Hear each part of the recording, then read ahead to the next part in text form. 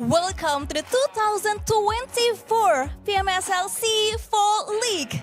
And I'm your host Wendy, and I'm so thrilled to bring you another electrifying weeks of competition here in Surabaya, Indonesia. Last season, we witnessed BOOM once again seize the championship, defending the trophy and honor. With 4 championship titles now under Indonesia's belt, the stakes have never been higher as these teams return to defend their national pride on home turf. We also saw other teams stumble in both league stage and the final stage.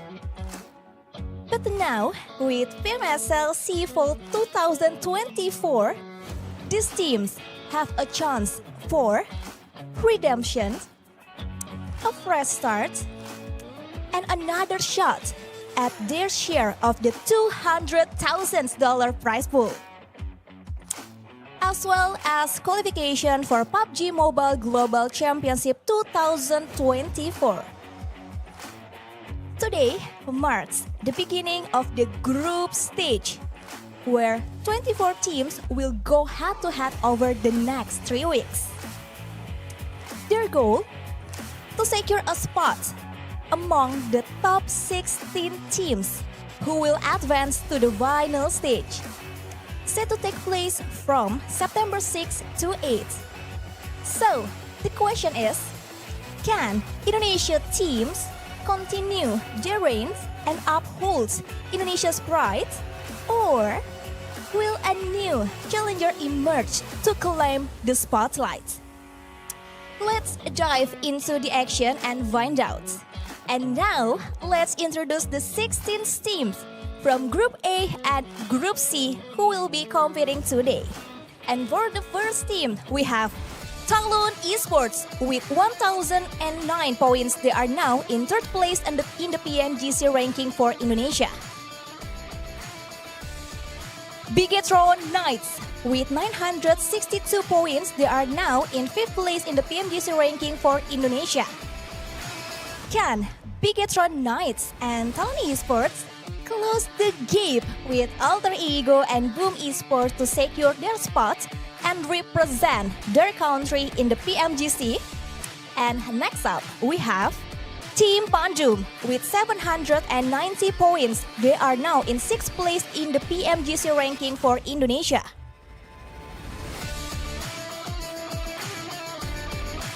VOIN Donkey ID with 672 points. They are now in seventh place in the PMGC ranking for Indonesia. MORPH team with 602 points. They are now in 8th place in the PMGC ranking for Indonesia. Can the underdogs divide the odds and pull off a miracle to run to climb the PMGC ladder to secure their spot? And next, we have Alliance with 987 points. They are now in first place in the PMGC ranking for Malaysia. Same 9 with 819 points. They are now in second place in the PMGC ranking for Malaysia. Can the top rank from Malaysia team's Alliance maintain their position and smoothly advance to the PMGC, or will Sam9 seize the position and opportunity and create an upset? TODAK with 413 points, they are now in fourth place in the PMGC ranking for Malaysia. Pahang Esports Academy with 404 points, they are now in fifth place in the PMGC ranking for Malaysia. Creed VIP with 331 points, they are now in sixth place in the PMGC ranking for Malaysia. Can they work a miracle with their roster change and secure their spot in the PMSL Finals, fighting for a chance to advance to the PMGC? FAZE Clan with 840 points, they are now in second place in the PMGC ranking for Thailand. Team NKT with 600 points, they are now in fourth place in the PMGC ranking for Thailand. XERXIA with 507 points, they are now in fifth place in the PMGC ranking for Thailand. Just one step away, can FAZE Clan climb to the top of the leaderboard this season? And also the competition between NKT and XERXIA is not to be underestimated. And up next are the teams from Vietnam. The Xavier with 1,102 points, they are now in first place in the PMGC rankings for Vietnam. Team Flash with 894 points, they are now in second place in the PMGC ranking for Vietnam. Team Secret with 562 points, they are now in third place in the PMGC ranking for Vietnam. Will the ranking of the top three teams from Vietnam be reshuffled this season? Or will the Xaviers defend their honor and get the chance to represent their country at the PMGC? Let's find out together. So everyone, these are the 16 teams who will be competing today. Let's look forward to their performance, and now let's toss it to our caster for the very first time.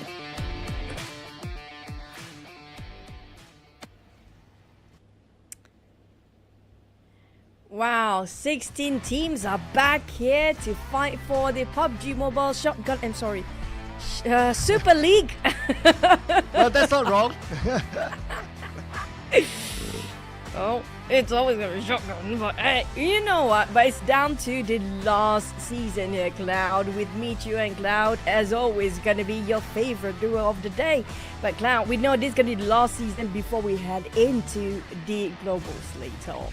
Yes, and but it won't really be the last season that we see more shotguns, for sure.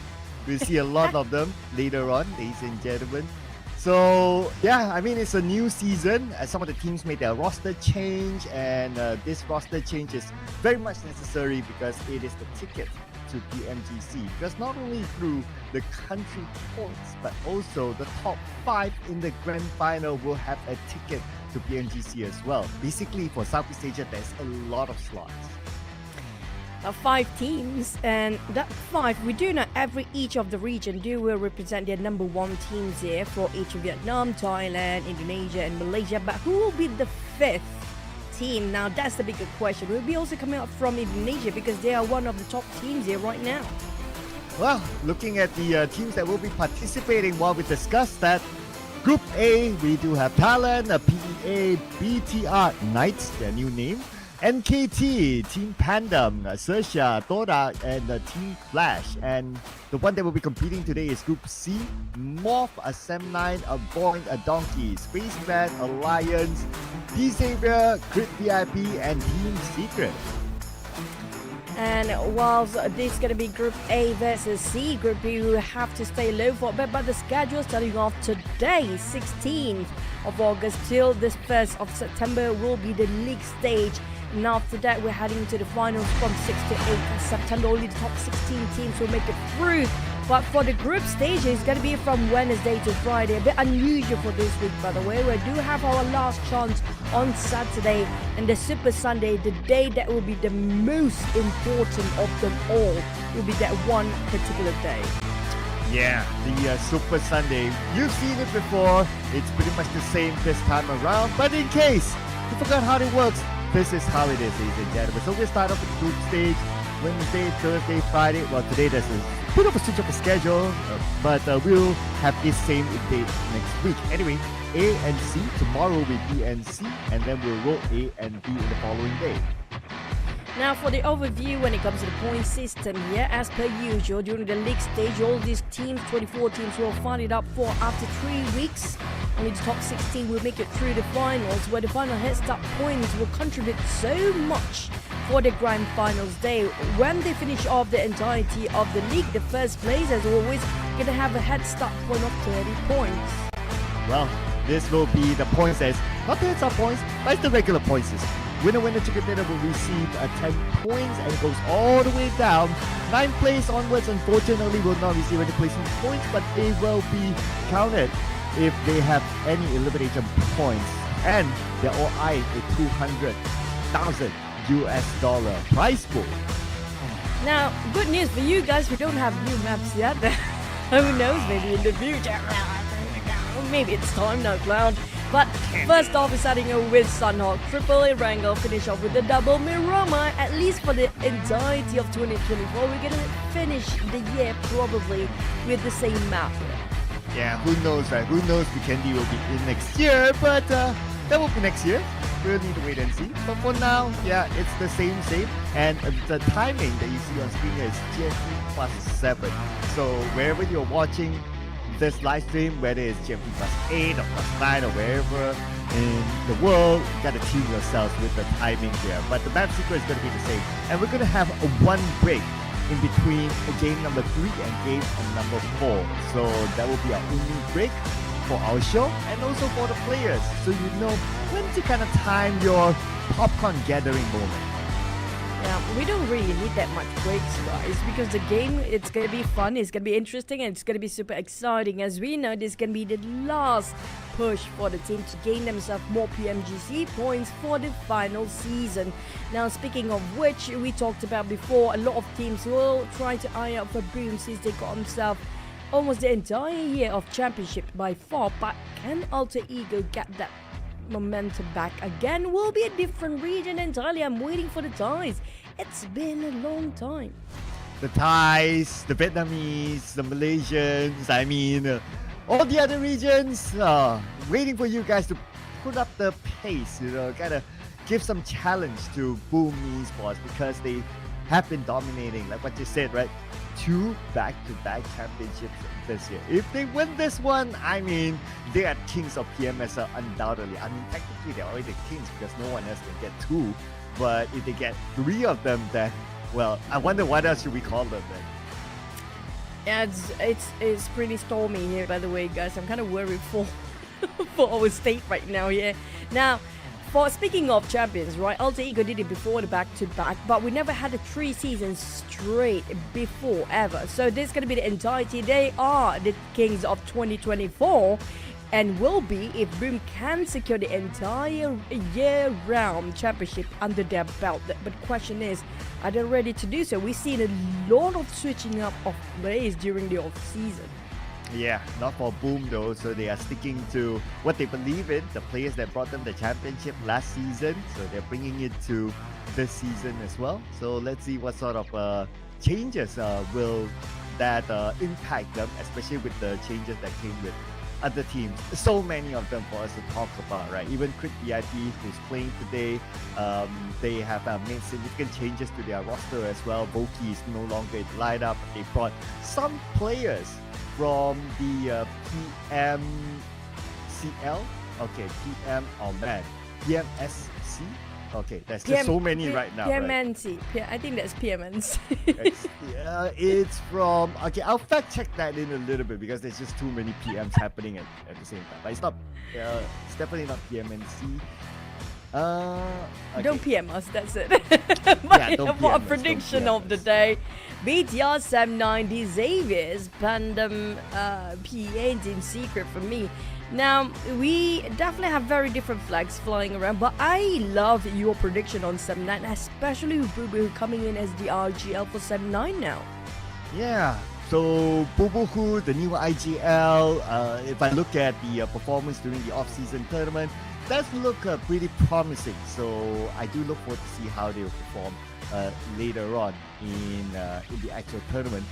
So yeah, that's one. BTR, they do have a significant change as well in the coaching staff, and also some of the players have changes made towards the players. Luxy is no longer playing.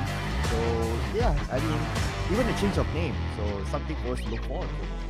Too many changes, yeah, it's going to be the same player, but they're just jumping the ships there depending on who they favor when it comes to the season. Now, also speaking of which, Team PANDUM used to be known as Big Me back in the day, so this could be the same team, but it's just going to be different band this time they're fighting for. Whilst the team of PA, there's going to be a lot of drama behind the scenes for these teams, but definitely they are vamped up with addition of a couple of players coming in for this season, but it was their old teammate as well. Yeah, some familiar faces in case you guys have followed the PUBG Mobile Professional League series back in the day. Names like Frankie is back in the lineup as well, so it will be interesting to see how he performs in this stage of the tournament after being away from the professional series for quite a while. And yeah, I remember right now it's a PMCS Conqueror series. So some of the new names that came from there, from TODAK and also from Quick VIP. Feels a bit unusual for me to see Boo Boo coming into the Malaysian lineup this time, but I love the fact, it's mix and match. It's not about where you came from, it's never about what background you have, it's about the entire club, the entire organization, how you work around as a team. Speaking of which, another team that has been always up there, but not always hitting the cream of the crop, which could be FAZE Clan. What will they bring for towards us this season? I'm worried the fact that Vin Torres just woke up. Hopefully he has been practicing in his sleep. That moment of sleep that he had. But anyway, yeah. But anyway, FaZe Clan is one of the teams to be look forward to, if you ask me as well. They always turn up when it matters.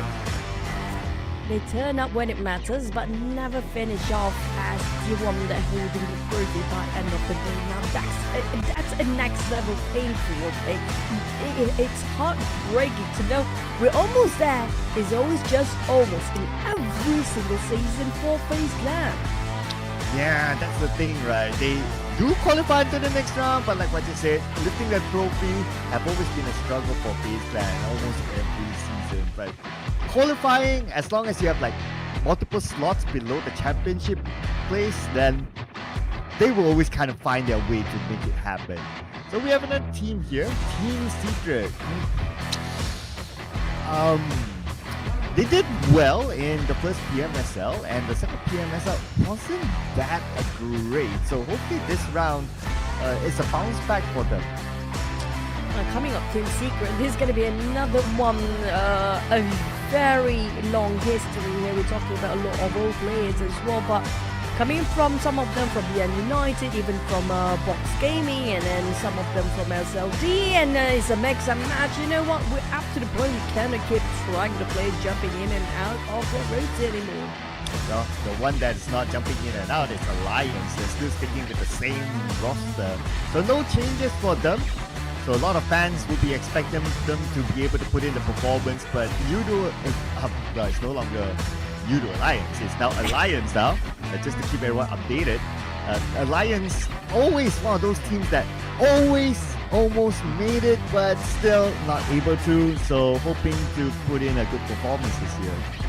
It's going to be a big struggle for us for this season here, Clown, because there's so many changes of org name here, including for Alliance, which we used to a different name entirely. Like for so many seasons, so many years, you actually have put up with that name. But I agree, when it comes to Alliance, they're one of the most Malaysian consistent teams out there. Like, can they finish strong when it comes to the last season of this year? Because right now, they are running high, they are running on momentum, but will they crash when they finally need to go for for the push?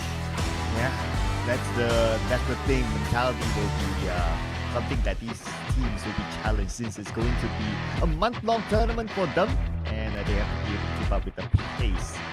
Same goes for PEA as well. Keeping up with the pace is one thing. Adapting to the changes internally with the new IGL, with new players, is going to be another thing as well. So, ladies and gentlemen, we will be heading on to game number 1. This will be played inside of Sanhok. Sanhok, the most iffy map, as I always call it, very circle dependent. Let's see who will be favored by the circle. Let's go, Sanhok.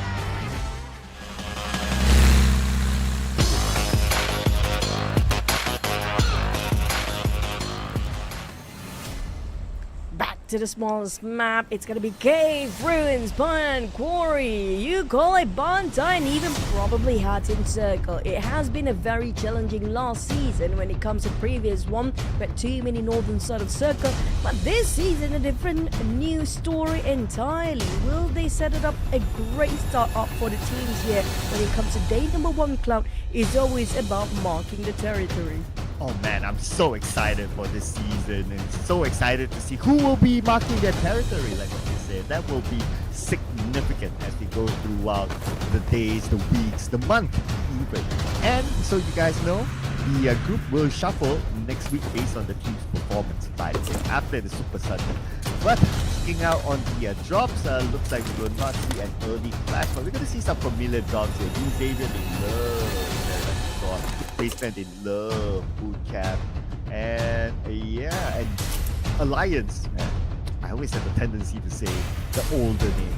It tends to like a Camp Bravo. It's very tempting, I agree, yes, because it's just habit, it's just something that our muscle memory just kind of remembers. So hard to rewire our brains for that. But so far we can't be seeing this for the habit of the players. They do got themselves in the most comfortable zone, so nobody will try to breach out or just cross the line early on, so you're gonna have a very peaceful start for the day. Yeah, and notice Sem9, they drop around the era of ruins, so that used to be Vampire is the slot. And since Vampire is not playing today, they're in Group B, so Sem9 will take that slot instead. That gives me a feeling that Sem9 will be playing the nomadic role depending on which team is playing. They're trying to build up momentum, working around with their new IGL, which is going to be Boo Boo Hoo. So definitely, probably we're going to have a different, fresh of a perspective coming into Sem9 with this leadership coming in with Boo Boo Hoo as the leader here this time. So when it comes to approach of fights, when it comes to rotation of the map, maybe we're going to see something fresh and new this time for Sem9.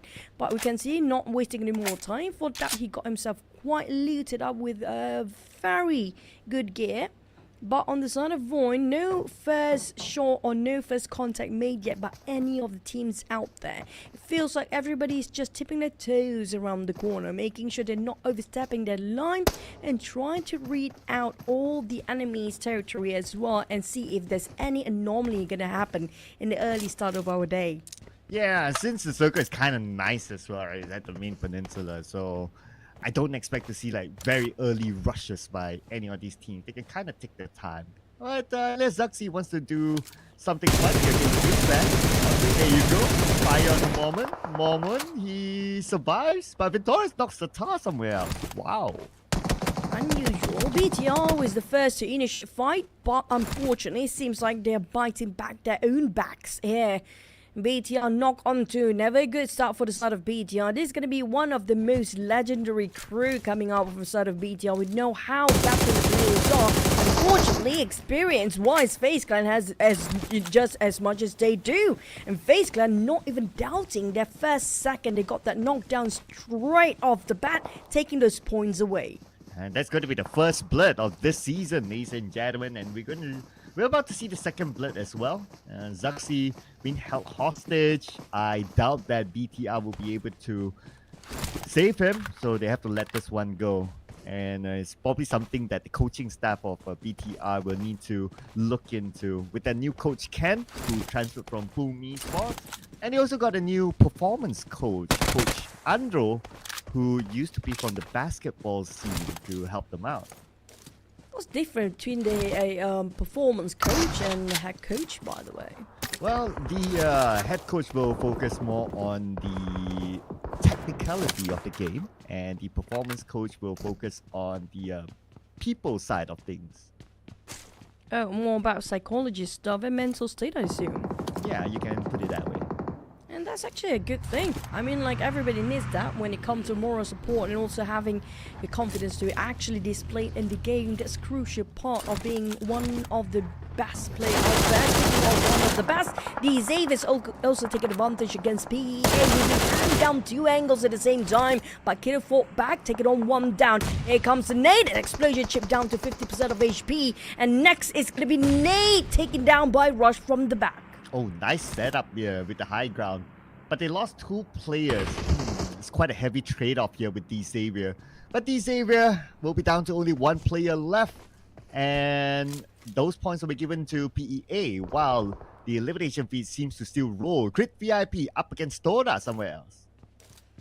Lamborghini spotted out the remainings of PEA. I do see a shift of numbers between the charts here when it comes to the right side of the scores. Couple of players and a lot of teams being taken down one by one. VIP taking on TODAK, FL, Team Flash, MORPH fighting against each other. Here comes the rush from Crit VIP. A boy going in, taking a bit of a turn down there against TODAK, who actually prepping themselves the nade in case the rush coming in soon. Yeah, here comes Crit VIP together with our boy, one of the MVPs from the PMCS. Now coming in, and they seem to be winning this fight against TODAK. TODAK being rushed in. Our boy trying to find his final target on the other end. Dancing around Iftar. He's navigating around this building. Ooh. Oh, nice flick by our boy to the right. Now it's only Iftar left behind the building. Our boy shows himself. Whoa, wait a second. It's not over yet. Out of nowhere, TODAK happened to have more men than we anticipated for, but Iftar coming in and finishing off the job. Despite being charged and rushed in by Crit VIP, they stand their hold Their fortress strong for the side of TODAK. Left with 2 players, have a bit of a reset, but we're not done yet. As the Lions just happen to popping their hats, taking the advantage and being the cleanup crew. Oh, come on. I mean, the Lions, they had to like be the party pooper, right? We were just about to celebrate the fact that IFTA came up with a clutch just to be eliminated by Alliance. Man. But hey, you know what? This just shows that in Bahasa Malaysia, we call it otai masih berbisa, you know. How do we translate that? All still poisonous? Yeah. Oh, they always say all is IFTA. gold. All is gold. Oh yeah, all is gold. Yeah. So that's IFTA for you.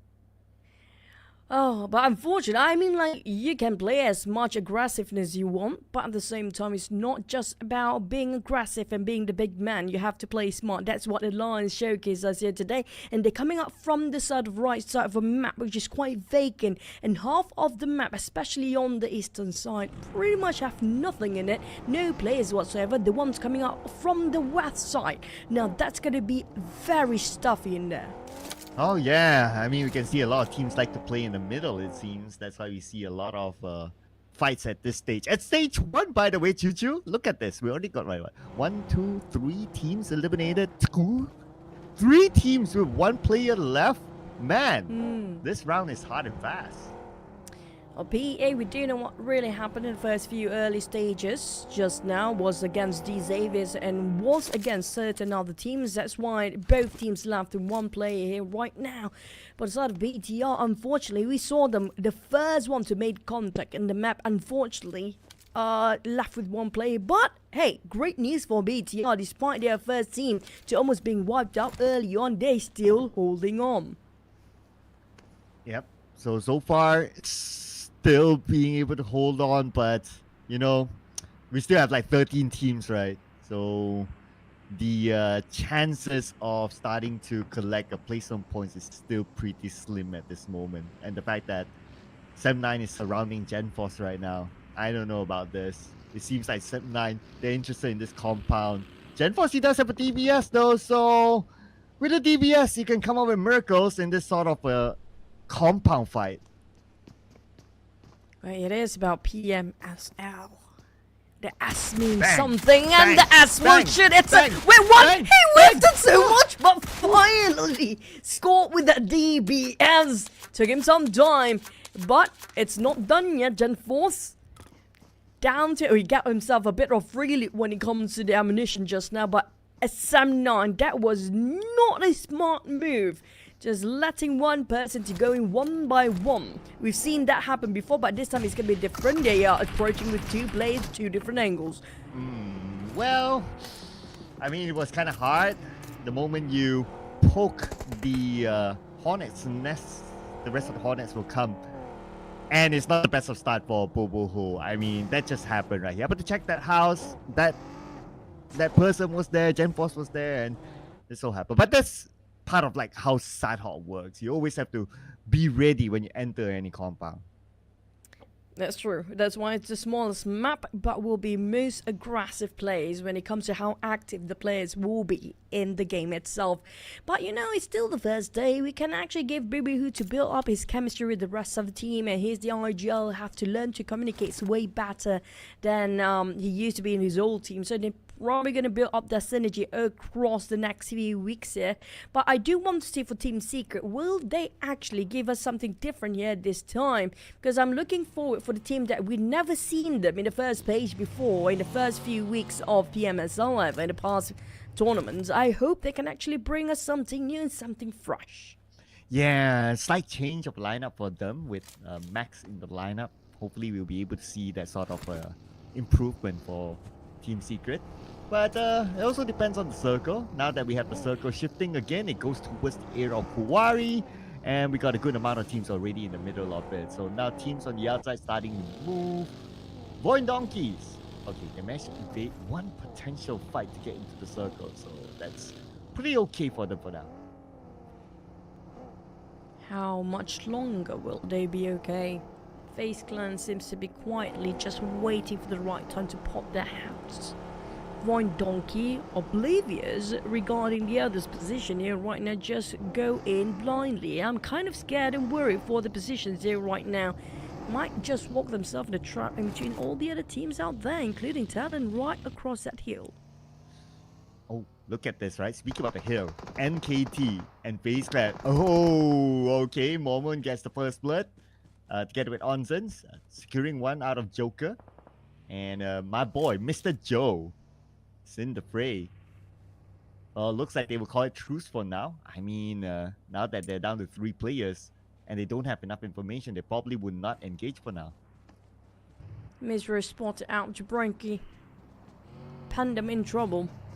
FaZe Clan, well, we do know what Mr. Joe capable of. It depends on this season whether he feels like doing it or not. But back on the side of PANDUM, might be under the eyes and under the radar of Team TALON right across them as well.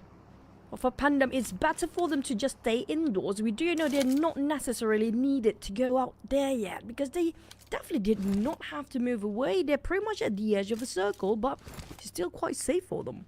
Yeah, they're pretty cool for now. They have vehicles and they have the circle. They have the compound, so I think for now they'll be pretty fine. They're probably just planning for where will the next circle shift and what will they do from then. So they'll be pretty okay there.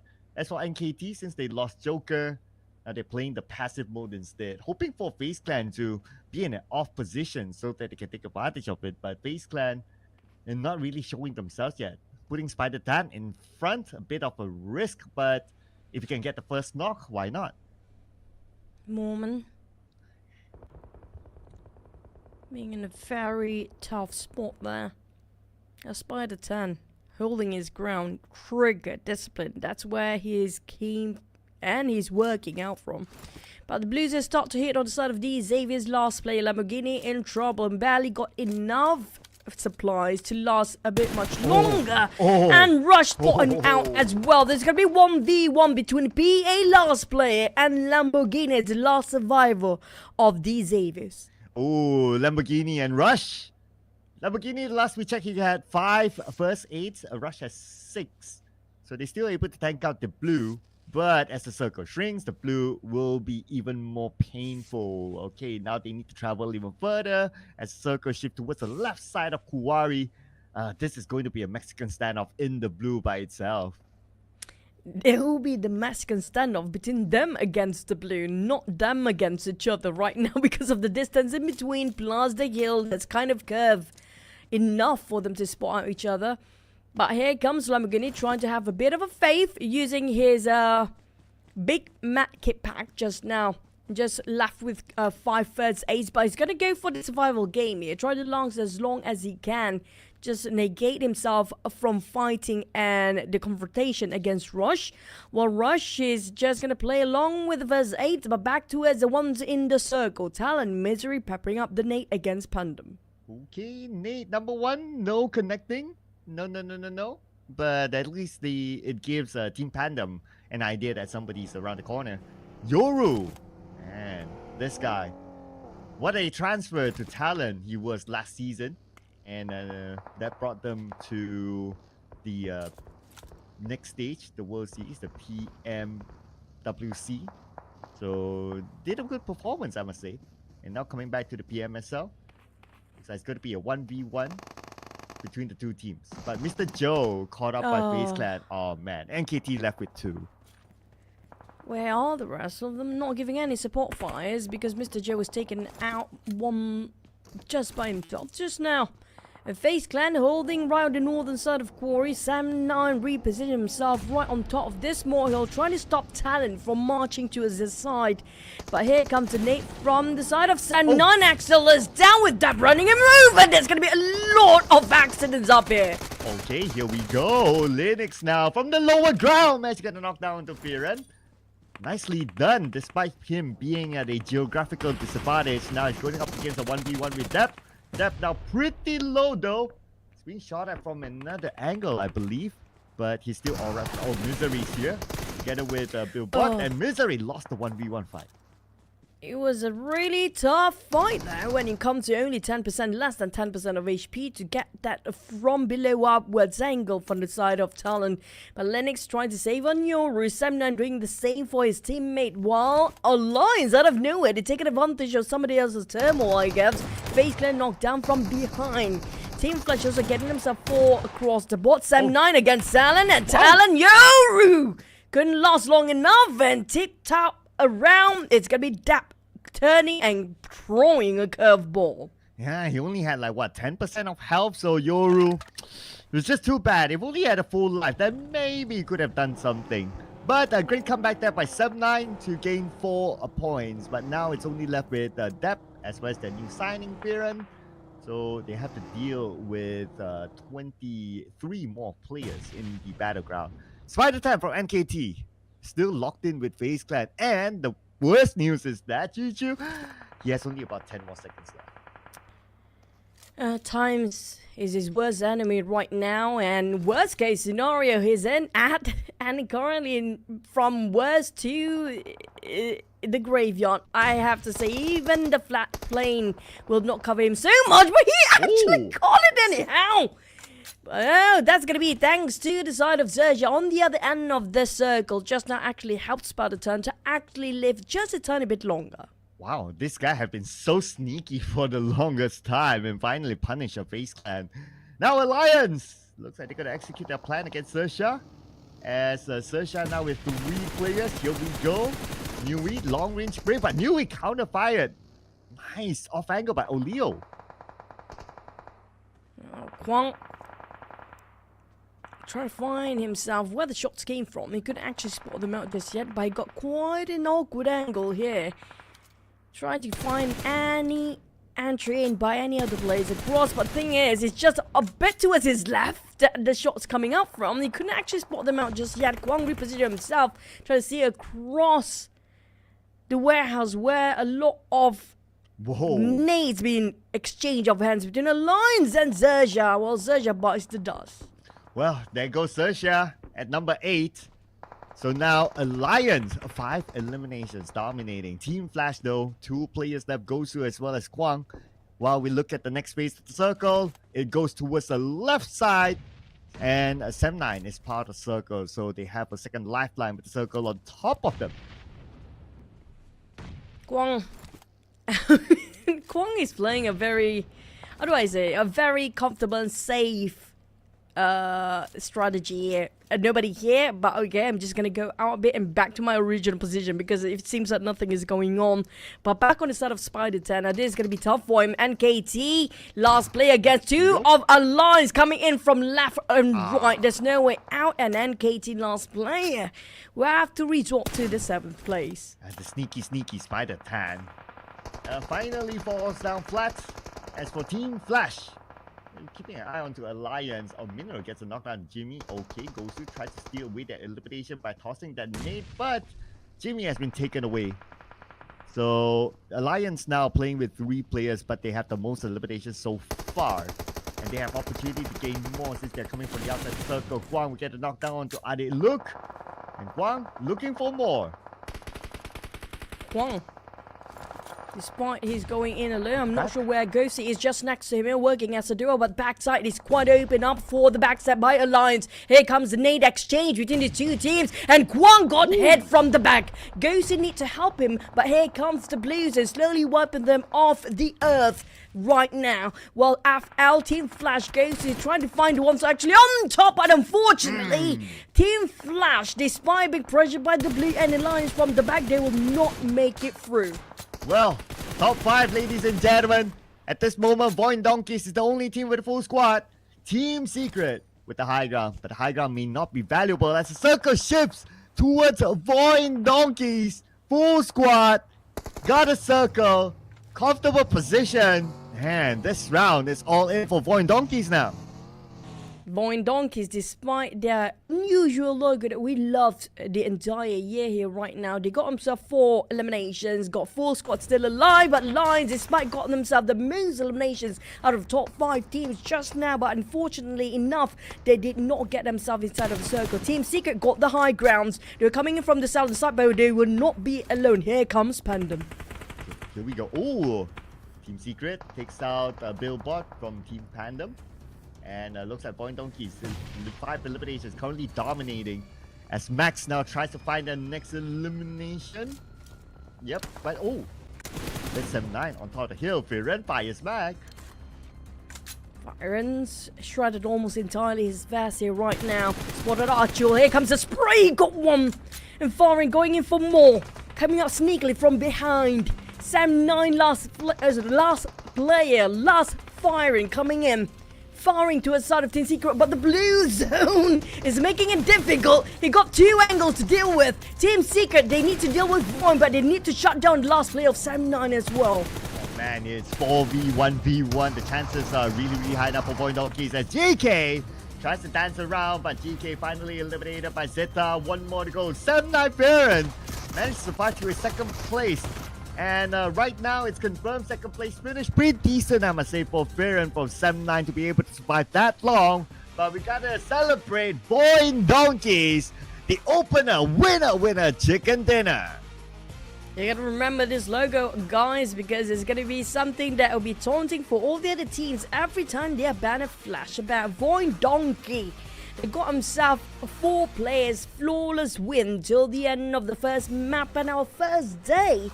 And the very first match of the entirety of the PMSL Southeast Asia 2024 Fall here, making a debut quite strong. This is what we've known VOIN Donkeys for. They're coming in super strong as always the first week, and this is a good start. Yes, and a great move there by VOIN Donkeys with that. They gained themselves, let's see, how many eliminations is this? 4, 5, 6, 7, 8 eliminations with a chicken dinner. So that's 18 points in round number 1. And of course, Zeta was the hot topic of the seasons before. And so far, doing so good with the highest damage as well. You can see they are quite vamped up compared to last season. They were quite in a diminishing light down there when it comes to the last season. But I'm glad that we get to see the best of VOIN when it comes to the first day. And they're coming back this season with Zeta getting the MVP for this map and this round. 723 damage. Quite a high number for his aiming as well at 29% of headshot. Yeah, bringing in the performance from previous season to this season, it seems. So great work here by Zeta. That would be one of the young prodigy players. But besides VOIN Donkeys, gotta give it to Sam9 Alliance as well as Team Secret to be part of the top teams in this round with Sam9. Look at this, the full squad time is only 9 minutes 40 and 4 seconds, but yet still they're able to come up with a second place finish. Also credit to Team Secret as well. 5 minutes 38 seconds full squad, but still able to come out as one of the top 4 teams around. So great work by these teams when it comes to survivability. I agree. When it comes to the numbers of time, it speaks for the teams itself. It means that the individual skill players is quite high up there. But here comes the highlight, brought to you by VOIN Donkey's Chicken Dinner.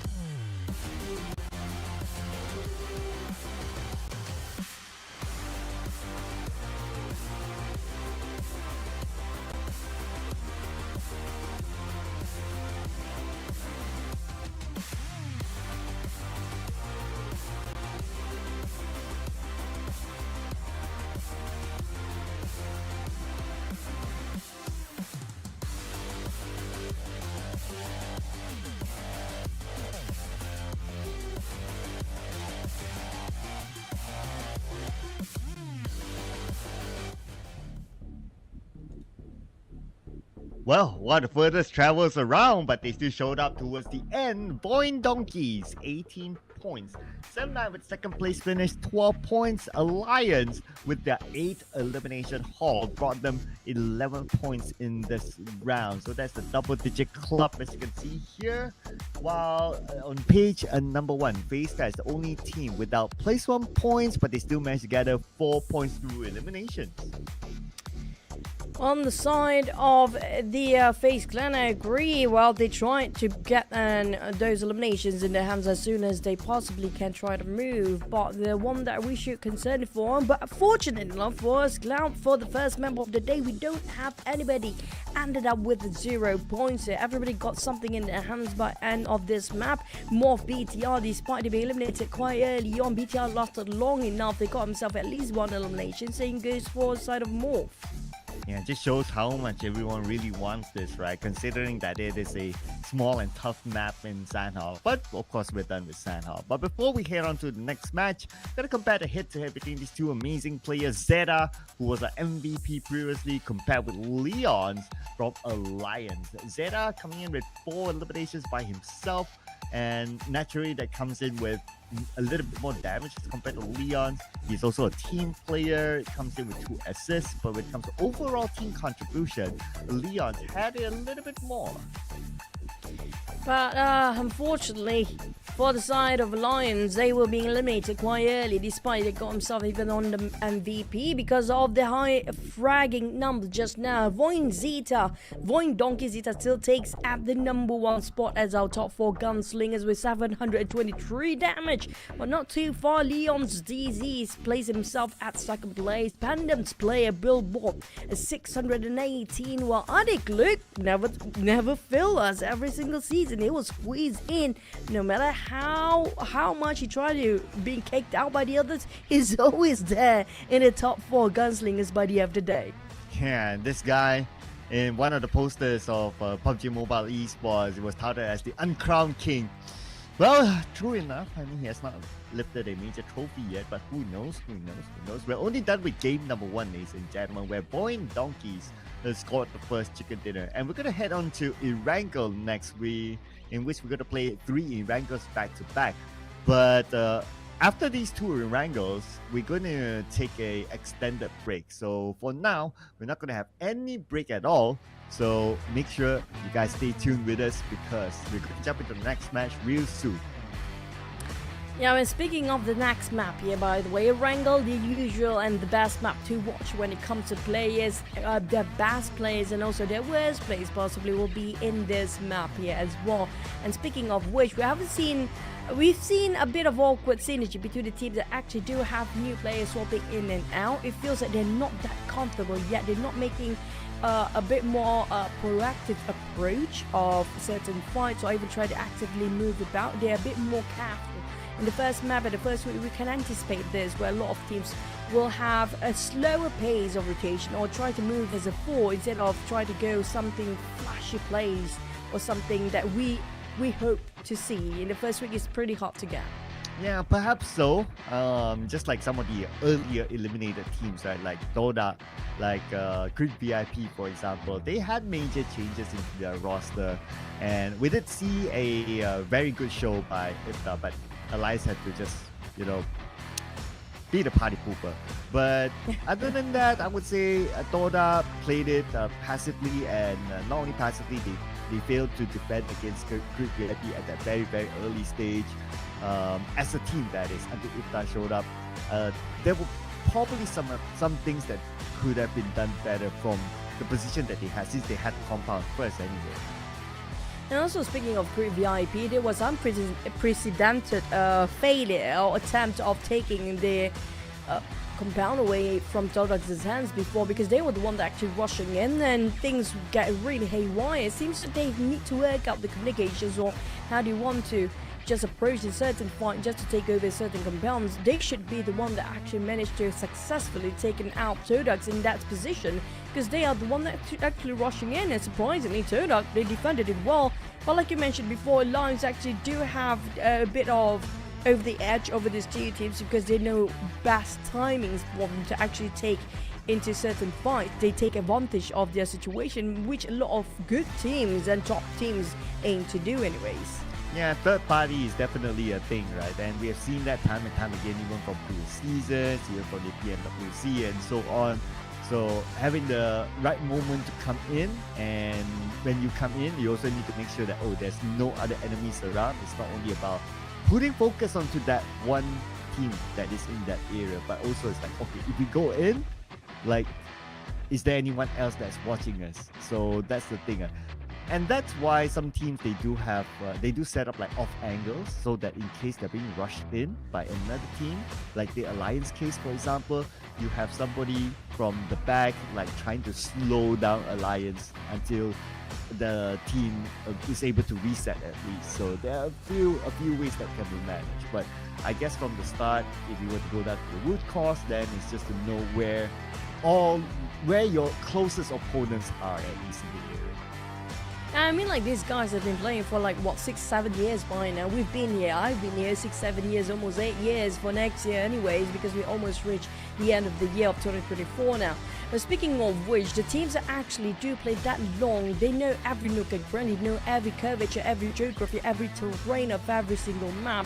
But the problem is always about whether they got the perfect timing and do they have any intellectual information regarding another team's position. That is because sometimes, even though you know this direction will be approached by these certain teams, but the problem is the timing is always going to be off, because you cannot predict when a team will start to move or when they try to back off.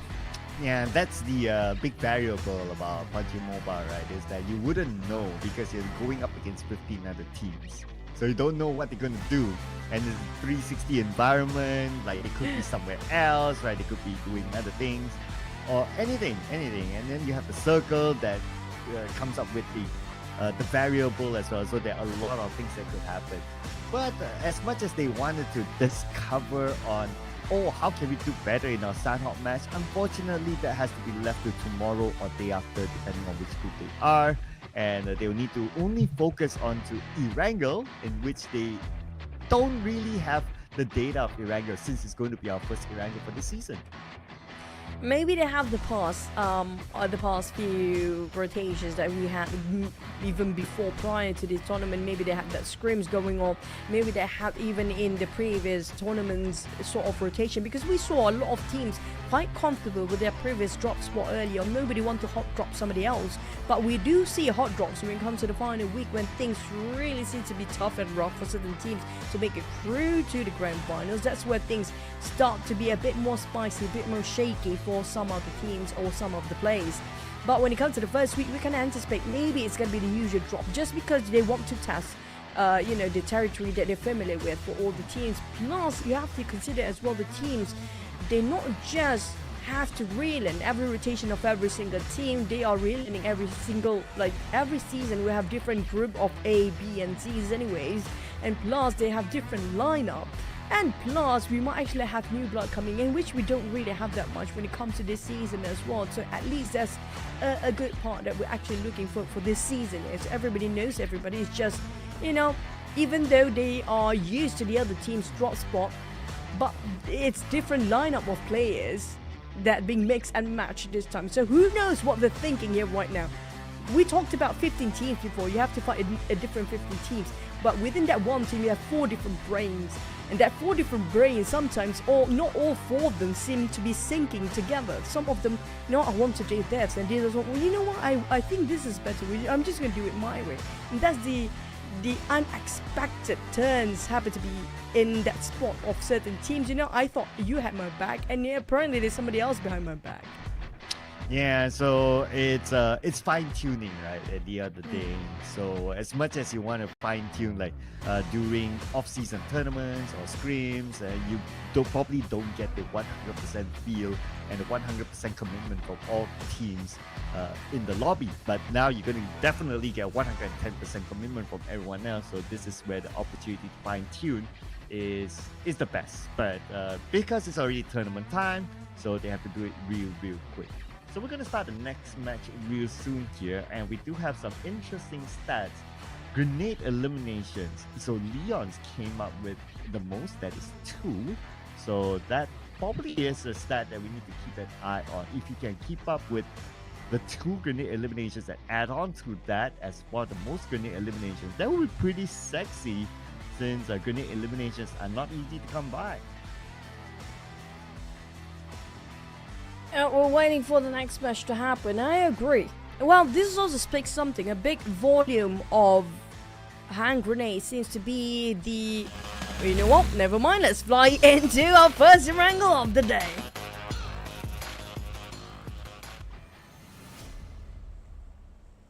You know what? What's PUBG Mobile without surprises, right? So, might as well, ladies and gentlemen. The circle can surprise us, teams can surprise us. Why not everything else? Let's head on to our first Erangel for this season's PMSL. So, it's been a while since, I know it's been a while since our last PMSL, but it's been a while since we get a really circle. And it's been a while being scammed on PUBG Mobile. But yeah, I agree. I mean, this is quite almost a very straight line, close enough to get ourselves an SMB circle. Possibly we might actually get it because of this sort of flight path. Possibly we might actually ended up getting one quite early on. But hey, it's still the first week and it's still the first day count. Don't be too harsh on the players. Oh man, I thought I wanted to start it off hard and fast, you know, just like how we like all our action. Like, just bring it on, bring it up. But okay, let's see what sort of drops will the players bring to us. So FaZe Clan as usual, South Jogo Pool, that's a regular spot. XERXIA, regular spot as well. BTR, okay, Sanhok, just because Boom Esports is not playing. But we're gonna see a clash here around the area of school apartment. Let's go!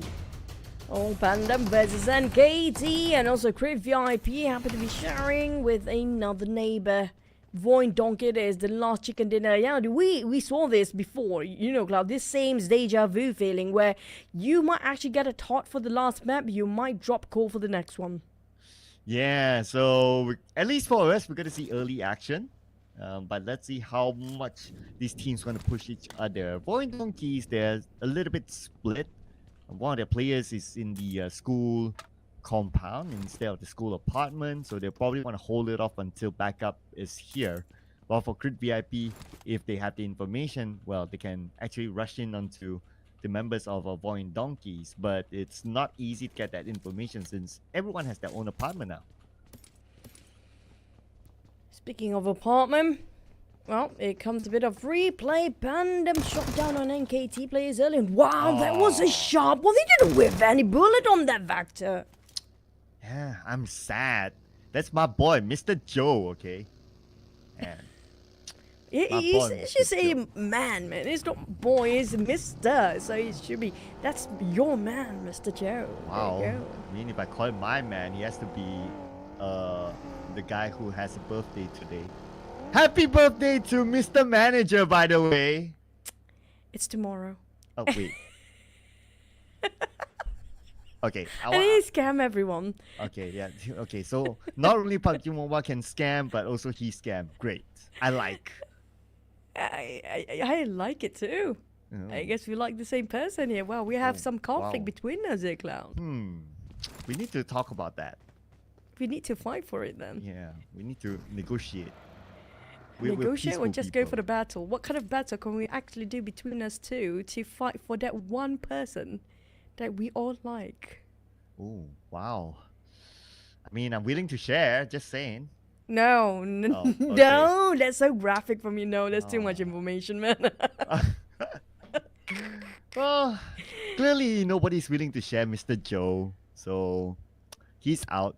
First person to be eliminated. And we gotta think about it. Earlier, when NKT fought with FaZe Clan in Sanhok, Mr. Joe didn't really have a chance as well. He was kind of backstabbed by FaZe Clan and he got eliminated. So 2 rounds in a row, Mr. Joe could not do what he can do last season.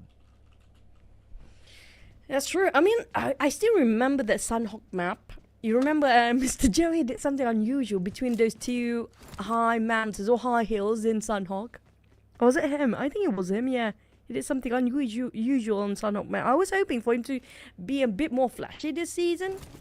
But for Mr. Joe, I think he's just trying to warm up to the game, you know? If he's gonna play it humble, he's just gonna be a down-to-earth, low profile at first, not taking a spotlight away when it comes to the first day.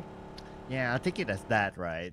So, you know, as every other gamer, right? Like, if you don't do well in the first few rounds, you'll be like, we're having warm-up rounds. It's okay, right? But when you do well, there's like, yeah, that is the Mr. Joe that we know of. That's the Mr. Joe moment.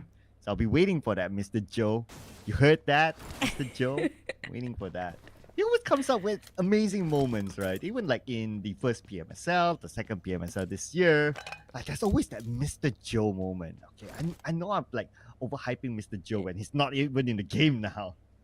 I mean, that's what fun things about Mr. Joe. He livened up the scenario when everything seems to be quiet and suddenly he did something so unusual that a lot of us have this big question mark what just happened. But back to what just happened. Elton spraying over the moving cars of VOIN Donkey. Seems like they're not that happy about their neighbors. Zeta in problem still, but they're not spotted out the players of VOIN Donkey yet. Unfortunately, Potato, the rest of the team of VOIN Donkey, they want to go and save Zeta. Oh boy, Helton going in. There you go, and Helton gets his knock and gets his elimination onto the MVP Zeta from VOIN Donkeys. Now VOIN Donkeys, okay, 2+1 left, and they should be able to pick up a Potato who transferred from Alter Ego last season to join VOIN Donkeys. So now playing as a trio, I guess, and I don't know if they'll be able, if they will still want to pursue the fight with the Crit VIP. Seems like VIP wants them so bad. VOIN Donkey doesn't want them so much. Rejected, but still pursuing for the love of their life. Here comes Crit VIP. Putra taking on Potato next. And Crit VIP, a boy, Iron Pro, repositioning himself. Spotted out. Mineral. VOIN Donkey, they're being squashed down, but Vaxi seems to be fighting back. Crit VIP, we saw this happen before. Like how they did against TODAK. It's always going to be the finishing a bit of a problem for Crit VIP. Well, hopefully our boy is still able to survive this, but they need to finish up the job first. Can't seem to find a good angle against Mineral though. Nice position by Mineral.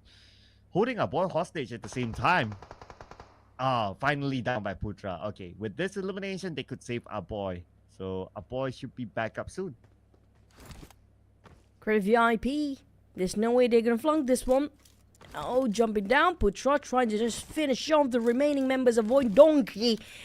We do know this because we definitely are very familiar with it. VOIN Donkey just had that chicken and now that chicken is going out cold. Ooh, but there's another team watching school from the top of the hill though. Wondering which team is that. Okay, VOIN Donkeys. Okay, they are one of them on the vehicle, but not gonna make the big moves. Totally understandable. I mean, you have the circle, you don't have the manpower, you're gonna let this one go for now. So VOIN Donkeys from a chicken dinner winning team. Unfortunately, now only one player left. But speaking about that one player, Yuhai being chased down by Team PANDUM. Never mind, bye. No time to waste. Ain't nobody got time for that. And Yuhai, the moment he heard those vehicles coming over, he just sprinted away with his buggy, not wasting any more time. And PANDUM a bit disappointed with only the dust of Yuhai. They can actually take something that away. Choo-choo, golden question. Yeah, go ahead. Is it only me, or is it the logo of Team PANDUM and Team Secret almost the same? It's quite confusing. I assume it's just when you zoom in, then you get to see the difference. If you zoom out, now that's going to be a bit more tougher than it seems. Hopefully you guys get to zoom in when it comes to the mini-map here, because there's going to be a PANDUM coming up from the southern side. Team Secret, we try to spot them out, but it seems to me I can't actually see them through, and they're just on the right side. Ah, yeah, there you go. So they have to travel into the circle. Now, the Gaka Mountain will be valuable here. I expect teams to go up there. XERXIA seems to be on their way. Maybe even FAZE Clan, maybe even BTR. So we keep an eye on that later on. As the D Xavier travels in across the circle, across the area of Gaka, and finding their opening still. But this time without Lamborghini, he's the first one to go out. Lamborghini, he was the last one to survive. He feels like a bit topsy-turvy end here, a bit contradicting, a bit irony when it comes compared to the last Sanhok map. The first one to go out seems to be the last one and actually survive here. For the one that actually lasted as long as they need to in Sanhok, it seems like they are the first one to be dropped at in this first Erangel map. I don't know what is going on, but things definitely not great on the side of Lamborghini. But back to a side of PANDUM Billboard. We do have a visitor down there. Is it Alliance on that side? Okay, that was a quick shift there, but hopefully we get a better view later on. As for the Team PANDUM, they're pretty much okay in the circle, but I guess Dimsy is just doing his scouting work there. But if he is alert enough, he should be able to hear the traveling vehicle from another team close by, and that is Team Secret. Oh, Team Secret and Team PANDUM. Just as we were talking about them, they happen to be next to each other.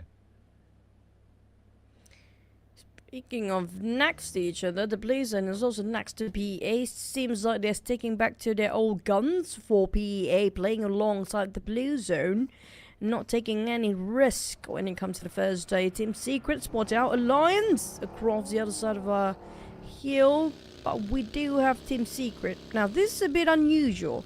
Trung, is he the only one a bit far off from the rest of the teams of Team Secret just now? Seems to be the case. Probably doing scouting work before getting in, playing the cautious move this time. So so far it works for them since they have not been eliminated at all. So they're pretty okay, pretty fine. As for TODAK, the Starman Ifta, who came up with a clutch in a smoked up vehicle.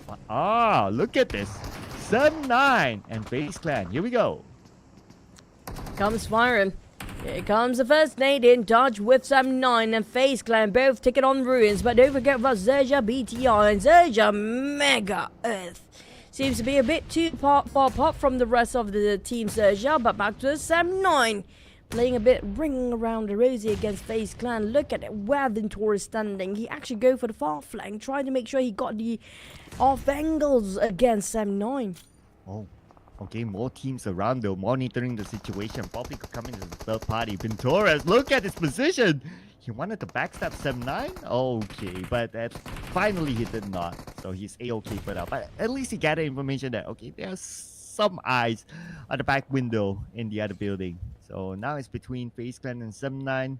I guess, okay, they're not really waiting though. So Mela is taking that proactive approach to try to find an opening from the side.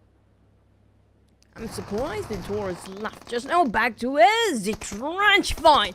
PANDUM against Team Secret, and Team Secret. Oh, you just mentioned about their logo. I think they're a bit upset about that now, Sir Cloud. And PANDUM disagree with what you said.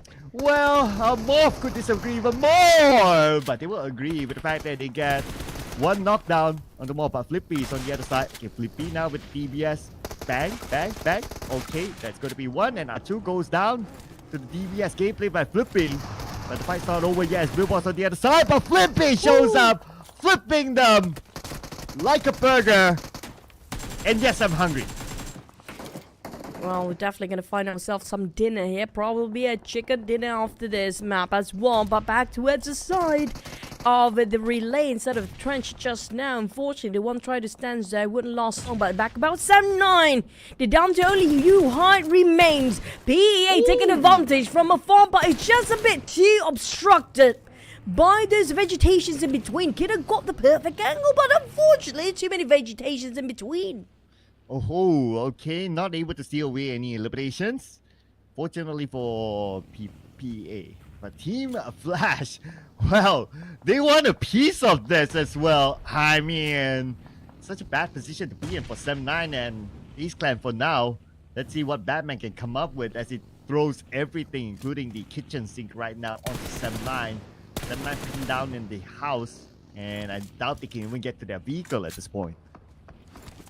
If they throw themselves the kitchen sink and maybe the whole kitchen as well, just start frying with those pans just behind them as well, and might get themselves some chicken dinner by the end of the day. I mean, like, we're definitely hungry here right now. But back to the side of FaZe Clan, they are hungry for some 9. You High taking a bit front line by firing, try to give a bit of support fire from the back, but PA definitely already targeted these two teams. And KT, despite they lost Mr. Joe early on, they got quite in the center of the circle. Wow, Moment survived with last tick of health, and now back guys around. Oh, just beside Moment. Oh my goodness.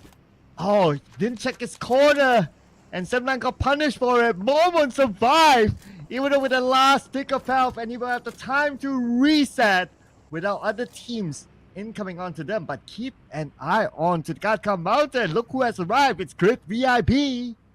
Imagine Mormon dancing right now. Possibly we can actually imagine it in our heads, but some 9. Unfortunately, despite so many actions we witnessed before, it's still 14th place without any eliminations for some 9. Oof, a second place finish in the previous round, but this time, no points at all. But we move over to the Gadka Mountain. Our boy, one of the MVPs of PMCS, now coming up against PEA. Let's find a good angle. Now Putra, nice off angle, could probably surprise PEA, but time's not on his side though, as they are on the outside of the circle. But I kind of expect PEA to move away since they don't have the circle advantage as well. PEA, I don't know, I feel like they want to go for those eliminations, but they're doubting themselves here right now. Whilst the side of Great VIP, they definitely want to take a bit of a jab with PEA. But this is not great. PEA sandwich between two talents just arrived in between Great VIP and Talon, who just arrived there. PEA have to resort to violence anyhow. They have to aggressively shoot out against Talon and trying to make sure for their survival first. Talon, on the other hand, try to go around the other side of the foot of the mountain. Now, PA, what do they decide next? Wow, Talon, interesting. Despite this kind of timing that they still want to try to overtake the Gadka Mountain, that is not really valuable anymore. So it's going to be real hard for PA to disengage now. We move over to BTR from the outside of the circle. Now trying to find their way into the circle as well. Long range shots onto the Gadka Mountain, putting pressure onto Talon. Try to take them out, but at the same time, at least they are trying to find a route into the circle as well, and they managed to send one player in. They should follow through soon. Talon, one of the best teams, well performed in the PM. Was it PM? Which one was it? PMWI, considered as the one in Riyadh previously, but never mind. Yeah. PMWC, there you go. Too I many know. PMs, man. Too many PMs. But VOIN Donkey, despite they got himself last chicken dinner, we talked about this before, ended up with a 0 for this round as well. But for VOIN Donkey out from a chicken dinner. Alliance was the top performing team still in the game though, and they managed to get a knockdown onto RNJ, but not able to secure the elimination point just yet. We are a little bit more worried for PEA now. They need to find their way through, and it's very likely that they won't get the next piece of the circle within about 15 more seconds. And Frankie's still holding on his ground. Misery's on the other side though. So this fight will need to end somehow, but probably with only one victor between the two teams. Oh, one victor, only one survivor. Do they want to go in for more? Do they want to push for the fight? Or they just go back off, go for a retreat and find another angle to go for the circle instead? But Talon, Misery knocked down. Kiddo crushing the nades to the side of Talon's player. On the side of VIP, surprisingly, they're not taking advantage of their situation. Oh no, Yoru knocked down, pretty much out in the open. And Rushdell tries to get his target, Putra just right below him. They do not have the circle. FaZe Clan now dominating with 5 eliminations. So far, based on the previous round, the only team on page number 1 with the most eliminations without any place on points, that is. But for PEA, they have the chance to collect more place on points, but they have to survive the circle because the zone will start to close now. But for Venturas, this is quite a bit of a risk here. Kiddo spot him out. There's going to be pits of shot just below the eye level of Kiddo just now. And back to the side of Linux. Talon shooting it from the side. Flanks BA. Their guards down. And they did not expect this coming up from Talon. Shooting back from behind. In the blue zone. Linux still trying to make a comeback for the team. But unfortunately, he's in a turmoil himself. How to get out from this blue zone? Yeah, with 2 first aids left. And not sure about this. Probably going to give himself up to the blue at some point. As for Frankie, well, frankly speaking, he's not going to let Crib VIP go now. They are pretty much locked out between each other. Let's see where will Frankie go. He has to lift rush by himself, and Iron Pro being fired back. Iron Pro last stick of hell. Iron Pro managed to make it behind the tree for now. Crib VIP managed to just survive a bit more longer. FaZe Clan, this is the team that I really want to root for FaZe Clan. A great team that every single season for so many years, but for once, can they actually try to lift the trophy for this time? But Venturas, Mormon, there comes. Can he jiggly jig his dance again? If he can get PA to be wiped off, or FaZe Clan will be the one that biting their own dust here. Jiggly, jiggly, glue, Ventores in front of you. Okay, I just made that up. Oh, that's nice. Yeah, not bad, yeah. I'm trying. But let's see if Ventores can try to shoot a shot. Oh, nice sharp shooting by Ventores. Can he get the second one? Kiddo is now the only one standing for PEA. But Ventores does not have Mela, and Mormon get it in as Ventores goes in. Tries to get that elimination point by taking out Frankie, but no, not able to get it yet. Venturas, oh, we saw that flying right across our cameras there just now. Venturas coming in to go in for the shoot. Single one for BA. BA, they have to bite and taste a bit of their own medicine just now. Venturas managed to just hold it on much longer for the rest of the team, while BTI coming in with a strong nade flying over on the backside. Well, that's Venturas for you. All is gold, they say. Now, let's see if Ade Luke can pull off all his goal right now up against Adi Xavier around him. All alone, 50% of health, but the name will knock him down. Only down to one last player from Alliance, and that's going to be Oleo. Support player for Alliance, but coming up against the trio of Xavier. Not sure if he can do much about that situation. VTR, Crib VIP. Seems like on the side of Crib VIP, at least it lasts long enough just now. Unfortunate for the side of Crib VIP, they love the skirmishes so much. They love those, you know, aggressive plays and try to force out the fight towards all the different teams. But unfortunately, it's just not working out well for them when it comes to closing the fight here. Oleo, on the other hand, playing quite a game here to be nurtured, one with the nature. And he's going to be camouflaging himself against D. Xavier's player. BARUZ spots him out. Me? I don't know. I think so. Yeah, there you go. Okay, to a certain extent, I thought that RJ would have missed him. Not gonna lie there. I'm not blind, BARUZ said. Yeah, I know how to see you now. But you know what kind of helps them to see each other is the Finding Nemo helmet. Finding Nemo helmet? Yeah, Finding BTR helmet right now. Yeah, someone that I noticed they're wearing the like a Nemo helmet. Yeah, if you notice that. So I wasn't sure if Oleo was wearing that, but if he was, then well, that's an easy spot. But now NKT, oh, managed to make it to the top 4. We're already in top 4 with stage 6. Wow, this round is so fast. Quite fast indeed, with FaZe Clan having a full squad this time. And I mean, we might want to root for them, but FaZe Clan, the thing is, when we have a full squad, then a lot more eyes will be focused onto them, because DZ just shot one of them down. And it was a what headshot. Here comes Nate, what a spray! Wow, from that distance, and TODAK tries to take advantage of it from the side. It's going to be Lynx. Tries to secure those elimination points. And looks like FaZe Clan, just as you mentioned it, they're down to 1+1. Yeah, there you go.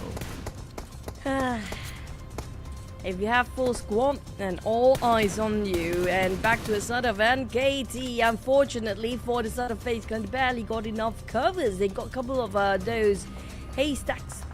And plus, maybe 2 or 2 vehicles. But BARUZ, look at determination, committed to this fight. just willing to take whatever risk he can actually have to spot down the rest of FaZe Clan players, but he has to just extra careful against NKT. But the bigger question is, where is that last player of TODAK? Yeah, where is he? Lynx. Okay, I believe it was Lynx, the last player. He was somewhere close by the FaZe Clan. Okay, but hopefully we get a visual of him later on. But for these Xavier, they have a good clear shot right now. Yep, Levi's. Oh, wait a second. Spider Tag just stole one away out of FaZe Clan. Man, NKT really has something against FaZe Clan. I mean, whatever they actually can work with, why not? NKT, one of the most sassiest team here when it comes to day number 1, taking a bit of advantage of this misfortune of the others. These Avis Purgeon reposition himself, but I still try to wait for the last player of TODAK. Will he willing to take any risk? FaZe Clan Mela do got himself that circle, the center of it even, but it's Mela we're talking about, the legendary player. He actually can go against the entire crew of all the other teams out there. It's not impossible. This is Mela, if he got enough hand grenade, of course. Yeah, I mean, not wanting to put the caster's curse on the Mela, but I do love Mela. He played for so many seasons. Let's see what they come up with. Lynx finally spotted out, and TODAK is out at number 4, but they got a whooping 8 eliminations for a 4th place finish. Not too bad, I must say. And KT still slowly not willing to part ways between the partners, not willing to open up the angles, but different case for the side of these Xaviers. They're just fanning out as a tree, but with that one Mela, everybody's kind of worried. I don't know if they know that's Mela, by the way. Well, if they were to count, then yeah, but probably to players it doesn't really matter. I'm looking at the God though, he's out of bullets. He only has 4 bullets in his M4. Now, throw that M4. Yeah. Try to just fly over to Mela. Yeah, just fly over to Mela and punch him to the ground. You can do that is. But he's well protected though, look at this. He has like 2 vehicles blown up as a bunker on the side, together with the haystack. Man, he's in a good position. The God. That 3 bullets better mean something, man. At least get a Paragen. Paragen is just trying to confuse him as well, but got no covers whatsoever, and the Blues have stopped closing as well. He needs to decide whether to go in or not. Definitely regretting the taps going into FaZe Clan Mela, because it's not getting anything, it's Paragen getting him back. Well, the God went down. Not like he could buy her back with 3 bullets left, so that is pretty much it. But NKT, they still have the sneaky Spider Tan around the corner though. So it's more like a Wolverine Deadpool season. Spider Tan has to make his debut in the PMSL. Well, not really debut, but has to make a show in PMSL. As for Mela, well, he's really happy just staying there all alone. He got the circle again. Mela, all he needs to take him out is gonna be that one single hand grenade is enough to toss right in the center, where Mela actually proning down and just making game stuff to happen here. And these Xavier's Levi and Paragen a bit insecure about Spider Tan's position, because they're not really clear about NKT's last player's position here. But Levi and the rest of these Xavier's will try to just take a bit of a chance against FaZe Clan Mela. But Mela, like you mentioned before, he's heavily guarded by so many structures. Yeah, even if they want to try to land a nade onto Mela, it's not going to be that easy. Might as well focus on trying to get Spider Tan up, I think. But let's see. Spider Tan seems to be ignored for now, and a lot more focus onto Mela. Come on, D Xavier. I mean, you got 3 players. If only they have a vehicle, they would probably rush in, but because they don't, so the gameplay towards the end will be a little bit more tactical.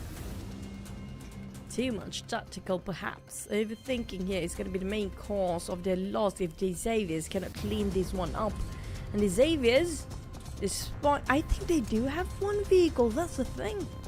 I think the vehicle still's working. That they said it just got himself inside of the smoke just now.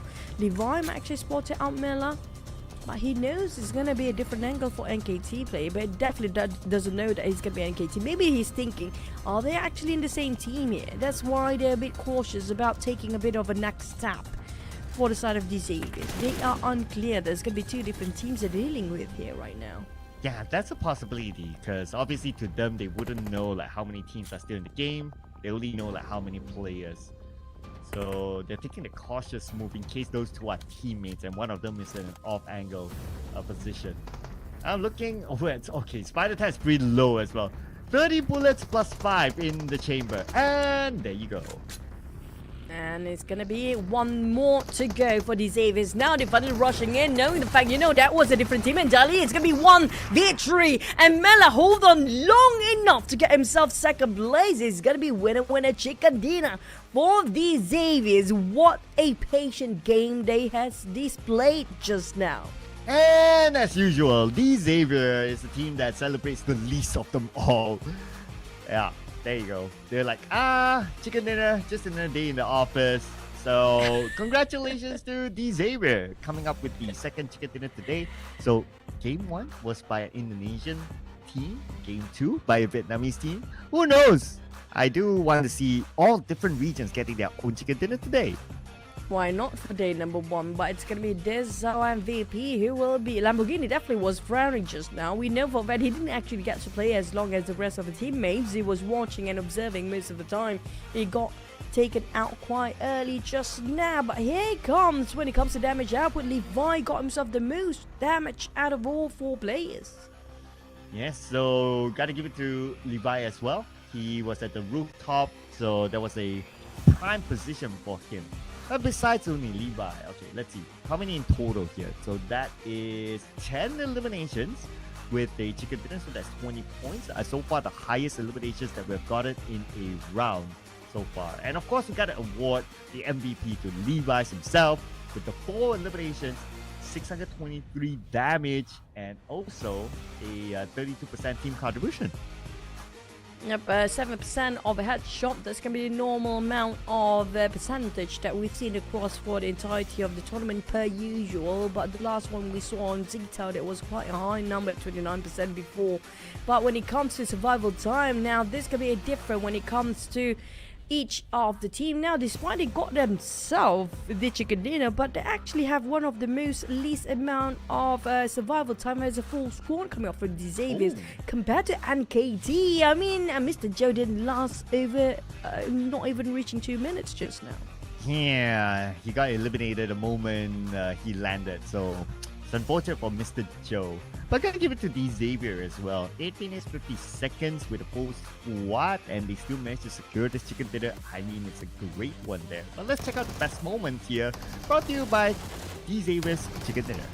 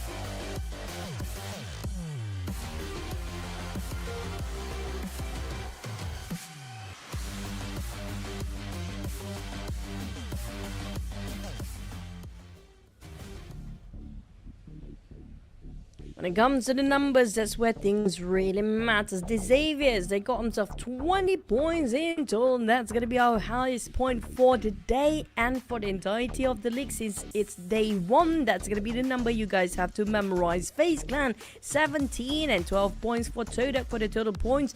That's going to be the double-digit club for the top 3 up here, Cloud. Wow, just as we thought that 10 is the golden number now. FaZe Clan came out with 11 eliminations, so that's 17 points for them. But on page 2, we have a couple of teams that did not gain any points at all. VOIN, Donkey, and Semna unfortunately went out without a single point.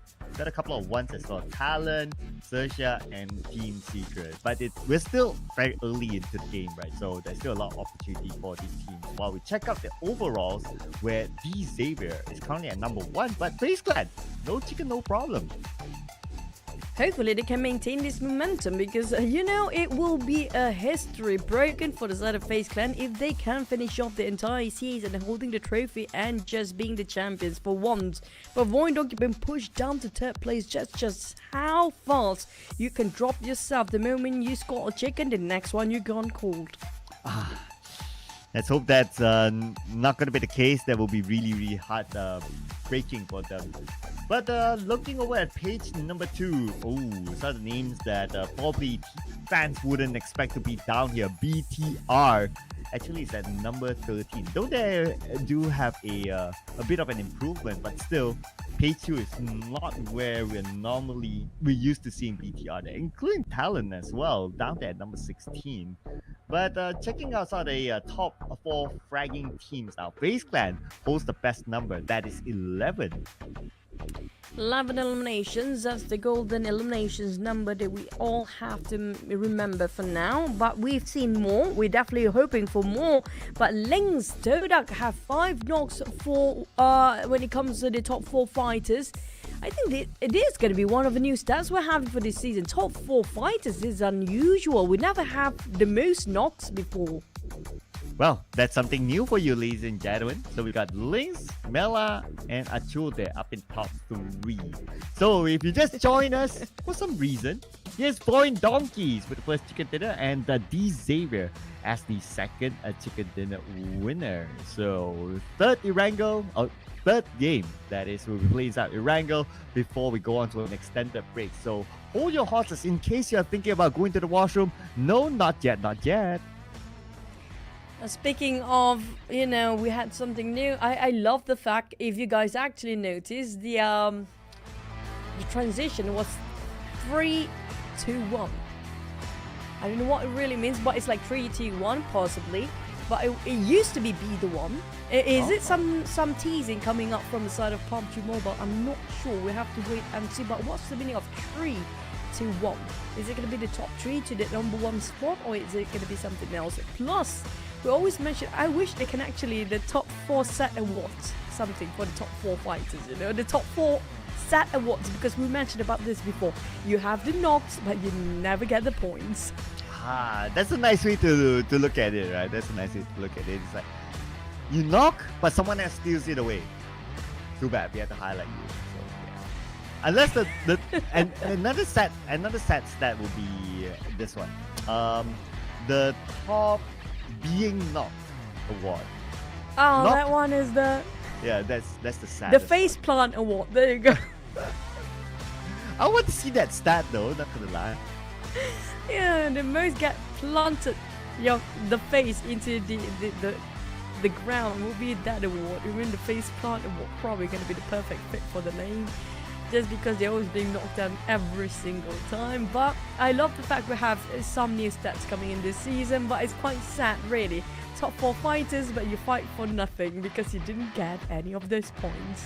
I know, right? But at least, you know, it's not like your cliche top 4 eliminators. It's like, yeah, we get to see that at the MVP, so that's okay. But now we get to see, you got a lot of knocks, but did you get the eliminations? Imagine those could have converted into eliminations. You know, it's like kind of like a reflection. Another thing, I'm sorry, but this is hilarious for me. If we can actually, like usual, the best MVP for the season, they got something, right? Now we can actually have the top fighter award, or the MVP for the most knocks. That's going to be the most saddest award. What will be the reward for that person from your end? A Wow. suggestion, please.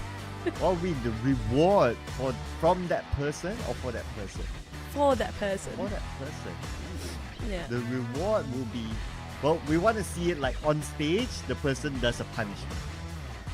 No, punishment is not nice. I mean, like, punishment is like, man, you know, how about like you get a fake money. You cannot really use it, but you know, there's amount of value on it, but the value means nothing. You know, it pretty much translate the sad award, the knock and top knocks or top fighters stats. Yeah, that is almost like we stack up those awards, right? Oh yeah, I think that's a pretty nice idea, you know. So like you have different stats that you count, like how many knocks do you get and how many times you get knocked, and all those the Razzie awards sort of thing, the SAT awards, and then you put them in monetary value, and then you count at the end of the season who has the most SAT award monetary value, and then you know that that would be kind of fun, you know, the saddest money award. You know, it's nice to celebrate people that actually gain something. Yes, of course. I mean, like, we love the MVP award every single season, but it would be nice too to give it to someone that almost got it but never gets it. Yeah, there are a lot of players, right? So you have room for some other awards. So that's an idea too. Every season we're coming up with new ideas here. You know, we really gotta patent our ideas. You know, if they ever do that on stage, you know where the idea comes from. Yeah, I mean, I'm crying my eyes out here because it feels so sad, but it's so funny. I'm sorry, guys. Just, you know, it's so obvious that they can actually do something about it, but they can't because things already happened, and it happened for a reason. Just like our VOIN Donkey got the first chicken of the day, they dropped it way early on and got himself a 0 the next map. This is how unpredictable, and that's what we love about PUBG Mobile. It's so unpredictable. There's so many factors that will actually affecting the entirety of the game. Now, this either just got himself the chicken. Will they be cursed for the next map here? Will they drop early again? They got a chicken with an fairly early elimination onto Lamborghini. So that gave me an idea for another new award. The player that is first to be eliminated every time. Yeah, that would be pretty fun. Then you add That's that really on. sad, man. Yeah, That's like, you have the stats for that. what do you call for that award then? Now, what kind of award should we call it? First eliminated award. First Nah. eliminated. First blood award, or maybe just, you know, First bloody award. the less than 1 minute award. The less than 1 minute award that will score the biggest points. It's like You the moment know- you drop, you get eliminated. With best. Yeah, usually that's like the drop dead award. Then the drop 1 minute award, I guess. Yeah, the drop 1 minute award. The fastest award. There, you know, it sounds like flashy. The fastest award is actually fastest one dying in that one particular match. Because we had that last season, right? Remember, there were some of them still hovering around with their parachute, like still trying to go down towards their drop spot, but they've been shot down early on. Yeah, we can have that, and then we can have, like, on average, the player that survives the least award. Like, you have the player that survives the most, you have the survivor, but this one is like the anti-survivor. It's like the other way around. We have so many sad awards here talking about, but you know, one more award that I think that really we should put out there, the player that never died award. That would be something else. Wow. I don't know if anyone will be awarded, but that's a very cool award though. If somebody never gets eliminated the entire season, that will break the global record for sure. Yeah, I mean, the Immortal Award, there you go, Immortality The it is. Immortal Award, yeah. And these guys deserve the most prize pool across whatever awards there is available in PUBG Mobile scene. I dig the Immortal Award though. It's Same go? there, but it's like it's impossible, but it's there. just to make it a bit of a drive for the players, right? But speaking of a drive in and drive out into the map, next we're heading back into Erangel before we're heading into the break. Let's fly into our second Erangel of the entirety of the tournament.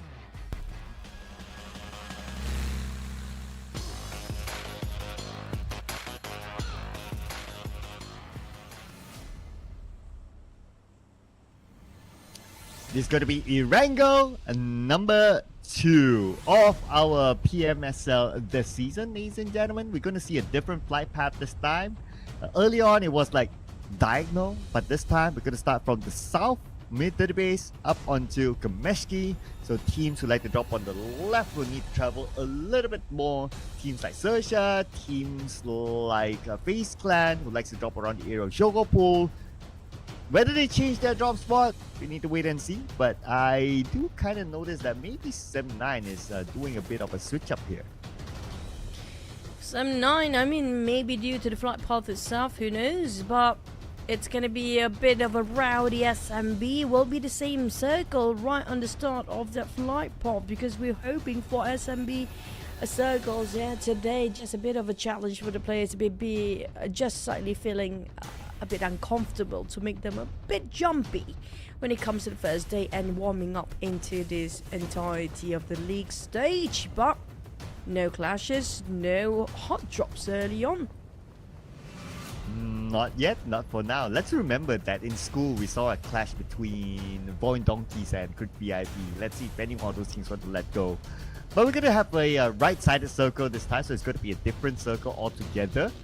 But there's that small percentage that will go to mid to the base, so fingers crossed there. We've seen this kind of circle before where it actually ended up right on the side of SMB quite early on, then hard shift. You remember that last season? We just pulled all the way the last minute. It was BTR that actually go all the way back to the other side of the bridge when that happened, remember? Yeah, I remember that one. That was the scammiest circle of the season. Yeah, I wouldn't mind the kind of circle again. That was fun to watch. I wish it's going to be the same sort of circle here. And for the case of BTR, I hope they do remember what they have to go through in that case. But speaking of which, we're back. But I still want to go for the award though. Imagine, right, if we actually do have the Immortal Award, like that's going to be in one single season. Or even just giving a first week would be great too, you know. Anybody can break the record of just holding their HP just to survive for the entirety of the week without being any knockdown. Or okay, knockdown is gonna be a bit harsh, but what about not being eliminated entirely for the entire week? Wow. Imagine like how much would you reward that kind of player?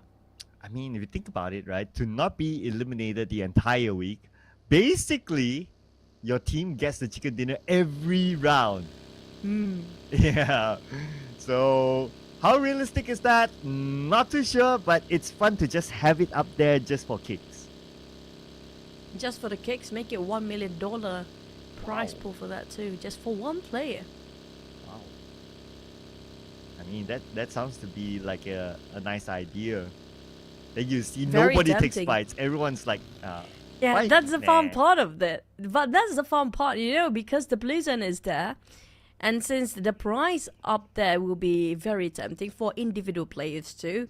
So everybody will be a bit selfish sometimes, but at the same time, they don't really have a choice. They have to fight because the blue zone start to squeeze them in. Yeah, super tempty. Gotta agree with that. But the coaches wouldn't like that. It's like, guys, I tell you player's to gonna fight. But coach, it's 1 million USD. And coach will be like, okay, I get 50%. We agree.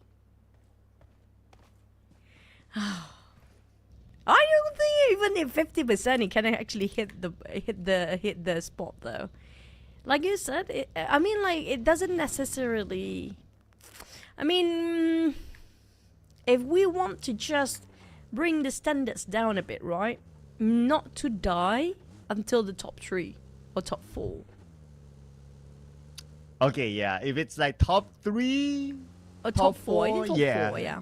Yeah, then that's a little bit more realistic. Okay, then that's where you can put in a prize pool, but no longer 1 million because you know the bar's been lowered down. Maybe 100,000 for that. 50,000, I don't know, whatever the amount is. It's not us to 50,000 enjoy. USD is okay for that. Yeah, I'll take Or 50,000. 100,000 is okay as well. But the thing is, we have to put another condition up to that. It's not going to be 1 week. It's going to be the entirety of the season. Ooh, okay. The bar is still pretty high for the entire season, but I dig that. I'll go for that. So if you ever see that sort of award, ladies and gentlemen, you know where the idea came from. And it's going to be like a different mini series in PUBG Mobile. It's not just going for a chicken dinner for the team, but it's going to be, you know, a bit of a, or even half a million would be great too, if that's the case, for the entirety of the league, right? It's going to be sort of different tournament in another tournament. For the single players, like individual players, as well, you have to work out things as a team for the total prize pool as well. So you want to fight for more, but you know, for your own sake of, yeah, we know every gamer does have their own ego in certain way, and that's going to be the ego in place. Yeah, so it'll be kind of fun to watch because you also want to try to cancel out your opponents from able to receive that award, right? Because you kind of want that award for yourself, or you just, you know, you don't want to see someone else getting it. Could go either way. But it's just like Talon here. They don't really want to see Crit VIP around the corner as they let go some of these warning shots onto them. Oh, it's not Crit VIP, it's BTR. Okay. BTR, who's on page number 2 now, and Talon on number 16. So they'll be happy if they can try to take out BTR, one of the closest contenders in the overall. If it's Crit VIP, it feels like Crit VIP seems to be loving the fact that in everyone's head, because Crit VIP always the first few teams that initiated those early skirmishes way early on.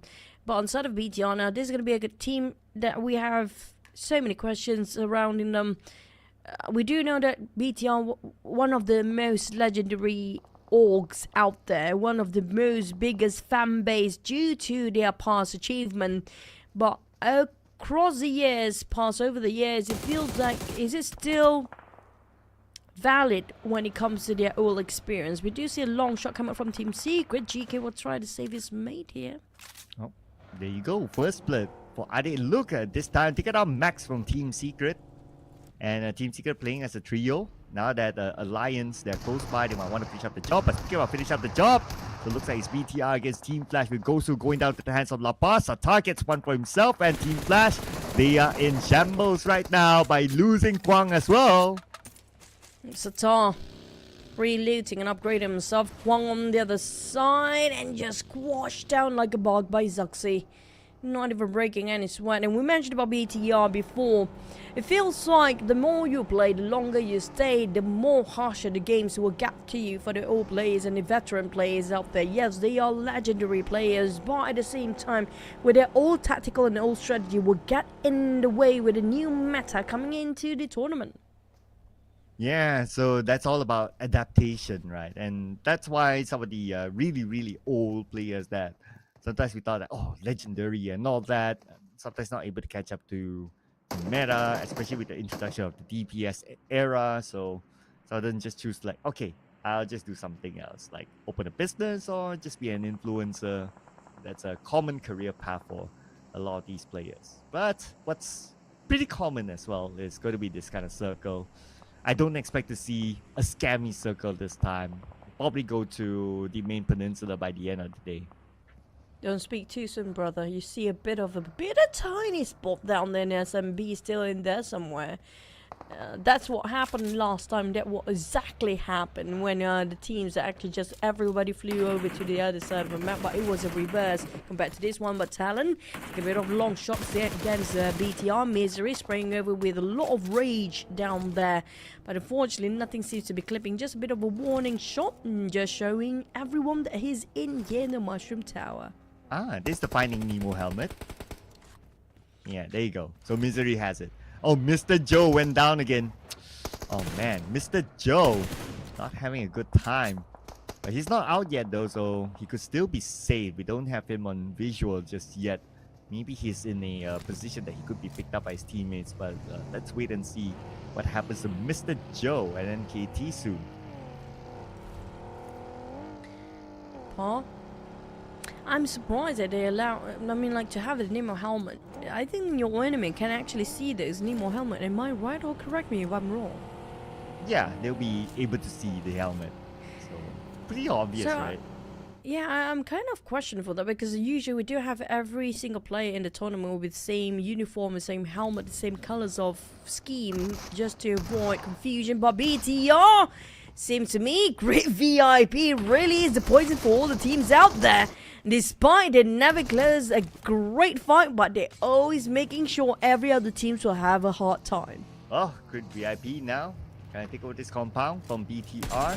BTR needs to fight back. Helton now down on his knees. Iron Pro won't have the space to pick him up unless he wins this fight. Gen Force comes in on the other side. Gen Force takes a lot of damage, gets knocked down immediately. Zaxi now is the last man standing, and good VIP wins the fight against BTR with some help from PEA, who might come in as a third party. PEA, they definitely want to take advantage. A bit too hasty, a bit too doubting or hesitance being shown by the side of X-Rush just now. If only actually just rush in as his name spells out, it would be a great advantage on the side of PEA, but didn't actually do the cleaning up job as they hope they can. Bit too late. Rush now made a bit of a U-turn, knowing the fact that he overthink himself too long whether to go in or not, because the rest of PEA still on their own position, not willing to give an extra hand. Maybe Rush was just, you know, have the mindset of scouting things out and just happened to be bumping into those fights by coincidence. Yeah, if only they were all in a better position, then they could have rushed in onto Group VIP. And they wish they could have done that though, because the area where Group VIP is at is in the circle and PA is not. So if only they did that, then at least they would have gotten themselves 1 foot in the circle, have a good advantage of winning the fight. Since Group VIP, they were licking their wounds. But without that, then PA is going to go in for a different rotation up north instead. But we're going to put back our focus onto the right side bridge. We got 3 teams there at least. I agree with the statement just now. Thinking once is okay, thinking twice is just too long.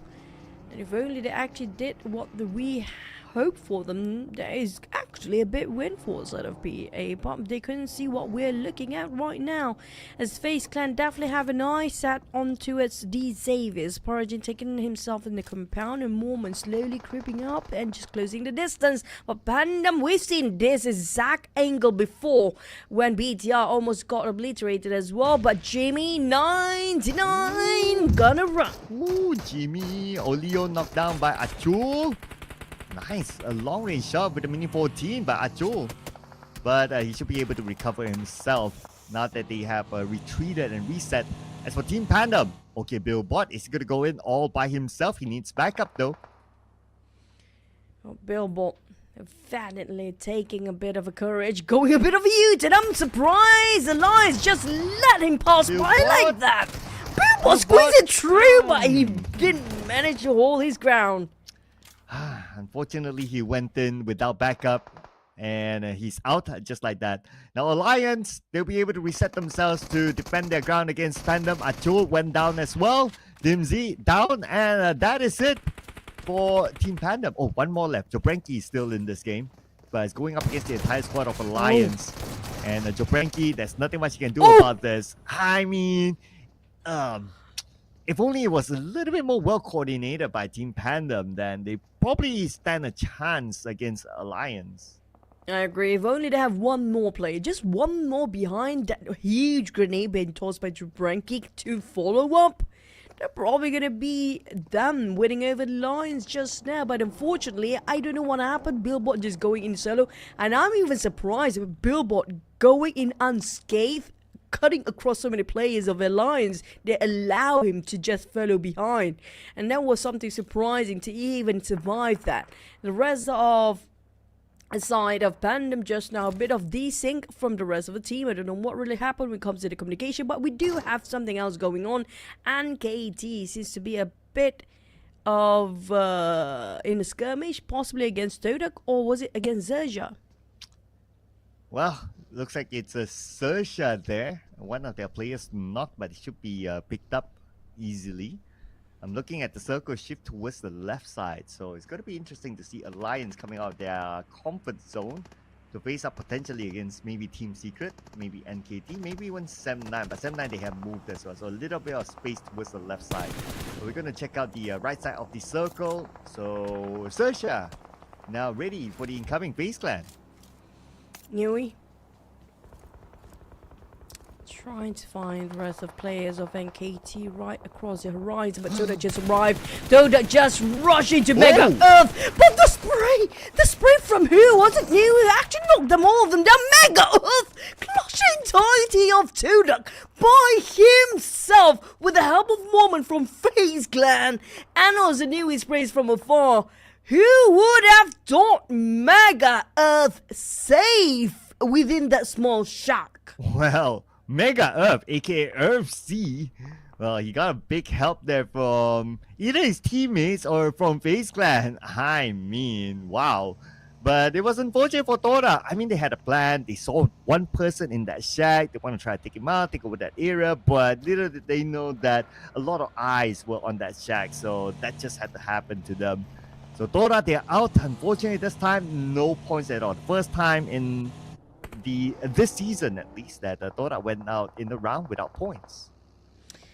We're not done yet, and another team's happened to be just firing himself up in the kill feed just now. It was TALON. XERXIA's Mega Earth. I mean, I don't know how much longer he can actually save by this small shack. I don't know, is it just luck or pure skills by him to just outplay all this team to try to push himself up. PA just knocking on Heaven's Door with FaZe Clan and not taking any warning either. 2v4, let's go. Let's go! FaZe Clan with the full squad here.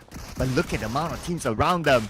Good start off with Mela knocking out Kiddo and looking for more targets. Mela still with the DBS will secure the elimination point. Mizi will be taken out as well.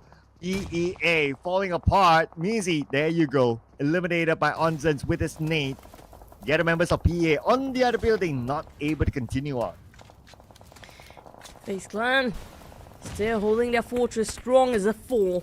The only one without any eliminations is going to be Venturis, but XERXIA taking on Crit VIP. Helton's on the ground, exploded midway through. Venturis scouted out by Porigin. A bit of a warning shot away. Venturis just to reply to his call before. Talon Misery, Team Secret. Throng going in the mushroom tower by himself. It's going to be 2v1. I'm not sure if he knows it's actually 2v1 there. Axel Throng down on the ground next. Is quite out in the open. There was nothing in between him and the rest of the other teams outside. But Axel, Talon spotted out the rest of Team Secret. They're just willingly giving their body 1-2-1 break. I don't think he will survive that long. Oh no, you're absolutely right. He did not survive. Misery got that one onto him, and Team Secret is out at number 12. Only 1 point collected this round. Now, Talon, we got Linux here, and he has to deal with MORPH in front of him. Pretty much all alone. Circle though moves up north, so at least he has to circle together with him.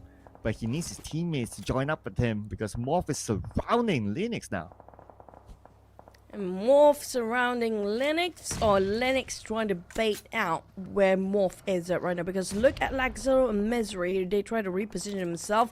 FaZe Clan again, they got himself the center of the circle once more. I don't know how to predict it, but it was deliberate even on this map. Linux and the rest of Talon tried to play around MORPH. Zero's on the ground. We thought MORPH surrounding Talon just now. Feels like a bit of a reverse control to the side of Talon. Well, nade after nade sent across onto MORPH, not allowing them to advance at all. So this allows the time for the other members of Talon to join up with each other. As Misery is the only one left behind. Probably expect him to join up with Linux and Axel soon. MORPH not able to advance. They don't have enough information thanks to the rain. But look at the elimination feed. D Xavier and Alliance again at each other. Round 2.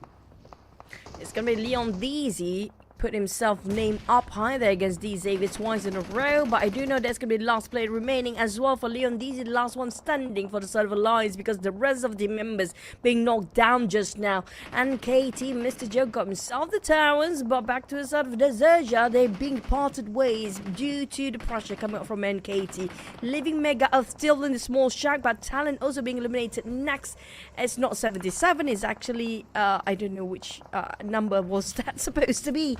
but we're down to only 9 teams. With these Xaviers dominating, seems like they're not actually cursed at all. These Xaviers, they are in high momentum this time. Well, 5 eliminations now for the Xavier. And they just took out Alliance. Wow. And with this compound, so far, so good for them. They are the inner side of the circle, and they can even play with 7-9 later on. But Crit VIP now trying to stop their opponent and KT from coming through. Mr. Joe gets knocked down for the second time this time around. Iron Pro gets Joker. Iron Pro knocked down by Spider Tan. Now Helton tries to find more out of this fight. Blind sprayed through the smoke. Not able to secure the elimination point just yet, but he'll get Spider Tan instead. He's trying to support an Iron Pro's bleeding out right now. Helton maybe will just have to sacrifice his teammate along the process. Indicated got trying to reach out to Mr. Joe a bit too late. But here comes the perfect nade timing as well by Helton. The moment the cop arrived, he got hit and exploded within a second, less than a second into that. But next is going to be Sam9 versus the Xaviers. Can the Xaviers hold their ground, or will finally Sam9 with the lead by Boo Boo Who can change things over? Oh, one is sent onto the second floor. The Xaviers still trying to hold their ground against 7-9. As Viren on the ground floor together with Yuhai, Parajin on the ground floor as well. So they pretty much got the members of 7-9 locked in. Parajin has to be extra careful now that he's super duper low. Dancing around, Levi's swaps roles with him. And Nati will secure that elimination point. As 7-9 now only left with 3 active players. Problem with the Xaviers are not even inside of circle between these two teams, but they're giving a bit of a pressure on Nate to change it over to a DBS. Now healing himself back to full HP while Levi and the rest of them try to buy him time for the reset of the HP. Sam9 give the pressure back, but we do have a new contender from the backside. If they're not being careful about this, Levi take it on Dap. Levi tried to get on another one across the window, and they go. These Xaviers holding their ground with 9 eliminations. They scored the last chicken. Will they score another with a trio? Man, 9 eliminations already in their hands. They could probably break the record. And they scored the chicken dinner without Lamborghini. So just putting it out there, right? But anyway, moving over to VOIN Donkeys now against MORPH. So both of these teams pretty much on the outside of the circle. They need to cancel out each other before able to move in, and they seem to be pretty interested in doing so. You see the movement there by Flippy. The D Xavier, they have some other teams in their hands as well. So I guess there will be a few more fights that they need to take to get in fully into the circle. You know, the circle is really a bit crowded and rowdy on the southern side. Same goes for the northern side. Here, VOIN Donkey Potato just locked himself 1 nade to clear his path, just in case somebody tried to hide themselves in a small shack, that roofless shack in front of them. VOIN Donkey now taking charge, going in, advancing towards the circle, but MORPH moving in parallel motion as well, mirroring whatever VOIN Donkey is actually doing here. Zero just relay the information back with the rest of the roster, saying, hey guys, now might be the best time to get your guards up, because VOIN Donkey definitely wants our position here right now. PA out at number 6 with 1 elimination point. And now the Xavier unstoppable with 10 eliminations. They just need to collect 2 more eliminations and they'll be able to break the most eliminations in a single round record. It shouldn't be too difficult for them as a trio squad. Now for VOIN Donkeys, it looks like they're going to try to avoid that fight with MORPH, and understandably so. Focusing on to get into the circle is more important. But Momon from afar getting knocked down, and let's see if Mela can secure that elimination point. So many trees in between though for Mela. He's hiding himself quite in an awkward position sometimes. The thing is, FaZe Clan, while they're tapping it away against VOIN Donkey, they have to be extra aware against the Xaviers. He's slowly closing the gap, very close indeed. And they saw himself a bit of an extra airdrop in between them and FaZe Clan as well. Now for Nate, he definitely spotted out the rest of FaZe Clan. I don't think only one person of FaZe Clan actually watching their back right now. If not being careful, lucky enough for them, I think it's Mormon watching over this side and giving the information back towards the rest of the roster. There's also Sersha on the other end too. Yeah, he sees everything now. Just waiting for the circle. Might as well, right? And here we go. Circle goes all the way up north. So DZ, for sure, they need to take that fight against FaZe Clan. Assuming FaZe Clan doesn't move away, but not much space for them to move, so they need to prepare to defend against D Xavier. Potato. I think this Nemo hat is a bit too obvious, isn't it? In the sun even. And it's quite in the open too. Barely got any structures in between except for those of vegetation, a bit of a bump of the hill, and that's it. It's quite obvious if you can actually see them from afar too. Yeah, I know, right? That's like a shoot me indication there. So I don't know, maybe something that they could consider in the following rounds to probably swap that for something less obvious. But for the Xavier, they're gonna do the obvious now. They're probably gonna crash it onto FaZe Clan. Okay, here we go. Oh, are they gonna make that long rotation? Okay, they're gonna go to XERXIA instead. Oopsie, here we go. Splat. I mean, Mega Earth, he played alongside with his luck too many times. His luck running out of his fingers just now. But back to the side of D. Davis. He's going to cram it in with this vehicles anyhow for DT Levi. I don't know what were they thinking, but they couldn't hold on much longer. They had enough with the patience game, and they just threw it. They just done with it. Only left with one player down there. I don't know what were they thinking. I mean, I love the idea of the long rotation by D. Xavier. If they were to go straight and try to fight with FaZe Clan, even if they win, getting out will be kind of hard. So, yeah, I mean, it was a good attempt by them. But yeah, they're still in the game though, whatever it is. Now, the fight between MORPH and also VOIN Donkeys. So it looks like MORPH and VOIN Donkeys pretty much 50-50 at this moment with Zero down on his knees. And both teams exchanging names with each other. Zeta, now it's the only man standing. Should be able to pick up a potato in time. There you go. The revive is happening. Not everybody willing to take the risk and the chances, just like the Xaviers did just now, living with only Paragin. We still take it out moment. Flippy with Vaxi, and now Flippy spotted out the last player of VOIN Donkey just now. It's going to be 1v1. V1 with the Xavier's last player down to only 10% of HP, just on back to 80% of HP up. Even though FaZe Clan have the most players out here, but we do know FaZe, the problem is when you have the most and all eyes on you, they're down to 3 players in no time. Ooh, nice name there by Flippy to knock down Mineral. FaZe Clan, they have the circle shifted towards the south side. That means teams on the high ground will need to come down. They need to deal with FaZe Clan in the process. Paragin now has an angle against Mela. Mela now pretty low, but Paragin not able to get knocked down to Mela just yet. But for Flippy, he'll finish off Zeta, and that's going to be 10 eliminations now for MORPH. Ooh, Mormon, that was a sharp one coming up from Paragin. Didn't even whiff one single bullet, didn't even show any sort of hesitance in that display.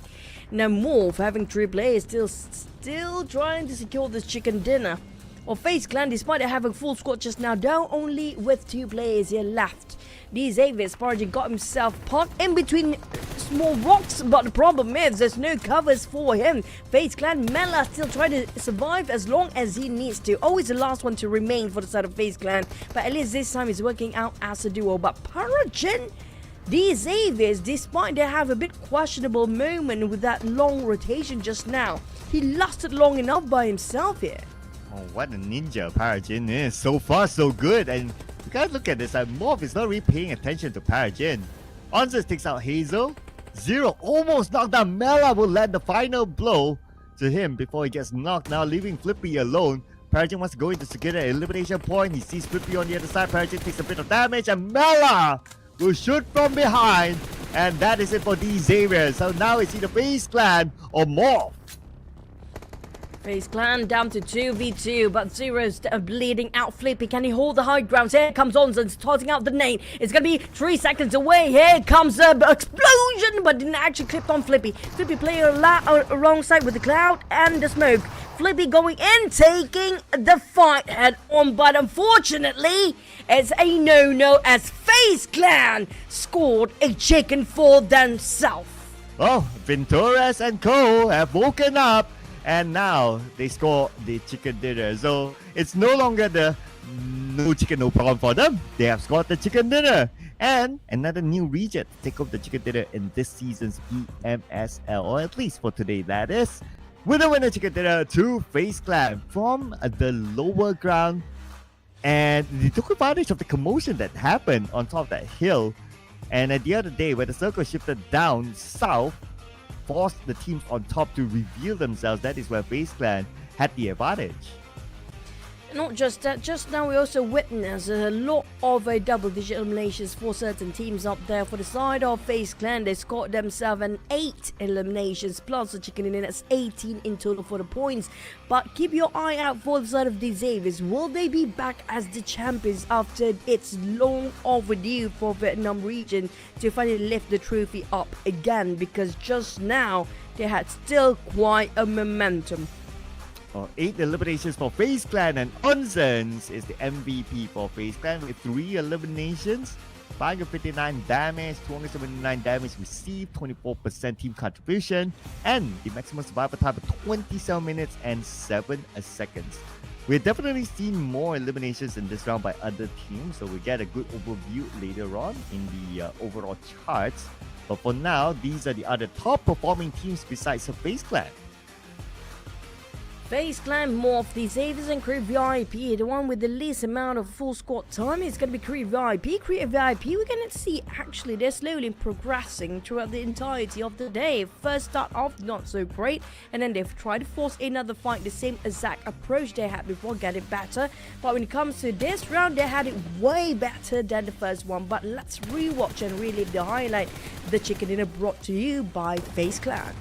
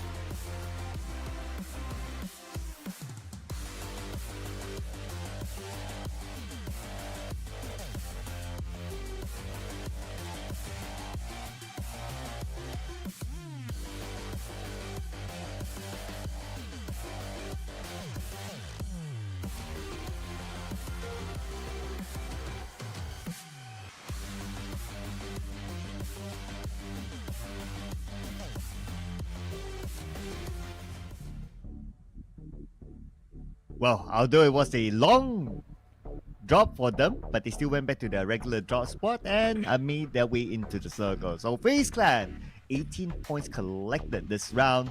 And now the new number is 12, shared between MORPH and Xavier for the most eliminations in the single round. MORPH with 18 points, Xavier still with 17 points, still pretty solid there. And Create VIP, 11 points, so that's the double-digit club there. And for Alliance, who needs to play some points if we got 6 eliminations to be in page 1? There's quite a few times that Alliance actually do the same play without actually put in mind for the placement points or survivability, but just aim for the eliminations here this time. But there's more zeros since we have more double digit on the first page here just now. Team Secret actually just got himself 1 point, same goes for the side of 79, but triple zeros on TODAK. Team Flash and PANDUM. I mean, PANDUM had a better performance last one, but this time it's not so great for them. Yeah, and let's see. FaZe Clan. Wow. Wow, okay. Okay, so the tiebreaker favors to, let's see, FaZe Clan because of the placement points, since they do share the same, yeah, just by one, since they do share the same chicken dinner with the Xavier. But anyway, it's still very early into the season. And Xavier, VOIN Donkeys, all of these teams with the chicken dinner by themselves, they are now in top 3. Of course, we're bit more interested to see who's on page number 2, because that also means that page number 2 may need to play the last chance qualifiers. Well, the thing is, there's so many flags that are flying differently this time. We're talking about Thailand, Vietnam, and Indonesia got themselves all the chicken dinners. Will Malaysia be next? Who knows? Because most of them in the top 4, in the top 8, and second of the top 8, which are going to be 5, 6, 7, 8 just now. But for TALON, didn't have too much progress compared to Team Flash, and BTR seems a bit struggling. Try to get themselves the warming up to happen the first day here. Yeah, now it's a race to which team is left behind when it comes to double digits, right, in terms of points collected. So now we're looking at Team Secret, BTR, Team Flash, and TALON, the last 4 teams here. Let's see if they're able to get out of that. But interesting enough, for placement points, TALON has yet to get a single placement point. At least other teams, they have a mix of between the two. So it's probably something that the TALON can look at these stats and reflect to themselves on something that they need to work with after we come back from the extended break. Now, it makes me wonder how much placement points come out from the side of Alliance, because they also did not seem to be focusing on survivability at all, as well as TALON here. And surprisingly for TALON, after the PMWC tournament, they had one of the strongest team in the PMWC coming up from the Southeast Asia region. But unfortunately, they're just dropping the ball when it comes to the PMSL. For the top 4 smoke specialists, we have the SS players, which are going to be smoke specialists. FaZe Clan with 48 smokes being used. There's going to be almost more than 10 difference between MORPH and XERXIA and the Xaviers. The Xaviers, despite not having smokes as much as the others, but at least they still scored quite a huge amount of points overall across the board. Yeah. So, I mean, they're also like equivalent to like the longer you survive, the more chances of using utilities, right? So FaZe Clan is just coming up with the stats that equalize their placement. So, but for Xavier, interestingly, even though they got the chicken dinner before and they do score pretty decently, now they're at second place, although same points with FaZe Clan, but they only use like 22 smokes. So, a different kind of a situation that they are being put in. Probably more direct fights for Xavier in this case. But those are the top 4 smokes. We'll definitely see more stats, or maybe even the SAT award later on, since we already saw one of them with the fighter stat that, makes it sound kind of nice. But we all know what it means. But when it comes to Xavier's, back to the stats just now, I think they're playing more hand grenades than smokes in that case, because we saw a couple of nades being tossed around by the players of the Xaviers, and most of them do prefer nades over smokes. But I do notice that Thai teams especially, they do prefer the smokes over the nades, except for probably the player Melo. We do know his nades are crazy accurate in certain scenario. But when it comes to the teams next, we don't know, because we're heading into the last Erangel of the day later on. But we're heading into the break first after this, I think so, Cloud. Yeah, we'll have an extended break after this. It's in January before we come back for the second half. So in the second half, we will be having, let's see here, 1 Erangel, and then we'll end the day with 2 Miramar. So that's going to be the sequence. It is pretty much same as before. So make sure you stay tuned, because one more Erangel for these teams to adapt themselves, so they have more time for them to discuss on how they're going to do better in an Erangel that has to play twice with the same lobby. Yeah, but we don't want to waste any more time. Everybody need a bit of a toilet break. Let's head into the break right now. See you guys right after this break.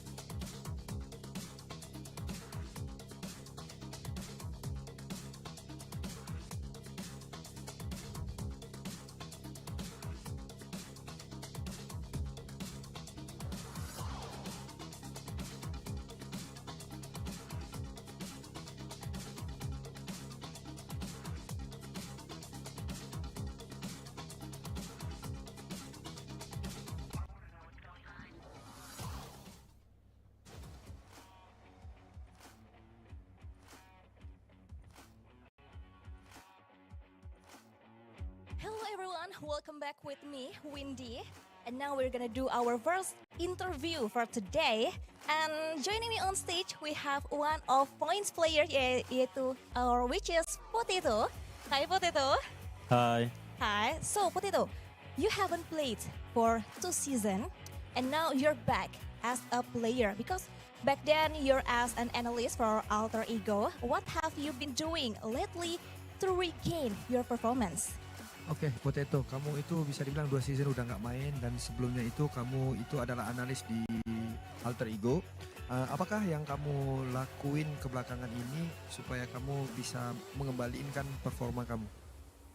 Lebih ke grinding sih dan ngembalikin jiwa-jiwa kompetitif yang udah hampir hilang. Jadi benar-benar ngembalikin itu dan perbanyak motivasi buat diri sendiri juga. Okay, so I've been doing a lot of grinding in terms of the playing games, and then I keep talking to myself. I keep motivating myself in order to find the competitive spirit back then because it's almost vanished. But then I keep motivate myself to pursue my dream as a pro player.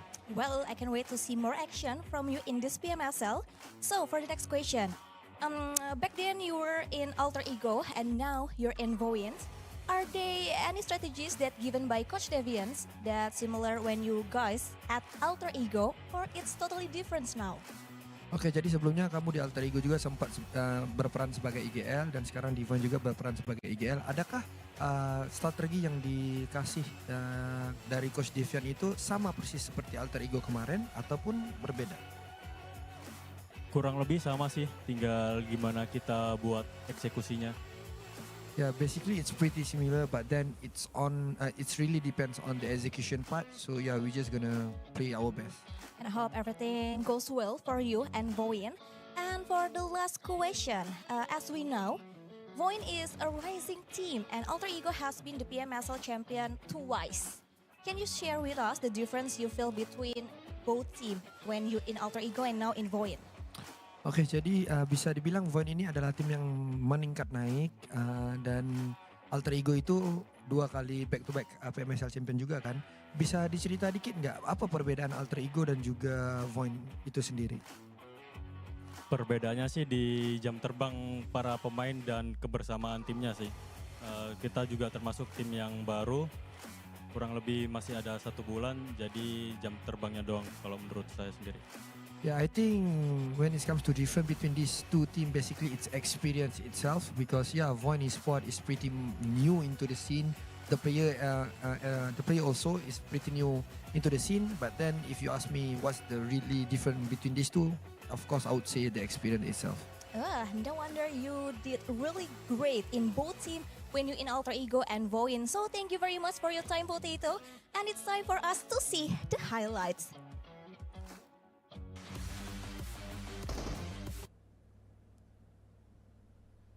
Wow. Potato has a very sexy voice. It's a very radio-ish voice. I do appreciate that. It reminds me of Batman from... we do know Batman is not here anymore. Not Batman that we have in as the player, the Batman, was it? Oh, yeah. As in like the facial features, right? The facial features, this is more kind of looking and a bit more soft looking. And I can assume that he will definitely build himself a big fan base as well. But I love the interview just now. I love the fact that actually the questions was right on the spot and right straight to the point, saying that what was the biggest difference between Alter Ego, because we do know Alter Ego is one of the big team, and it's quite a rare thing to see players or even analysts in this case that leaving a big name to join in a different team entirely. Yeah, so for him to find back his groove after a couple of seasons not actually playing and still being able to play at this stage, I mean, that is something that you got to give it up to him. And here are some of the stats between VOIN Donkeys and FaZe Clan, where VOIN Donkeys is currently sitting at number 3, FaZe Clan at number 1. But obviously, because FaZe Clan is at number 1, stats do favor them.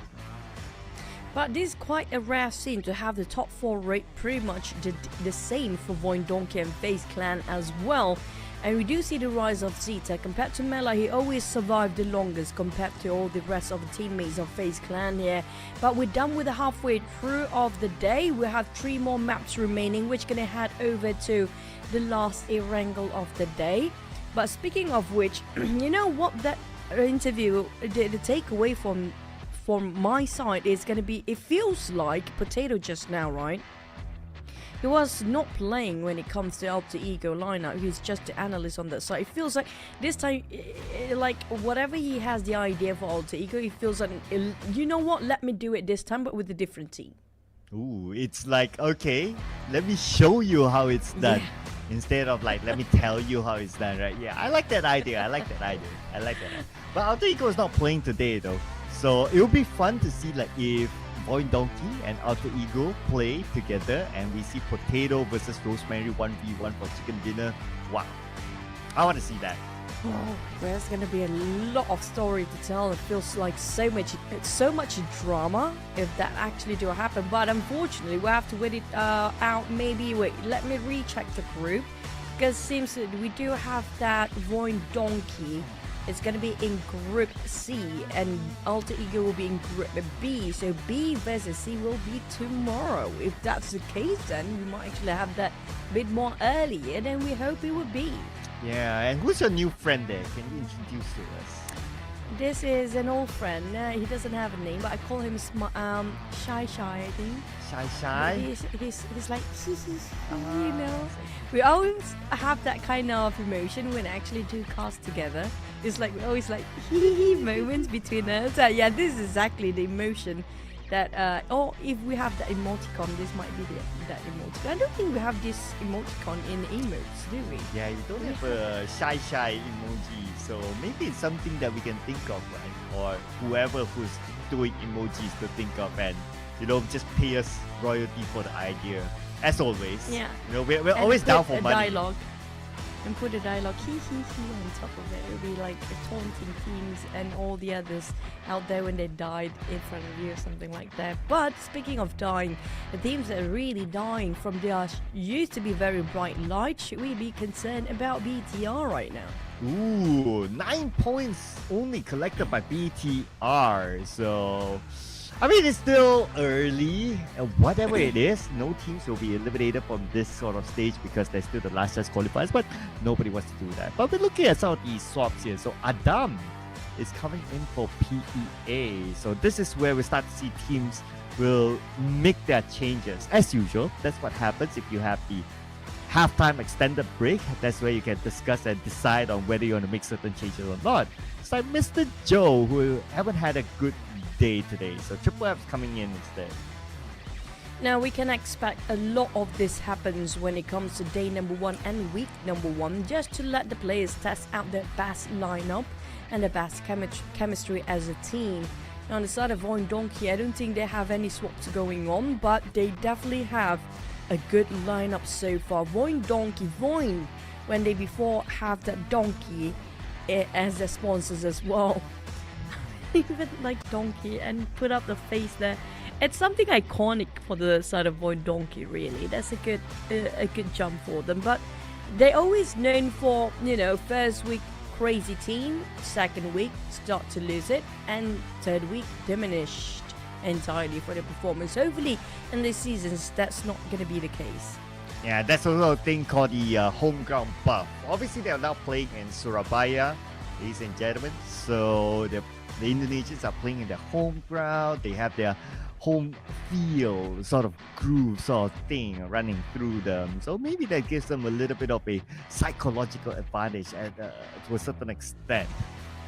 Let's see if they'll be able to keep up with that pace here. Like what you said, right? Consistency is going to be the key. It's not only about what happens on week 1, but also what happens throughout the entire season. And with this sort of format, it is brutal. You have to perform every single day. I love the new jersey of MORPH right now. You know, that kind of a polo ship, but not really a polo ship, but you have an axe kind of a different design of jersey is always refreshing every single season, and it's nice to see not the round collar per usual. But you know what? Nothing is unusual so far. Will it be SMB Circle entirely when it comes to this last Erangel?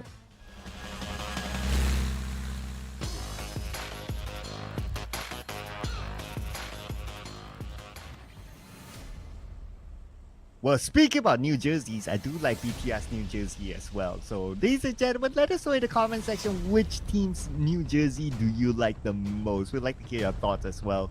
But we're going to get a different flight path this time. Well, almost like before, but this time we're going to start from the top to the bottom instead.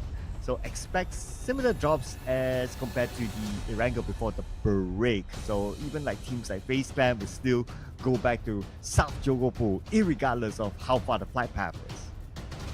Now, speaking of New Jersey, I do hope when it comes to the Grand Finals opening, we have like all teams opening with their new jersey design and also the old design, just to compare, you know, to see a bit of a difference for when the players walked in. Just to see, you know, a bit of an upgrade here or not, or some teams don't really have an upgrade. Like, it's okay as well, as long as they're happy with what they're wearing and very comfortable, because comfort is always going to be the most important thing when it comes to being a player, because we do know home buff is a no joke, because when it comes to your hometown, your host country, and also you are close to your loved ones, there's going to be a lot of moral support. The usual food that you actually have with no change of climate, that's going to be definitely a big buff for the Indonesian region here right now. Yeah, but change of the circle here. So we're going to see a left side circle this time. Maybe we'll end up in Gaka again. We don't know. But this kind of circle, first starting off, is pretty interesting since we do have like, what, 30% of water? So that's going to be the starting circle. But at least the circle is a bit more challenging for the players since the flight path a bit contradicting from where direction it was. But Sam9, Xavier's a bit too much for him probably to handle. That a bit too far apart from his teammate. Have to face against two players of Xavier's Nate alongside with Origin. Just takes away the vehicles, but I think it's going to be a bit devastated the fact they've stolen the vehicle of Sam9 eyeing over quite early on. Now they're just cutting across Pachinki, and we do know Pachinki is always going to be the home lair for the side of the Xavier starting point. But we saw a few shots fired between some teams. No knockdowns yet. Sam9 and also another team, I believe it was the Xavier around the area of Pachinki. Yeah, it should be the Xavier then. So it'll be interesting to see if Sam9 actually wants to challenge the Xavier for Pachinki, because, well, no one has ever really challenged the Xavier Pachinki before this. I do want to see a team wants to do that, just to you know, have a bit of something different. I mean, we barely get or hardly get any hot drops early on. Here comes a bit of a stats for you guys to feast your eyes on. Levi, average 3 eliminations, 454 damage, is still quite a high-end player. You can actually see his handworks when it comes to in games, how many fingers actually playing. Probably going to be around 5 in this case. But yeah, I mean, I do want to have some hot drops sometimes, just to see if the players want to challenge another team straight off the bat. Oh, well, you asked for it and you got it. Sam9 challenging PANDUM as they will open up their account, and the new hire, Firen, scores his first blood in this round and looking for more. Team PANDUM now leaving this area. Billboard running away, and Firen is still chasing. They are hunting people early on. It's UI and Fear, and we do know UI, given the opportunity, he will say yes to the chase every single time. But this time a bit more discipline on the side of 79, not to overextend their stay, knowing the fact it will try to bite it back later on if they just overextend their stays here. That's a wise decision coming up from the side of 79. But for the side of PANDUM, having a bit of a loss, Jubranki, as always, it's going to be one player out. And first blood done by the side of PANDUM, losing one player early on. Before it was Billboard, this time it's going to be Jubranki. Yeah, so unfortunately they'll be playing the rest of the round with 3 players, something that they need to manage. So moving on to Quarry, they should be on a clear since the flight path is on the right side. Don't expect many teams to be there. But we're going to see a replay on how they got their first blood. Wow! Check that out. Between the trees, moving vehicle. Man, that is sharp shooting by Viren. Not just that, there's a good drive by Yuhai too. This duo seems to be one of the deadly duo, possibly a potential deadly duo throughout the entirety of the tournament. We probably should keep an eye out for these two players of SEM9, but TODAK also seems to be trying to hunt down loot so far, actively trying to find their second checkpoint next. Lynx, sorry, I forgot Linux and Lynx as always. It's going to be quite confusing between those two. But we do have NKT. We do also have the swap of the player, Mr. Joe, being taken out. It's going to be triple F this time. Will it be any different on the side of NKT? But definitely something different from Crit VIP. Or will it be the same story again? Well, looks like it might be a different story here for Crit VIP now that Helton is down. But our boy follows up nicely with a Bison. And he will take out Yul. And that is it. Our boy will be able to pick up his teammate at the same time, and they'll be back as 4. But for Alliance, now they have NKT. Well, you asked for a NKT action to see whether they'll be able to keep it up with their swap. Let's see if they'll be able to do it against Alliance.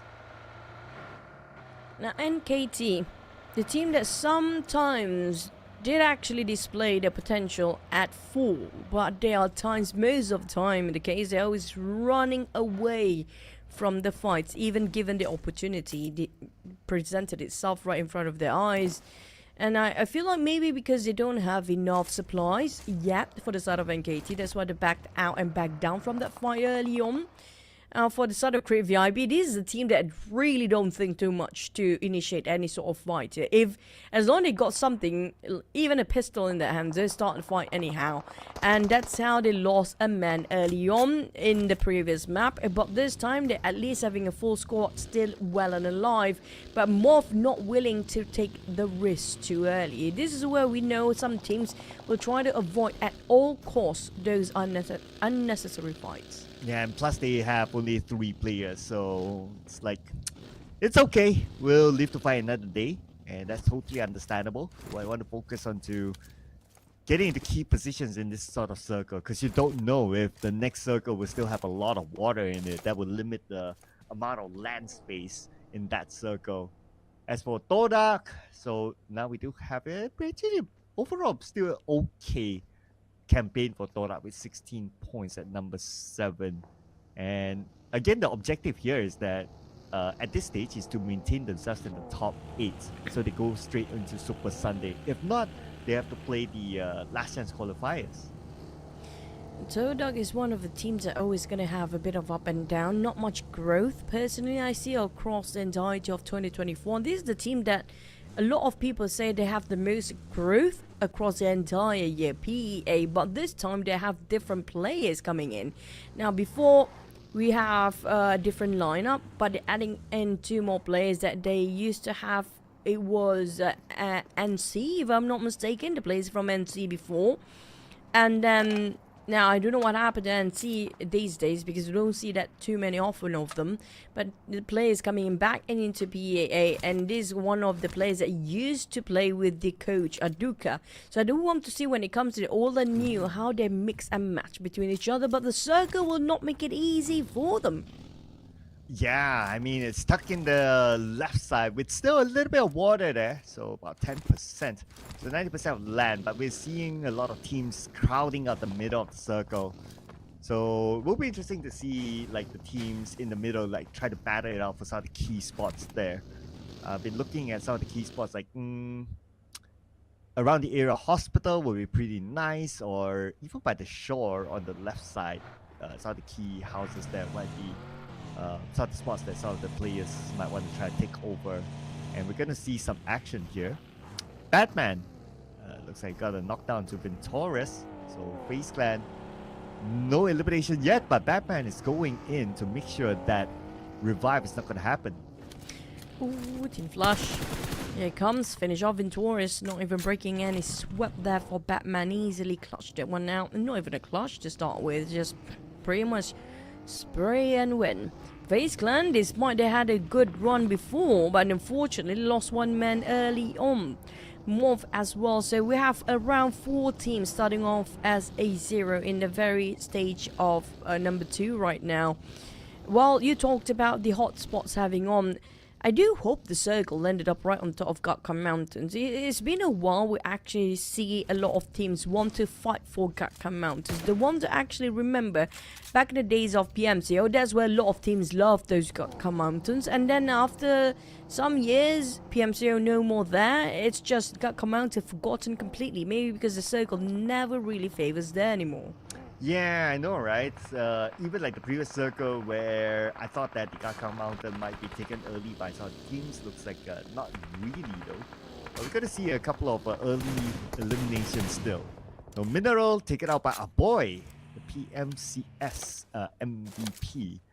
Looks like he will score 1 for himself this time as an opener for this map for himself. Joker.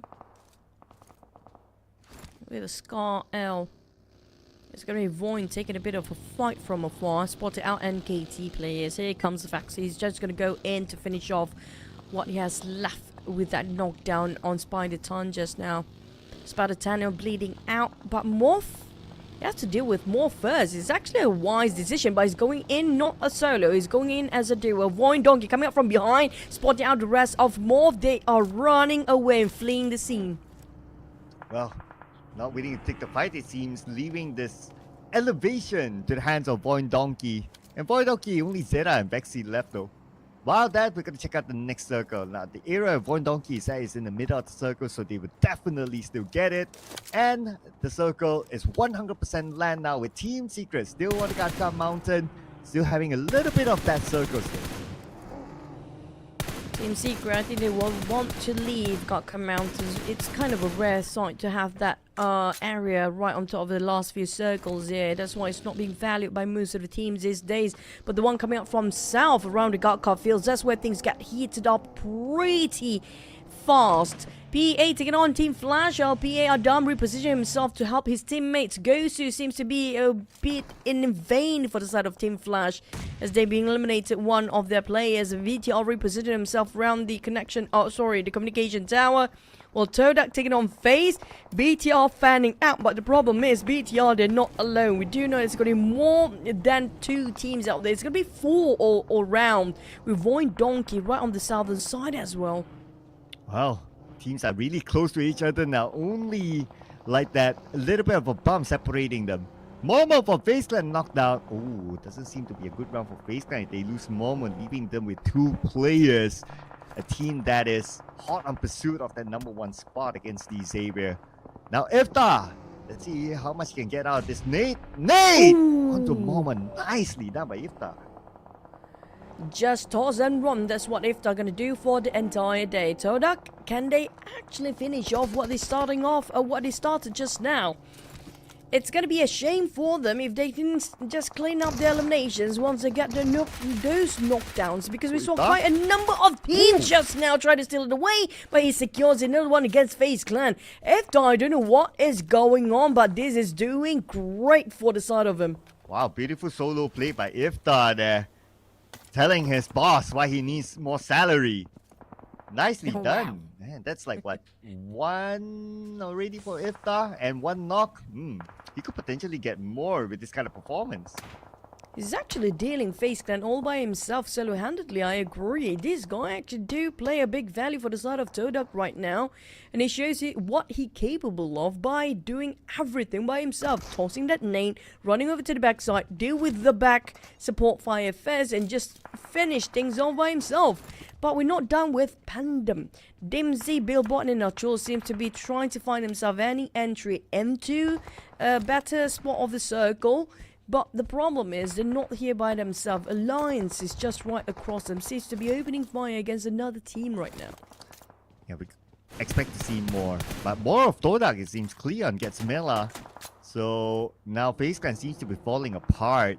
And Iftar looking for his next target. Man, this guy's on a mission right now. But Achul is the one that takes out Mela. So an elimination that's stolen away, unfortunately, from the hands of TODAK.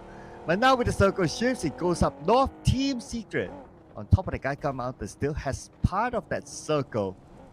I'll be interested to see what happens on the southern side. PANDUM, Alliance, MORPH in the same area. That could be an interesting clash point. I think Team Secret might actually see a bit of a value from the high grounds of Mount Gakko. Maybe it was these Xaviers who finish off the players just at the foot of the mountains. The problem with having those Gakko mountains is great view up there. Definitely you can see a wide field of view from above. But the problem is they don't have any place to reloot or, you know, replenish their resources in case they are running dry of them. And they cannot overuse their taps and sprays from above, and even can't overuse their utilities up there because there's no way for them unless somebody else climb up that mountain, try to challenge them, and they can actually topple them off, and they can have those death boxes laying around. But next, Sem9 eyeing out on TODAK. Okay, here we go. There's going to be one knockdown, but Deb could not finish up the job. 9 counters fire onto Deb, knocking him back down. Boboku now on his way to save Deb instead.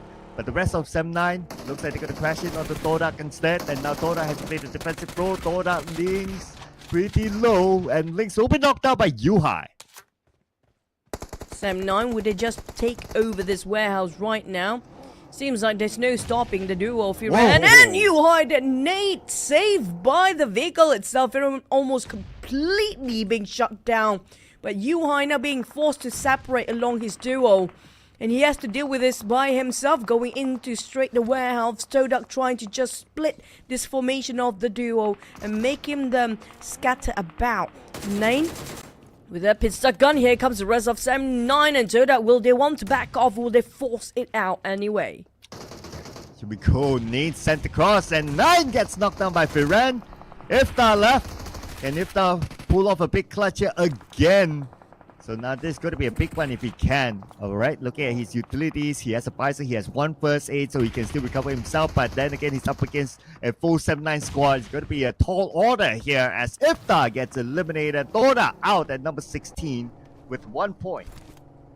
I have to say, Yuhai, the way he responded with the current situation where he's being forced to split out with Firan just now and trying to find back the momentum and try to reform it with his duo, it was excellent. But Sem9 and Firan and Yuhai seems to me like a good pairing for now. Seems like Yuhai got his partner that he's been long waited for, but they're trying to go for another place to find another victim.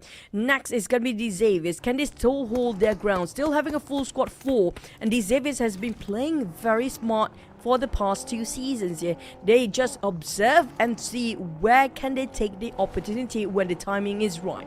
Yeah, well, they took opportunity of the second 4 elimination so far, so very well done by the Xavier. Let's see if Alliance can counter that, since they are in the same area with also NKT. Jimmy OP down on his knees though, but he does have Olio together with him, so I do expect a pickup to happen. The pickup will actually take some time and finally reaching out to its destination. His teammate will pick Jimmy up, but the problem is NKT closing the gap. Here comes Spider-10 cooking up the nade, but we do have a bit of a skirmish on top of this hill. Seems like they're winning over. It's going to be Team Flash, Kwang, and also the rest of the teammate, which is going to be Bounce and Batman survive for that one. PA eliminated next as Alliance struggling to keep the boat afloat. Olio have to clutch this by himself. Not going to happen. Early elimination for Alliance. The first time this season they went out without any points at all. And then KT, well, you mentioned about their swap, whether it works out for them or not. So far, doing well. 6 eliminations for NKT. Yup, then still having a full squad. Flawless run for now. Definitely an upgrade after they swap out Mr. Joe. Maybe that's what they needed for now. Mr. Joe probably going to have a bit of different perspective or different view when it comes to different map possibly. Morph 0. Next, Helton. Crit VIP. I'm surprised he's still alive with 1 player on top of this building here right now on the 2nd floor. And the Xaviers do have a 2-player. Nate T alongside with his partner. One will try to buy time. The other one being shot down. Nate T did not expect him, Helton, to just jump down. But unfortunately, taken by Team Secret from the other side of the road, being stolen for those eliminations. And the Xaviers actually have to take all the cost in. Wow, Levi's actually got some help from Team Secret. That is Very, very lucky of it. But FaZe Clan eliminated. So now Xavier definitely will still hold on to the number 1 spot. As for MORPH, right now they're fighting against BTR. Zero now down on his knees. Zaxi pretty low. Almost naded down by Hazel. But one knee sent onto the high ground. Flippy forced to remove himself from the high ground. As Gen Force will now follow up. But Gen Force punished by Hazel. Overpeaking there, Hazel been waiting for the right time for them to pick out. But MORPH, Hazel now stuck himself in a place where he couldn't hide, nor he can actually pop a smoke. But VOIN Donkey taking a high ground. They can actually take this at a huge advantage. Now VOIN Donkey, all they need to do is just pick and poke, and that's all they need to do, and just steal it away from afar. But BTR will not let them slip by easily. And they're just gonna go down and retreat from this fight, knowing the fact it's not gonna be worth it if their entire team is in jeopardy. But Satar spotted out MORPH player. No, nobody spotted out Hazel yet. Oh, wow. Yeah, Hazel still got away with it. So far, that is. Okay, but he is alone though, and BTR seems to be on a mission to find the final member of MORPH. Hazel praying so hard right now that he's not discovered by BTR on the outside of the circle. Oh, okay, here we go. He does have visual onto Satar. He does have visual to Zaxi. Is he gonna pull the trigger? No, not yet. His AKM is running dry too. This is not great. I'm not sure about his M4, how many bullets he got left. But the Blues are definitely not helping here. We've barely got any covers except for the terrain itself and a couple of bushes laying around. But Hazel, he's being ninja himself all the way. I don't know how he does it, but he did it all right. But XERXIA, 7-9, Team Flash do get himself the center of the circle here right now with TALON guarding over the southeast side. But on the side of Hazel, hey, he still survived. VOIN Donkey will be the next target for BTR. Hazel managed to slip it through again. Man, this guy prayed so hard that it actually worked out for him. Great work there by Hazel somehow to hide himself away from his opponents. But the bad news for Hazel is that circle shifted away, so he still needs to find his way through the next phase of the circle. As for 7-9, right, so far so good in the middle of the circle. They're surrounded by other teams. They need to check their 6. But Hazel finally eliminated. But going on number 10 without any elimination points, so that's 0 points for MORPH this time. Oh, Hazel did so much work, but it just didn't last tiny bit enough. It just a couple of seconds ago, maybe can actually just last himself at the top 9 here. But next is going to be the 9 teams going about. Trung will be in the 9th place, but ew, that's a long shot coming from Nui. Oh, okay, and we do have Xavier. Look at this, right? 7 eliminations already. Man, just as when I thought that they will be playing this round with maybe 3 players after a number of skirmishes earlier on, but they still hold on as a full team. And BTR, wow, we saw them earlier on. They got eliminated just right after. Number 8 with 2 elimination points, but at least for BTR, they broke the double-digit mark. Yep, unusual because BTR usually get more aggressive, but a bit more tactical these days, but just not portraying too much of a result so far. And KT and Lamborghini give a lot of pressure on the side of Joker and Spider-Tan, but he will taste his own medicine with that nade toss over by Joker. Lamborghini down to only 5% of HP. He needs to heal himself back up, but there's no first aid, only bandages. This won't work, and he's down. Fight's not over yet though for Xavier, because they do not have the circle. Paraji and Levi's will need to make it work, but they need to pick up Lamborghini at the same time. They should be able to do so, but he still need to manage NKT. So let's see, Spider-Tan, is he going to push through, or are they going to let this one go? Looks like they want to finish off Lamborghini and they will secure that point for themselves. 9 eliminations down for NKT. This is going to be an open warfare for the side of these Xaviers and NKT. Nothing in between except for the curvature of the hill itself. And Spider-Tan being pressured by the blue and also being pressured by the screaming of his teammate. Joker definitely screaming, try to back me up here, buddy. And he will try. He's trying his best. Carry over his teammate to the other side of the hill. And there you go, Joker. You're just going to stay there for now. I'm just going to use this buggy and try to deal things with myself. But Kwang spotting out on Virgin is down on his knees. TALON taking a bit of compound mission here with just pushing Misery and Linux to the front just to scout things out on what's happening on the side of KT. And these Xaviers Levi make a bit of U-turn. Here comes the rush from TALON against NKT.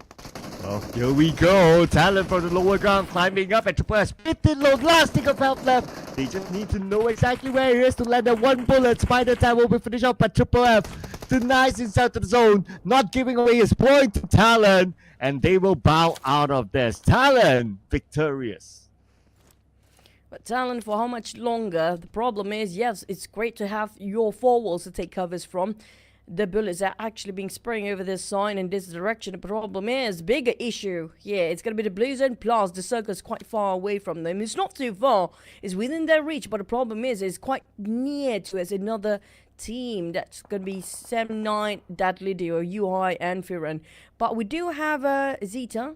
VOIN Donkey, last player. He has to be super sneaky. He has to learn something from MORPH Hazel just now. Just ninja himself into the center. Slowly but surely he can actually do it. But with Nemo Head, I'm not so sure about that. Huh. Quite a tall ask, considering that there's a lot of open space in front of him. Well, let's see how will he do the ninja. Okay, no longer ninja now that he released a couple of shots onto 7-9 on the left side. Zeta, 2 first aids. Probably just going to wind it down and deny himself to the zone. Oh, never mind. Yuri spotted him now. Talon next. XERXIA with a full squad now. XERXIA has been quiet the entire time, but actually they got himself eliminations by now out of nowhere. Mega Earth scored himself 4, and now New he scored another one with Mega Earth alongside Kwang and also Team Flash been obliterated, taken out of the equation of the top 4. It's gonna be a flying nade. There was a zigzag, very confused nade coming in from RNJ. 7-9 in trouble. They squared down to 1, and now is none. Man, that one nade to rule them all. Follow up by Exo's shot onto U-High. And 7-9 have been eliminated. And we're now down to the top 2 teams. Talon and XERXIA. It is a 4v4. Squad versus a squad here. Talon quite fan out in the triangle mode, while XERXIA, they got themselves quite a comfortable compound with RNJ playing on the outskirts, try to be the eye for this side of XERXIA. But Talon, if they spotted RNJ now, that's going to be an issue for XERXIA. RNJ have to sneak his way into the backside of Talon if they're not aware of XERXIA's RNJ's position. Now, that's going to be a big issue for Talon. XERXIA, all they need to do is close things up. But Talon, seems like after the break, they got the momentum back like how they did during the PMWC. Oh yeah, I mean, this is the true strength of a team that is on for the championship. Number 16 not going to be a problem for them. They're fighting back. If they can secure this chicken dinner, it will be perfect for them.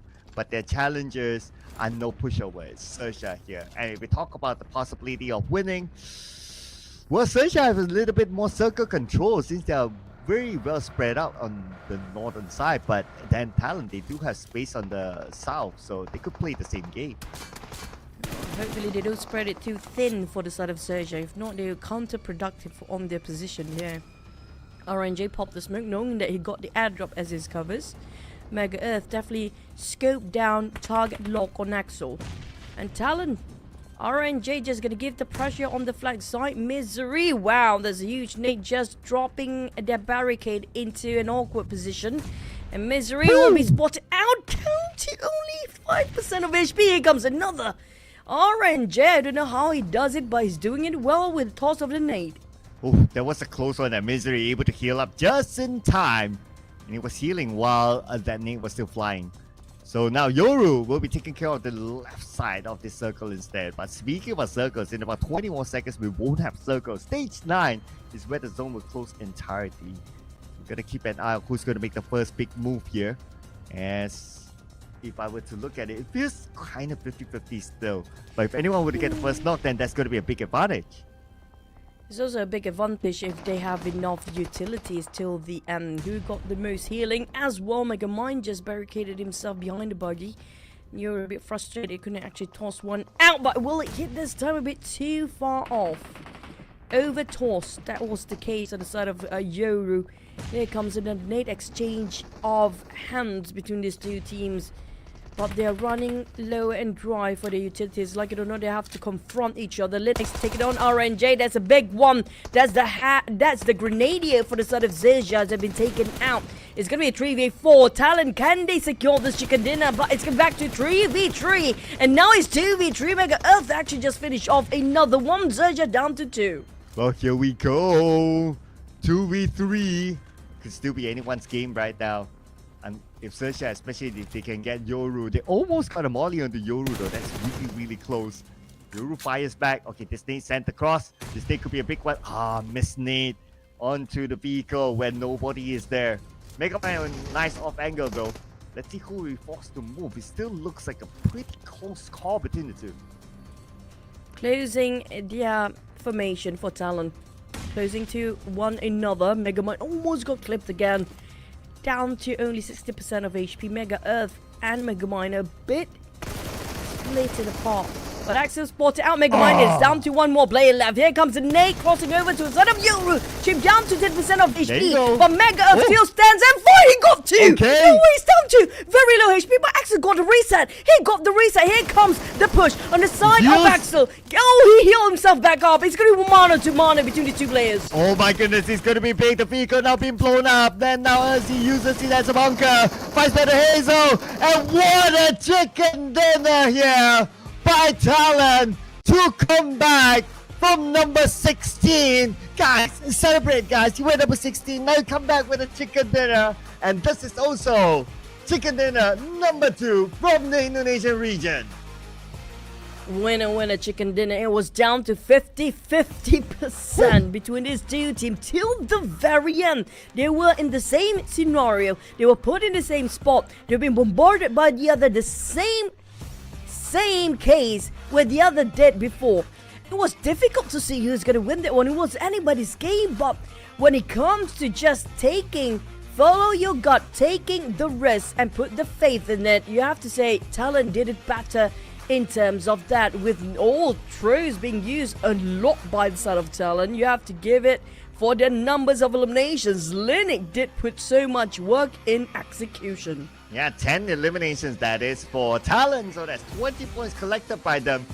I totally agree. It was so close. It could have went XERXIA because FC managed to heal up.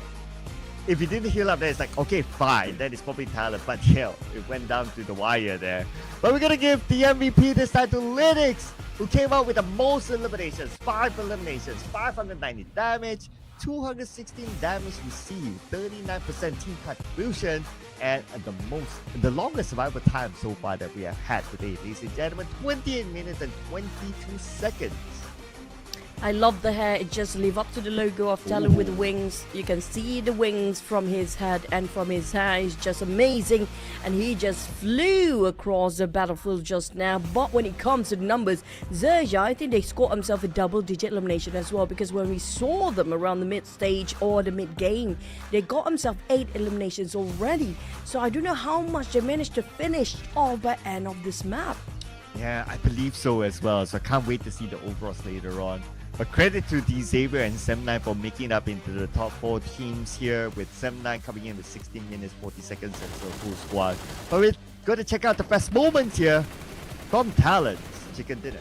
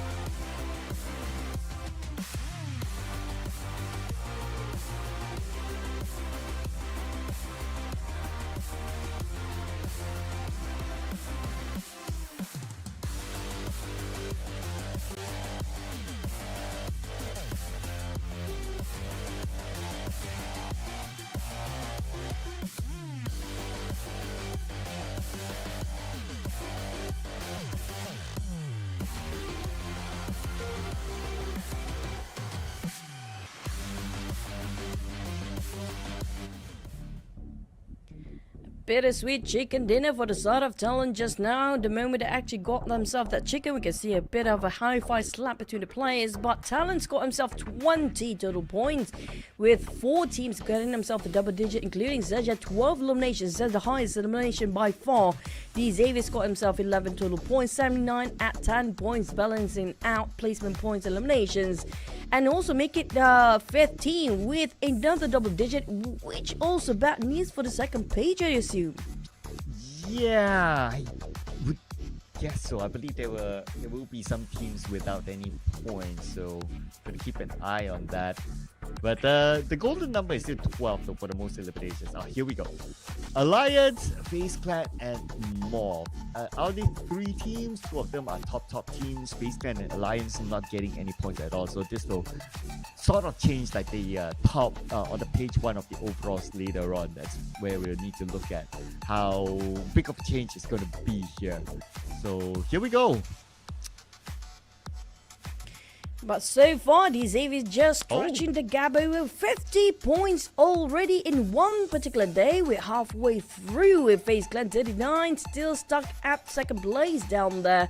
While VOIN Donkey is still stagnant at 29 points in total. At place XERXIA at 29 points as well.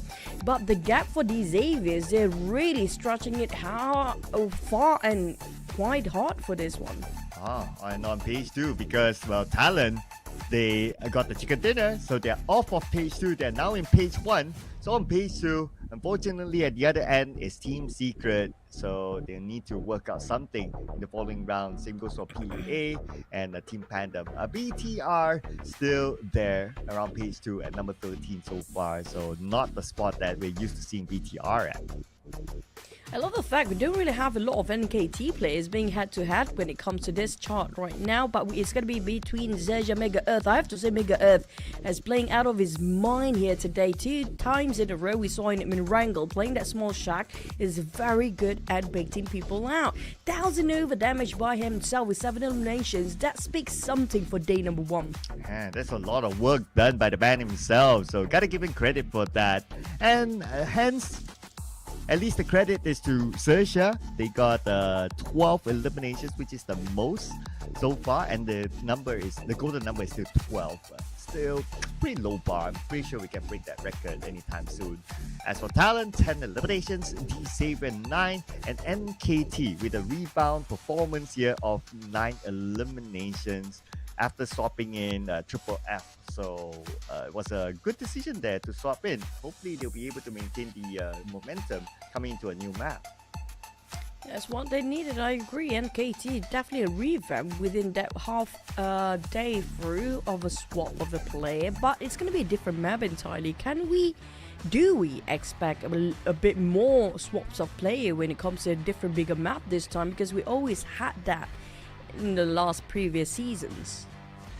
Yeah, so that's what we got to keep an eye on, right, for NKT, because we're moving on to a new map. Like what you said, Miramar is going to be played for the first time this season in this PMSL. So we're going to play 2 Miramars back to back before we end the day. So Miramar, well, I mean, it's a way bigger map, lots of space. So we don't know what to expect. Yes, it's going to be the first Miramar. Whether there will be early clashes or not, that's something that we'll be looking forward to. It's kind of true. It's down to the players whether they want to bring the momentum up. Can we actually see a bit more aggressive being showcased, or we have probably going to start it off a very peaceful start, because it's the first Miramar for every single team out there, and everybody's a bit more on the toes when it comes to the first of everything and the first day here as well.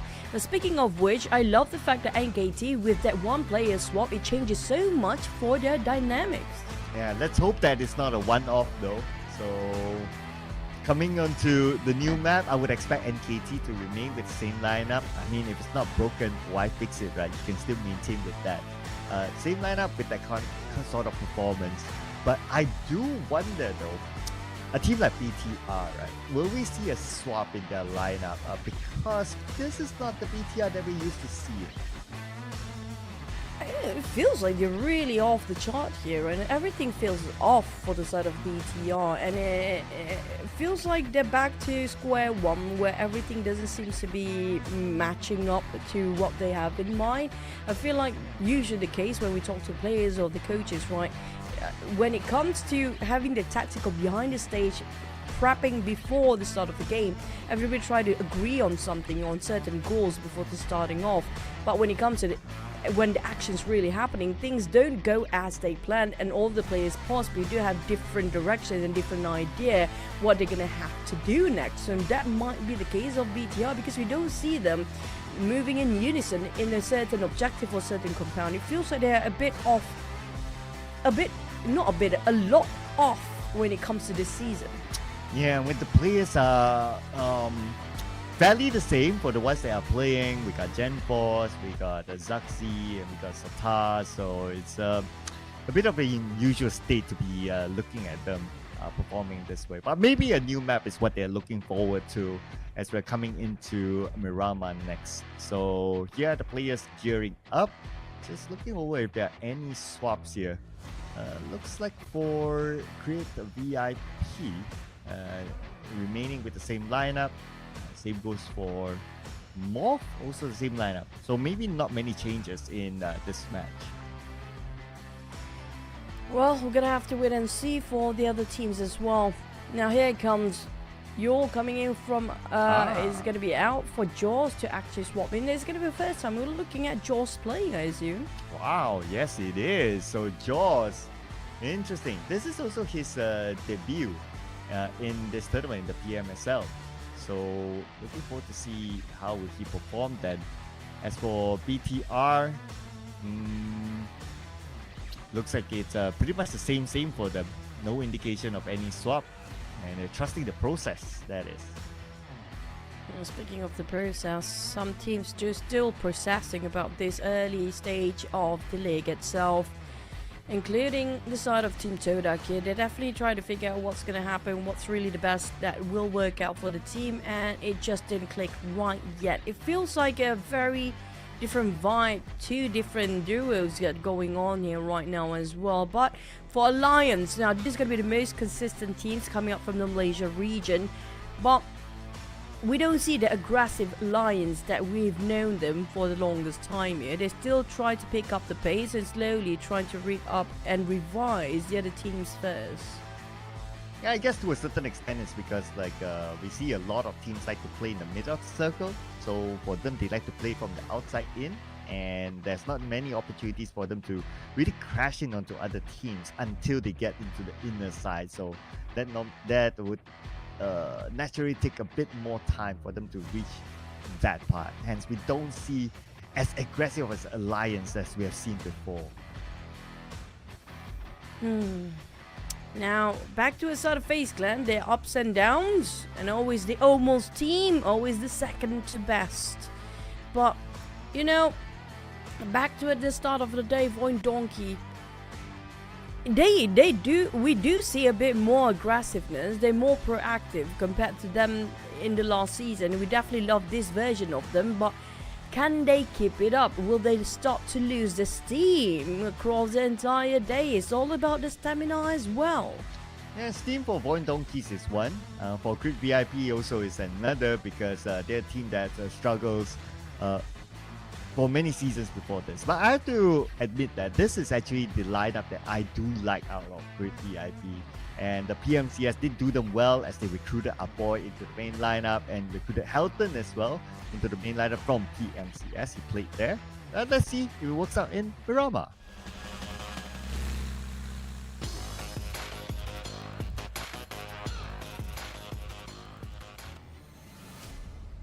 Here comes the biggest map of them all, with almost 90% of land towards sea ratio. Don't tell me we ended up right on top of the middle of the sea when it comes to the circle later on.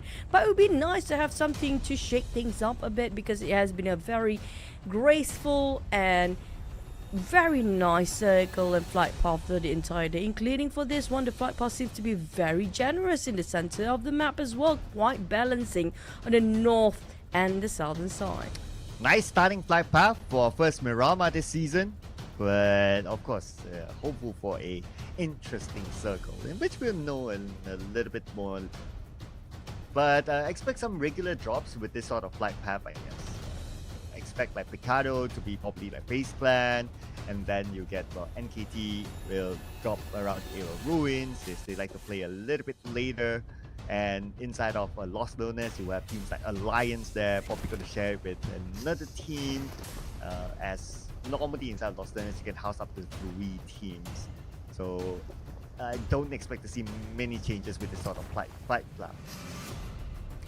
Now, for first week, usually, I mean first day especially, we don't see a lot of players will try to resort to Patona even Minas Desto because they don't need to. They definitely, everybody have their confidence level at the very top right now, but it will start to diminish once they try to fight for the same compound for the multiple times for the second checkpoint. As when they work out, things will get changed when it comes to the second week. But we do have quite an early drop nearby to each other, XERXIA and PANDUM player Billboard. Billboard, the thing is a bit of a solo player compared to all the others we saw early on today. So Billboard, he might actually do something that's unpredictable aside from his team here. He might actually just go in for XERXIA.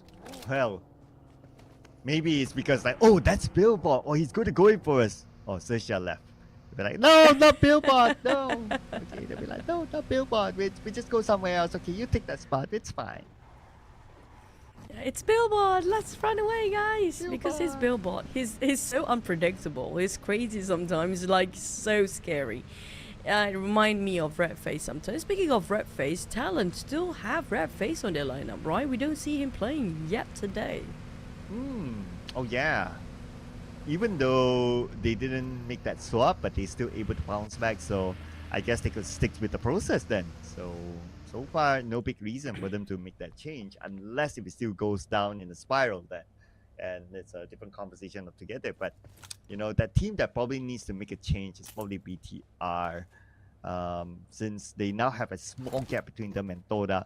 And let's not also forget, because we're looking for the top 8, right?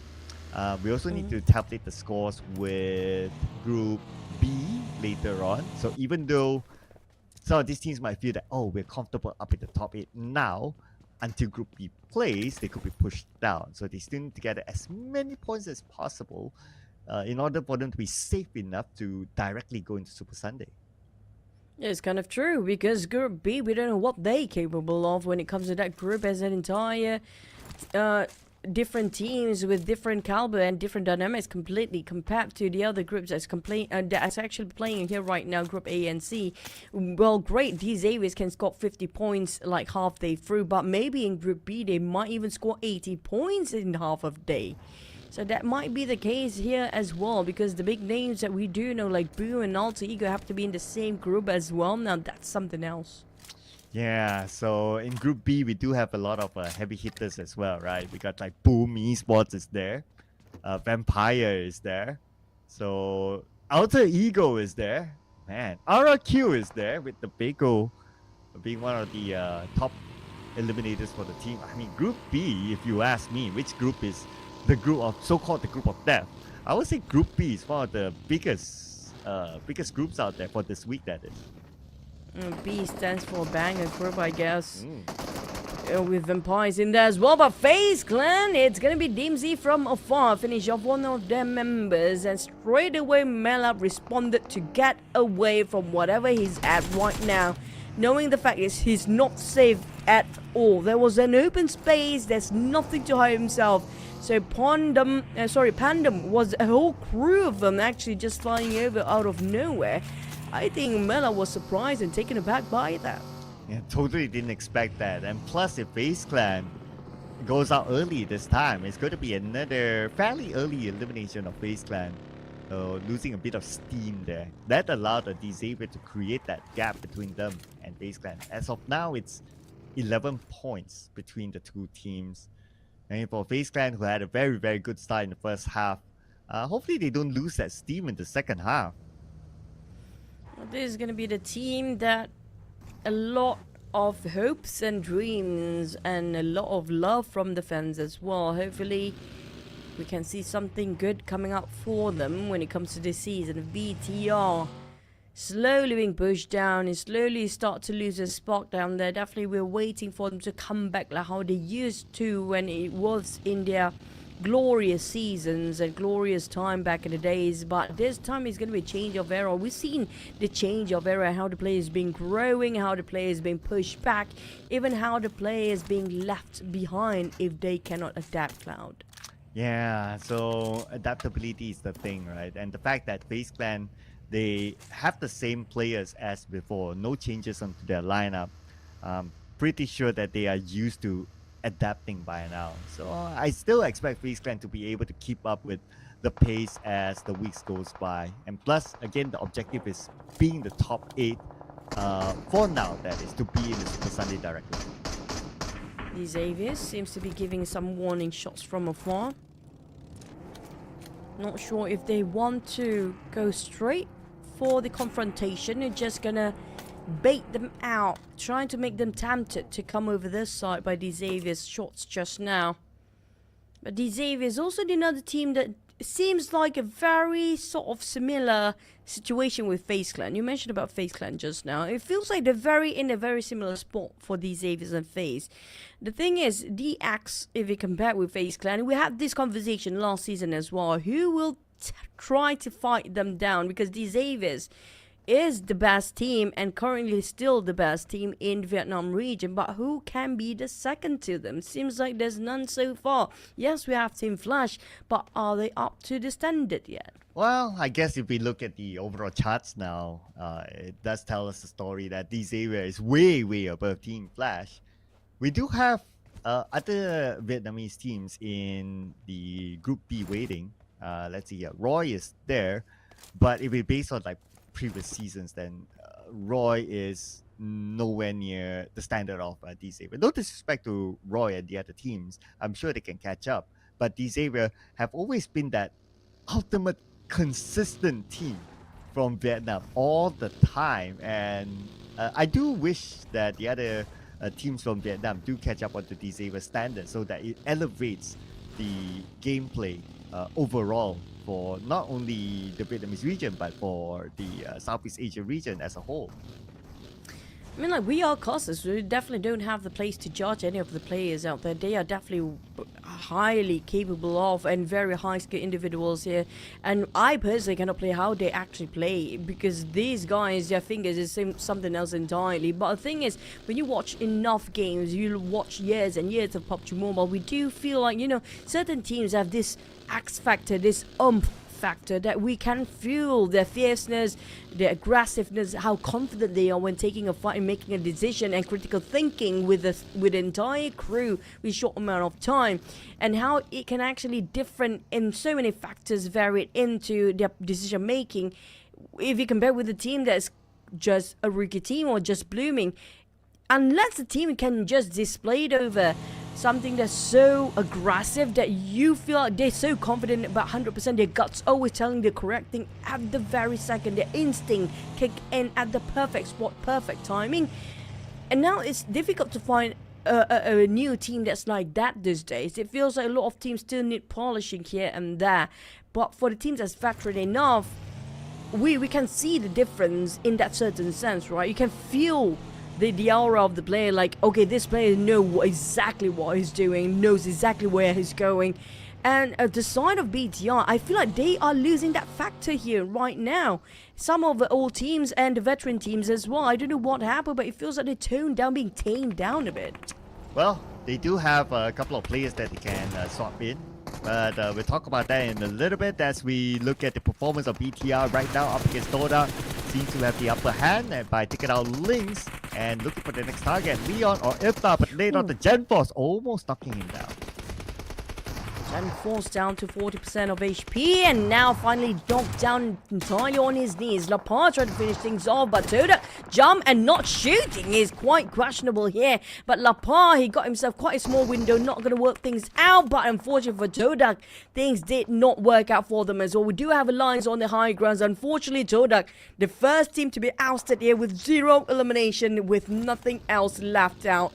But Alliance, will they confront against BTR? Will they back down? Ooh, okay. Looking at the mini map right now, looks like they're not truly prepared for it, as another team is across the road as well. So, probably great judgment there by Alliance, because if they went on to BTR, like the other team across the road would be the third party after they're done. And we've seen that happen before. So that's why Alliance thought to themselves that, okay, it's not worth it to be third party by another team while they're fighting with BTR and nobody wins at the end of the day. So they will leave it for now. And KT, they still have the same lineup. Triple F going to be in the roster here instead of Mr. Joe. But Joker got himself at mini 14 with an 8-time scope. Definitely going to be a big play and big advantage if it actually scored himself a best compound to work with. But unfortunately for NKT, the circle just shifted away. It's just going to be in between Haseda the Patron and the truck stop, just around the junction area where FaZe Clan again. FaZe Clan, I think the entire day they always got themselves the center of the circle every single stage. Well, let's see here. So they came for Picado and they play in the middle of the circle. Okay, straight up movement by them. And it was great the fact that even though the circle shifted towards the right side, they still have that circle and they move with the circle. And they move fairly quick, I must say. So they secured a good spot before other teams. But now they have to defend their good spot up against another team here. And that's going to be MORPH with Zero going down. And Zero seems to be the only one from MORPH in this house. Yeah, Mela tried to reposition himself and scat out the rest of MORPH players who just approaching. Onsen's managed to finish off Zero. And Onsen's holding the ground by himself. But the problem is, it's not just MORPH they have to deal things with. It's going to be VOIN Donkey as well. Onsen's just going to pop the smoke. Hopefully he tried to get himself to the next building where his mates are. He prepped himself the hand grenade. But back to a set of talent, they resort to those high grounds. We do know when it comes to Miramar, it's always about the high grounds. But at the edge of the circle, I don't know about this. Maybe the next one will be great if it still favors here. But Alliance already being up there before, way before where Talon heading into. I'm not sure that's going to be the right decision for Talon to just commit to this fight.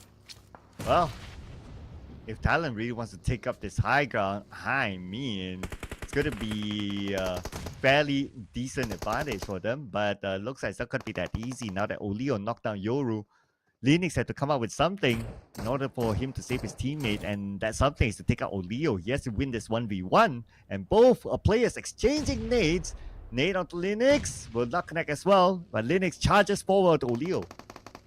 And it looked trying to finish off Yoru, but Yoru managed to slide down, but Linux got himself some covers with the rocks that will blinding Oleo for a bit. Not going to see that through. Leon's waiting on the other end. Just waiting if he can actually secure the angle. Axel's got out on Jimmy. Leon's decided, you know what, I cannot sit and wait anymore. But there's also 7-9 from the other side. This is not going to be great on the side of Talon, but it's doable still with the curvature and also the nook and cranny around the rock. I also noticed that Yoru denied himself away. So, well, it's just too late for Linux now. He has to finish up the job perhaps. But let's see where will the circle go as well. That will probably affect his decision. Linux still not with a 1v1 now. I think Luke is together with Oleo, so it's a 1v2. As we observe the circle, so that high ground is no longer valuable as the circle shifts away. As the circle shifts, also we still have FaZe Clan in the center. The Xaviers is following pursuit there. But we do have PA greeting over Crave VIP. They're moving in parallel motion. Both are actually angling themselves to a side of FaZe Clan, navigating themselves to the center and pull back all the way since they heard those vehicles coming into the same direction. For Misery and Linux, Talon is still committed to get those high grounds, but it's still worth fighting for at this point. It's hardly worth if you ask me, because there's no circle. But even if they want to get away, like there's so much open space, it could be shot down by Alliance from the high ground. But speaking about high ground, Bobo Fu has won over Axel, and it will secure that elimination point. So that's going to be point number 2 here for Sem9. And Sem9 is still in the mix, and they do have the inner part of the circle, so they have the advantage of blocking out those teams, especially from that high ground who wants to come in. Definitely will thin out the crowd that coming out from the south just by Sam9 gatekeeping this two team. Talon and Alliance have to deal with Sam9 regardless whatever their situation and their decision will be next. But for the side of Sam9, there's definitely a huge advantage for them to just farm for more eliminations. Why not? All they need to do is just wait it out. But the thing is, partially of the Alliance players already inside of the circle as well. And now Luke got finished off almost by Misery. And there you go. He's down on his knees. But for Talon, they're left with only one last player inside of Inner Circle. Next, we have Team Flash versus NKT. Oh, Batman went down immediately. NKT fighting back by the rim of the circle. And there's still BARUZ still on the outer side. Man, it's going to be the final member of Team Flash now. BARUZ with the AUG. What he can do about this? I mean, he's on the lower ground and the God is going to rush in for him. The God gets a good clear shot. The God fired back. The God takes a bit of damage there. But his other teammates can follow up as BARUZ try to climb the high ground. But there's not enough space for him to do so. But on the other side, it's actually Zeta who got him instead. Zeta, I don't know how his eyes actually works, man. He just sees through everything. It feels like he got himself in still X-ray vision in his eyes or something. He can just see things through and so far off as well. And KT repositioned himself in the better spot, knowing the fact they're at the edge of the circle. But VOIN, Donkey, waiting for them to make a mistake. If they misplace themselves for one tiny bit, it's going to be Zeta shooting them down. Well, Zeta looking for more now. And he does a backup together with him. Okay, looking for the members of NKT to reveal themselves. And we have Triple F now rushing towards Vexy. Vexy retreating back to his teammates so that he's in a better position. Triple F still looking for more information as now Zeta takes advantage of it. Triple F totally didn't expect that. Zeta almost got the knockdown, but Triple F is still alright. Here comes the rush. He's hunting. He's just really crazy for blood here right now for Zeta. Look how aggressively he tried to approach every angle possible, not leaving any space for NKT to find covers. Yeah, the GOAT on the other hand, the GOT, he got himself a better position, but the circle will shift and shrink even further more. Will favors the one actually on the north or still in the center, slightly bit north and just a bit more towards the left side. These Avis got the center, while FaZe Clan also can play the gatekeepers here against Team Secret, PA, Crew, VIP, even XERXIA at this point. But in KT, they might still be busy against VOIN, Donkey, and MORPH at the same time. Well, things are going to get hot and busy now for a lot of these teams, especially on the right side. When we saw the circle earlier on, and like what you said, FaZe Clan happy to play the gatekeeping role. But Team Secret now playing the gatekeeper role against PEA. Let's see how will they fight back as PA now finding that opening and they're spreading out right now, finding different entry points. But little do they know that there are also other teams across the road waiting for them. One of them is going to be Measy. Frankie, PA coming in. Spot out Team Secret. They docked themselves at the point of the higher ground advantage. Just pulled over right across Team Secret. But at least Team Secret, they have a bit of a valley in between. There's trench where they can actually hide themselves there. BTL coming off from the side, but break the moment he tried to hide himself in the trench. He got shot down by Measy. And Measy, he doesn't have those hand grenades. It will be a big advantage if he actually does have those in stores. But Kido coming up from behind, but Measy got naded down by GK. Nice nade by GK into the face. And now Kido tries to follow up. Kido now pretty low. Kido immediately punished by GK again. GK is really being the bane for PA right now. But Team Secret still got eliminated. Nice follow-up by PEA, but they need to recover quickly because other teams are coming by. Especially Crit VIP right now is going to follow up. Will they follow up or will they fall out entirely? Feels like they want to back out instead of Crit VIP. Spot out the rest of FaZe Clan. Kind of creeps out Hilton. He tried to back out and try to find himself a better spot there. This gives so much space and time for PA to reset themselves. But for Crit VIP, they are spreading out thin between themselves. And the Dom is a bit too far from the rest of PA. Frankie managed to revive on Mizzy. And he repositioned himself back towards the back line, giving a bit of a support fire. They definitely heard those footsteps coming up from Create VIP. Here comes the Nate. They try to take down, but we do have another team that's going to be biting the dust. That's going to be two teams having another dominating, which can be BTR as well. There's a lot of teams being eliminated back to back right now. Well. BTR, so far so good for them. With 5 eliminations in hand by now. But let's see if XERXIA can add to their eliminations. They only got 1 so far. And they need to block off Crit VIP. With VIP finding their way through. Now, checking their options. Whether they want to take the south or the north side. As for TALON, out. Unfortunately, this time, not able to secure any more points other than the 2 points that they've collected through eliminations. But for Crit VIP, here we go on to PEA. VIP not wasting no more time, just gonna go in against BA and Putra spot him now. And here comes the finishing touch on the side of Create VIP, executing the plays being knocked down before translating to 1 point, leaving PA with only 1 player left, which can be Measy. And I said the Patron will be the next last few circles. These Xaviers will take the center, and PA last player finished off by XERXIA just now, alongside with Create VIP, giving the extra fires as well. 3 teams at the outskirts of the blue zone on the a bit more towards the right side of the circle. Make it 4 right now. All of them touching the rim. But the one that's going to be the hardest one to get in is going to be XERXIA right now. Yeah, I mean, right now, I would say that one of the hardest ones to get in is also Crit VIP. Because there's so many teams still around them. Okay, XERXIA, like what you said, is hard enough as well for them. Now that they're being rushed in by Crit VIP, only Megamind left. And it's going to be a 1v4. I doubt you'll be able to get out of this. And that is it. XERXIA eliminated at number 9. 1 elimination point. No other point other than the elimination point for them this time.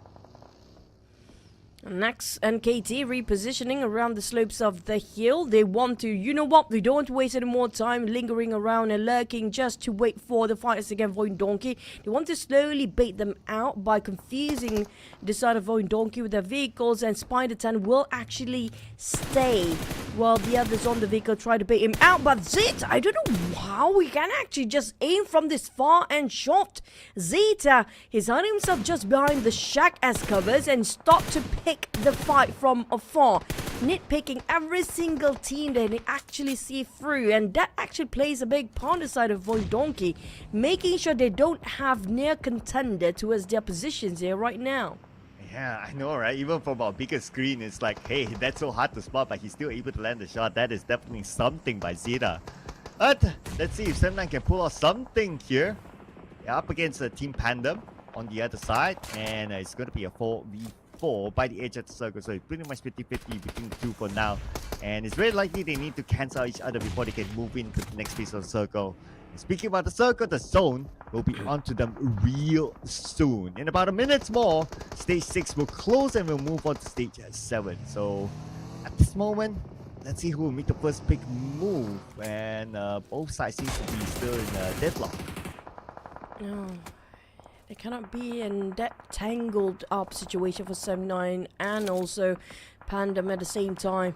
Taking it too long, definitely time's ticking, and time is their enemy right now. BTR also pretty much in the same spot as the side of 7-9, but at least they try to give a bit of more firepower to the side of 7-9, giving the pressure so they cannot advance and give the space to the side of BTR to advance instead. But for BTR, are they not aware? They definitely are aware there's going to be a lot of teams on their right side here right now on the northern side, but for Gen Force, it's time to take down on 7-9 players or even try to stop the mobilization. But Firen coming up from the shots fired back against Gen Force, just knock him down with the headshot. Oh, but the distraction might cost them, as Jobranki will take advantage of it by tossing a nade to get a knockdown to Firen.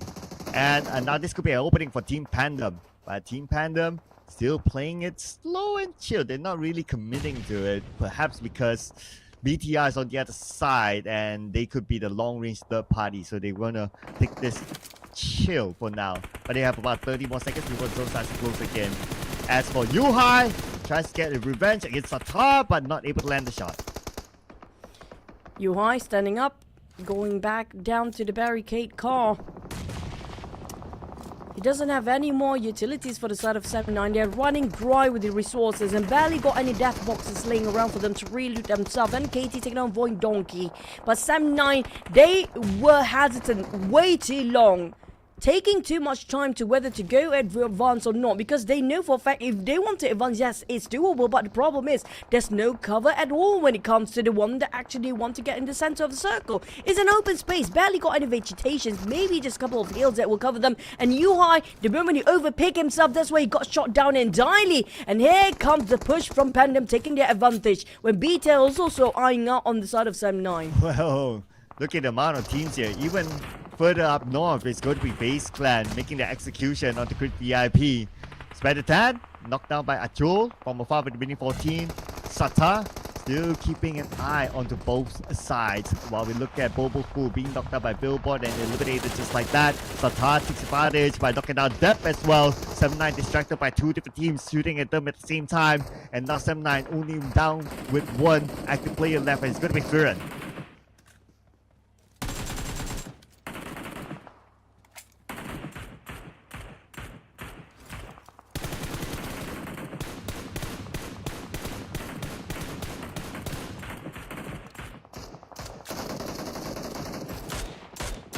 Here we go. So it looks like these teams are exchanging bullets with each other as FAZE Clan. 5 eliminations now, currently dominating with 3 players. NKT is at number 6 with 7 eliminations. And now PANDUM. Wow. As long as that fight stood, they're still in the game as a full squad. And now they do have power to circle, with circle somewhat favoring them. Achul. Now back to a side of Panda Billbot. 7-9 couldn't survive it through, down to only 4 teams. These Xaviers, they've been quiet for quite a bit. We don't see a lot of these Xaviers, and finally they're adding themselves into the fray. And they're coming out from the northern side of the full squad. Here comes greeting PANDUM from behind. Billbot surprised probably by it, but Levi just taking on Achul as a 1v1 fight. Oh, Lapa, wait a second. Not too sure what happened there, but looks like a vehicle accident. Not too sure. But anyway, right now, these Xavier are going to take advantage of everything, all the fights that happened earlier on. And one by one, the members of Team PANDUM now being knocked down and being eliminated by these Xavier. And they will take the points for themselves. 5 eliminations now for these Xavier. They're currently dominating and they're looking for more. Billboard just behind that stone. That could be the next target. PANDUM down to only 1 player. That's going to be Billbot in between the crowd who tried to take him down. Oh, it's a confrontation for Lamborghini, taking the fight head on and straight off the bat. These Xaviers, it's going to be 3v1. FAZE Clan last player managed to revive on and have a bit of a reset just now. Onzens and Venturis. The classical duo in Miramar for FAZE Clan players here to work things out, but Paragin not making it easy for them. Levi's trying to go for the off angle, taking the front, but Levi couldn't last long enough. But at least he got 1. It's down to last player for FAZE Clan. Oh, well. Looks like these Xavier might score the second chicken dinner today. And yes, they will. It's only day number 1, but we have already seen a team with a double chicken dinner in a single day. And as usual, these Xavier, not the most celebratory of the teams, but still, they got the business in the bag. As long the business is a done deal, I mean, everything is a good to go for them. And they know it's a bit too early for them to celebrate just yet, because tomorrow is going to be a different group entirely. They have no clue what the other group will have to offer. But so far, when it comes to Group A versus Group C, we can see the dominance and also the domination coming out from the side of the Xaviers, taking the gap even further more. Now, in the total points, yeah, they definitely almost scored a double digit, but not close enough. 4, 5. How much is it? 5? Oh, it's double digit. 11 eliminations by now. Yeah, it's 11 eliminations. Wow, okay. Still maintaining the pace here in terms of eliminations as well, on top of their chicken dinners and their placement. So great work this time, and the best part is that they did not lose anyone at all, so they didn't give away any points. But we're gonna give the MVP, Levi's, again. 3 eliminations, 799 damage, 221 damage received with a 26% team contribution. And despite it being a bigger map, it's not the longest survival time, but it's still the longest among all the other teams here with 27 minutes 40 seconds. Twice in a day for the MVP for Levi and 2 times for today for the chicken dinner of the Xavier. They're definitely setting the bar high for day 1 of the Southeast Asia PMSL 2024 Fall. But when it comes to the least amount of time for a full squad, it's going to be FaZe Clan. 4 minutes and 26 seconds, and they've been playing a lot of the game as a trio. Yes, and we got to give it to BTR, FaZe Clan, and Team PANDUM. Great work by these teams. FaZe Clan, like what you say, 4 minutes 26 seconds. I believe that's one of the lowest that we've seen so far to be the top 4. But let's check out the best moments here. Second chicken dinner today by the Xavier.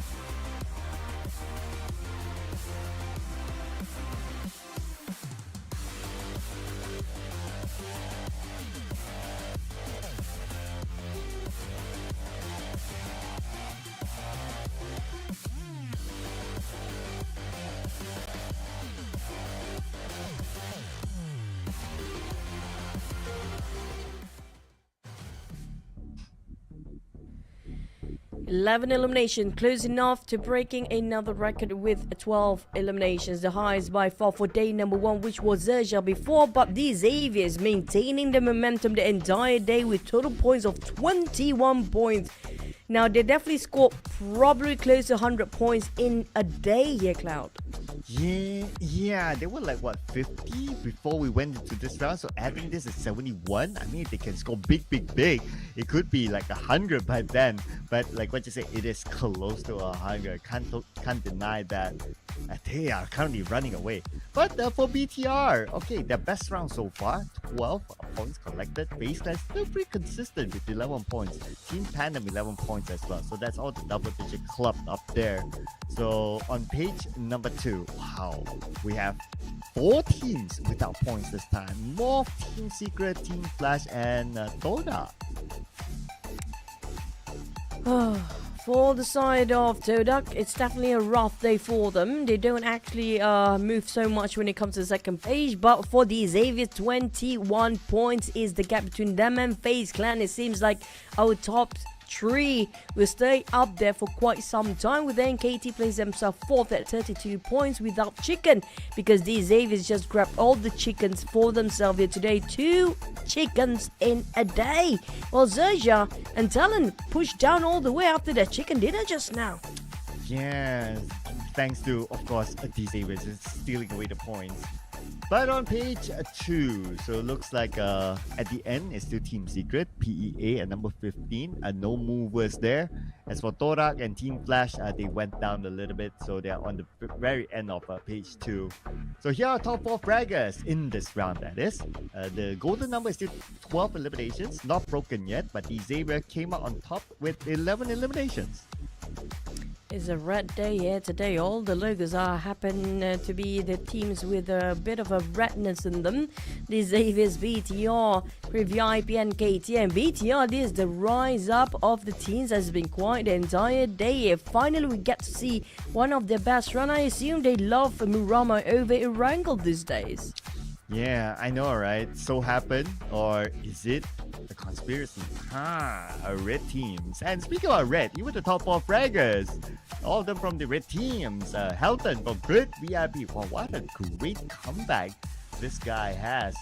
The last we saw him on the professional stage was with Team Secret, when Team Secret Malaysia was still in the game.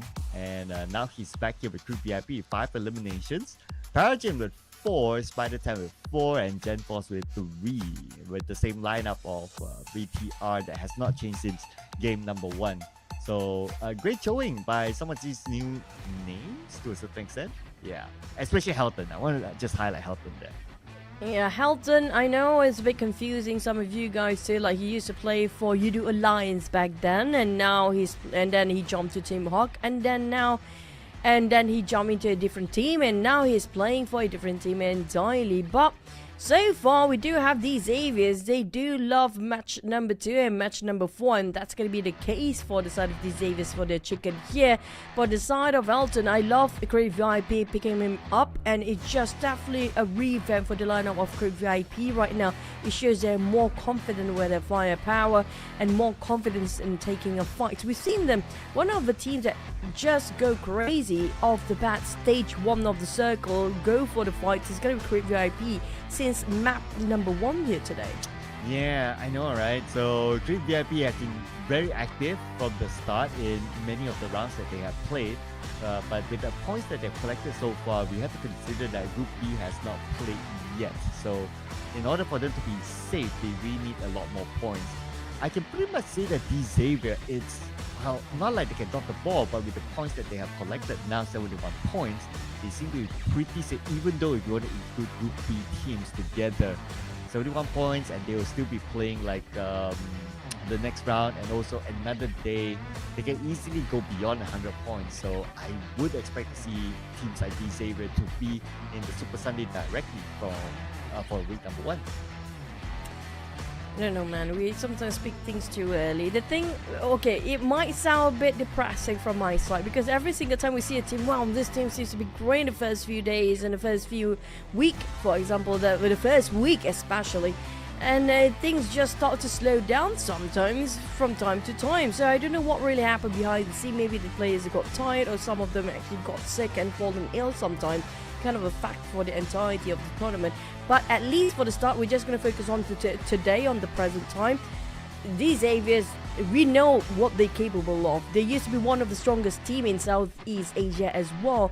But are they willing to just push it all the way once more this season to just maintain it at number 1? Can they actually do it? I'm actually looking at like last season's record, right? So I would say on average, like to be in the top 8, right? Directly on Super Sunday, the record is about above 80 points. So 82 was the 81 was the lowest, and then you got 82, and then you got 86. So I would say that 80 and above, then I guess teams can start to say that, hey, you know what, we'll probably did enough based on last season's record. Oh god, I think probably it won't be that far off for this seasons too. Usually that's going to be the standard bar for most of every single season, right? So yeah, I assume when it comes to the Super Sunday, these Xaviers definitely have almost 100% chance of it by now, because we do have like only 1 day to perform for all the points. And speaking of which, Super Sunday is where the PMGC points really do make a difference later on. So there's a lot at stake for the teams up there, especially the teams that almost got themselves into the PMGC points at number 1 for each of their respective region. Now, for the teams that actually at the very bottom, they don't have time to rest anymore. We're talking about this going to be the last map of the day, and they only have 2 more days of play, which is going to be for Group C. It's going to be 2 more days to go. 1 more day to go. 1 more day to go, and that's it. Yeah, and if you, speaking about the PMGC points, if they want to have a shot at PMGC points for respective countries, then they need to make it into the grand finals. If not, they will lose out on the potential points for the grand finals, right? But and also if they make it to the grand finals, they will have a shot. There's like 2 types of shots, right? So one is the top 5 in the grand finals, and then the other one is the number 1 from each region. So there's actually a lot of slots. We're talking about like what, at least 9 slots from the Southeast Asia region itself. Man, that is plenty. And if teams can't make it to PMGC, I mean, it's quite a bummer because there's so many slots open. Well, it is what it is. Sorry. But when it comes to the points and the slot, we're going to push it out for later. Right now, it's down to the last Miramar map. We do know for sure that coming up from the teams, especially when it comes to teams that not really performing in Erangel. We talked about these teams, example here, BTR, even on the side of the VOIN. Doggy seems to be a bit struggling when it comes to Miramar. I do see that they're more comfortable in the Erangel map itself. But for Great VIP, I want to highlight them because of how aggressive they can actually get in every single map here today, despite of how big or small the map is going to be. And also the teams that we also have to give a bit of a highlight, I think probably NKT here. I feel like NKT, it's not their full potential yet. We can see more out of them with this lineup here. Well, it's been 2 rounds that they've been doing fairly well, I must say. So if they can do it another round, then I guess it's a testament to this lineup should remain maybe for the start of their next campaign or the next day that they will be playing. So for NKT, just to look at, so they are from group, okay, so NKT, so they are from group, let's see here, A. So that means that they will still be playing tomorrow. No, they won't be playing tomorrow. They'll be taking a break. So they'll be playing on the 3rd day. They will give them more time to like kind of relook at what's actually happening. So a bit of a good advantage there. I don't know, is it a good advantage or not? Like, especially when you start to get yourself some momentum, right? And then tomorrow you have to have a bit of a break. That break will actually make or break you kind of stop that pause. When you already have the momentum, you want just to go for it every single day because it's still fresh in your memory, it's still fresh in your muscle memory as well about how you performed yesterday. And sometimes a bit of a longer pause will actually cause the entire team as well.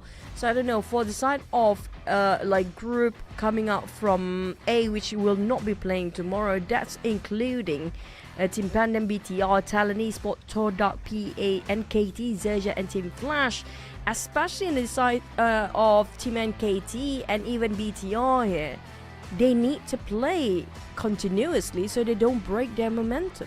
Yeah, I guess to a certain extent, it's whether you see the cup half full or half empty, right? So it's that sort of thing. But I guess what we've seen from previous seasons is that most importantly, you are playing on the final day.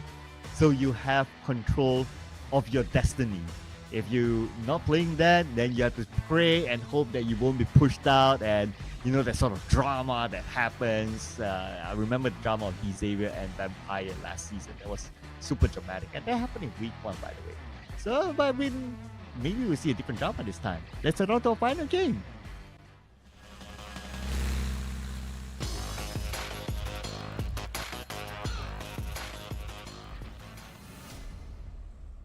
Just within the blink of an eye, we're almost down to we are already at our last map of the day here in our first day of the PMSL Southeast Asia 2024 Fall. And speaking of the last map, well, it favors a bit more towards the down south. Chumatera, Los Leones, La Bandita, up to Minas Generales. That's going to be the flight path for now. But speaking of which, Cloud, you mentioned about being the group that's going to be having a bit more advantage to actually have a bit of a control when you actually get to play on Friday. Then I feel like the most fortunate group in that case, in that certain rotation of grouping, then it will probably be Group B. You get to see the teams that actually have to play here today while revising about their positions, and you get to actually go against the team on the last day as well. Yeah, absolutely. I mean, teams in Group B, they'll be having the best time. I do agree with that. And to add on, the fact that teams in Group B, they are some of the biggest teams there. So it will make things a bit more fun when it comes to tomorrow. So can't wait to see the inclusion of Group B into the mix tomorrow onwards. So teams from Group A and C, they got to make the most out of the absence of Group B. Now, looking at the first circle, going to get a loss known as centered circle as a start. Now, whether it ends up there or not, we will need to wait and see. But of course, being not a fan of urban warfare, hopefully it goes out to somewhere out in the open instead. Feels like it's going to be South Los Leones. We know this kind of circle love to pull it down south all the way later on.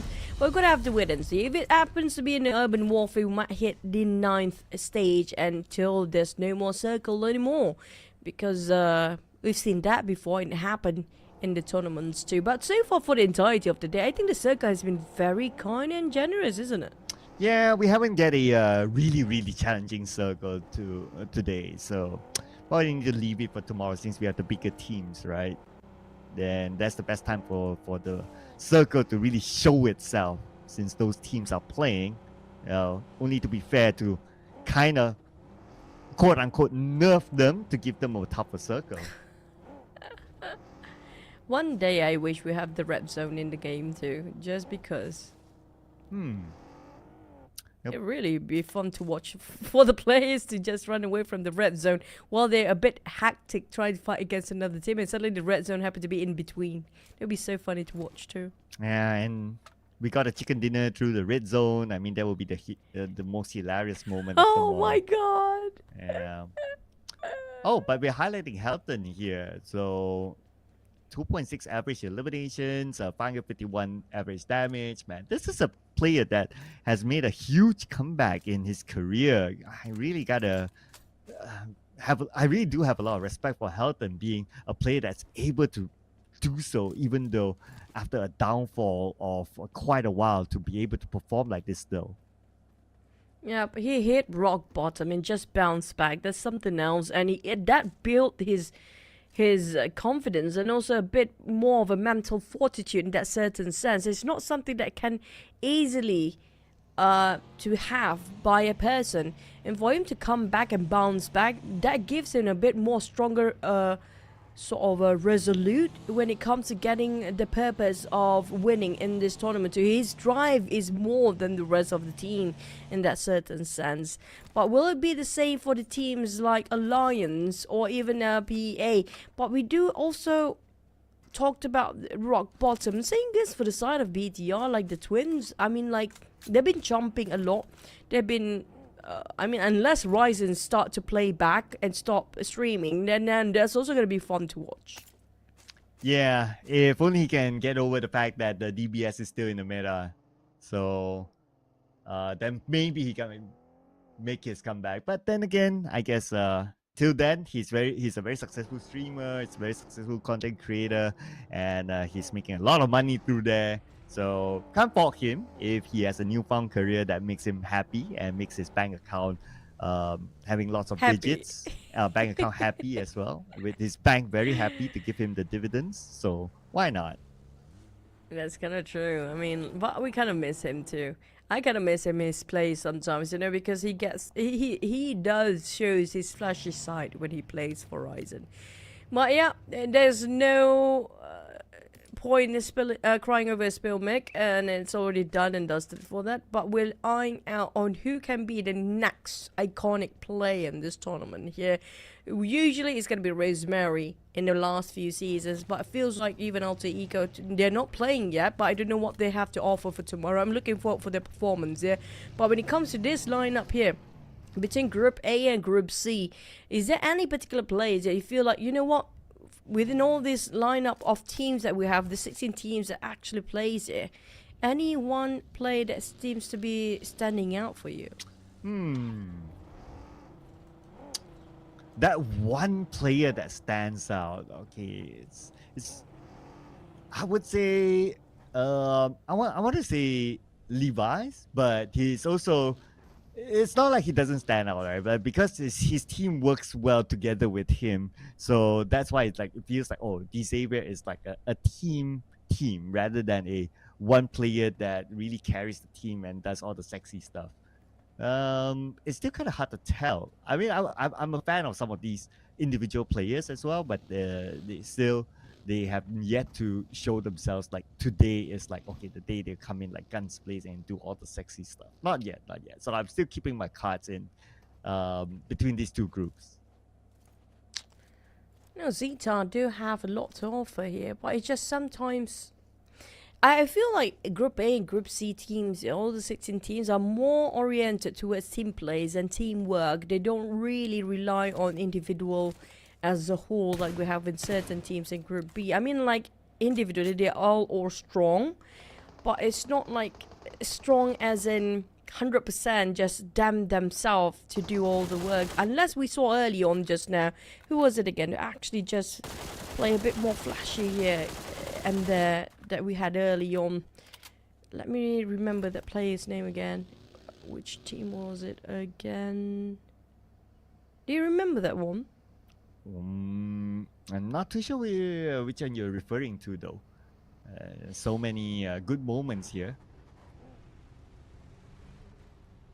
I'm trying to recall it. Okay. He was fighting against Team Secret, I think. Okay. Maybe sometimes it will come back when you're not really thinking too hard about it. You know, it's like I think you it was lose probably an item. Helton just now. Okay. Because Team Secret fought a lot with also Create VIP. I'm trying to recall it, but never mind. I try to rewatch the VODs later on. But I think that's going to be the player that really have a bit of extra oomph when it comes to all the players lined up here today. But for BTR, Jam Force used to be that player as well, you know? That player that can actually do a lot of things individually. But when it comes to him in this lineup, it feels like everybody kind of, probably because all individual skills are very high up, and it feels like they try to sync up more with the players, I guess. It kind of look everybody the same here. Well, let's see if Zeta can be one of the standout players. You did mention about him now that he's up against Grid VIP for one of the key spots in this second stage circle. This is going to be a worthwhile fight of whoever wins this. And Grid VIP Putra is going to get the first knockdown to Zeta. Zeta needs to be safe. Putra healing up, but they'll need to win this fight before they'll be able to pick up his teammate. Mineral is going to come in from the other side. Mineral needs to win the fight from the lower ground. Mineral knocked out as well. And that's going to be the loss of VOIN Donkey. Unfortunately, they worked things out, and Crib VIP seems to be taking the reign over VOIN Donkey's high grounds just now. But it's not done and dusted yet. For VOIN Donkey, it's not a complete obliteration. They do have one more player left. They're trying to find the one that had been knocked down early on, which is going to be Vaxi. But that one more player is quite far apart from Vaxi. There's no way for him to actually save his mate. I think he's going to play the survival game as per usual. That's unfortunately the best that you can do if you're only down to that one player. And there you go. Iron Pro is secured that point. So VOIN Donkeys, unfortunately, one player left. And the worst scenario is that there's 15 other teams left. So it's still many teams that he needs to wait to be eliminated before he can start to gain some points. But for Grid VIP, they're not out of action yet. Looks like they are in the fight with Team Secret. As for Yudu Alliance, man, still can't get it out of my head. Alliance! Yeah, there you go. Gotta shake that off. FaZe Clan is in front of them. Leon, despite he got himself some MVPs here today, Jimmy would need to save him up. Ventora's just arrived. Here comes the rest of Alliance, try to save his teammate, give support. Fiatic Luke just open fire from the side, try to distract Ventora's from pushing in, but unfortunately Leon's still on the ground bleeding out. Moment coming in as well, the flying car, and Ventora's going in solo-handedly without waiting. Moment to arrive just now might actually be a miscalculated action taken in place, and Mormon tried to find anybody across the window, got himself barbecued over the moment he opens the door. Oh, okay. So FaZe Clan, now that we have a little bit of a stalemate, you know what I miss the most about Yudu Alliance? is that every time Judo Alliance gets a chicken dinner, we'll get a text from the boss, Mr. Takman. Yeah. I wonder if we'll still ever get that. So, yeah. Yeah. Hopefully we do. Yeah, hopefully we do. Hopefully we still do. If Takman, you're still watching, you know, we don't mind receiving those stickers. Yeah. It's something nostalgic for us. Yeah. Very nostalgic indeed. And same goes for the side of a nostalgic on the side of FaZe Clan and Alliance. Now they managed to bring back the players up for Alliance. It's going to be 3v3 inside of this compound. Their fourth player actually on the back side giving a bit of support fire because there seems like another team approaching out of nowhere. And that's going to be TALON. Happen to be interested with all the sound that they've made, the noise they've made between the side of FaZe Clan and Alliance here right now. Sam9 happened to be interested coming up from the back line as well. The circle shifted down south like we expect this to happen. XERXIA taking on Crit VIP. Here comes the nade. Managed to dodge by Leon. Oof. Okay. Still in the fight here, but this fight needs to end because they're not in the circle at all. Circle hard shift towards the right side. As for Alliance, try to circle around, but they're still in the stalemate. But the longer they wait, look at the other teams on the minimap. They are now within the edge of the circle, so they can play the gatekeeping role. And whoever wins will still need to fight other teams to get in the circle. FaZe Clan now pop the smoke, hoping to confuse Alliance here.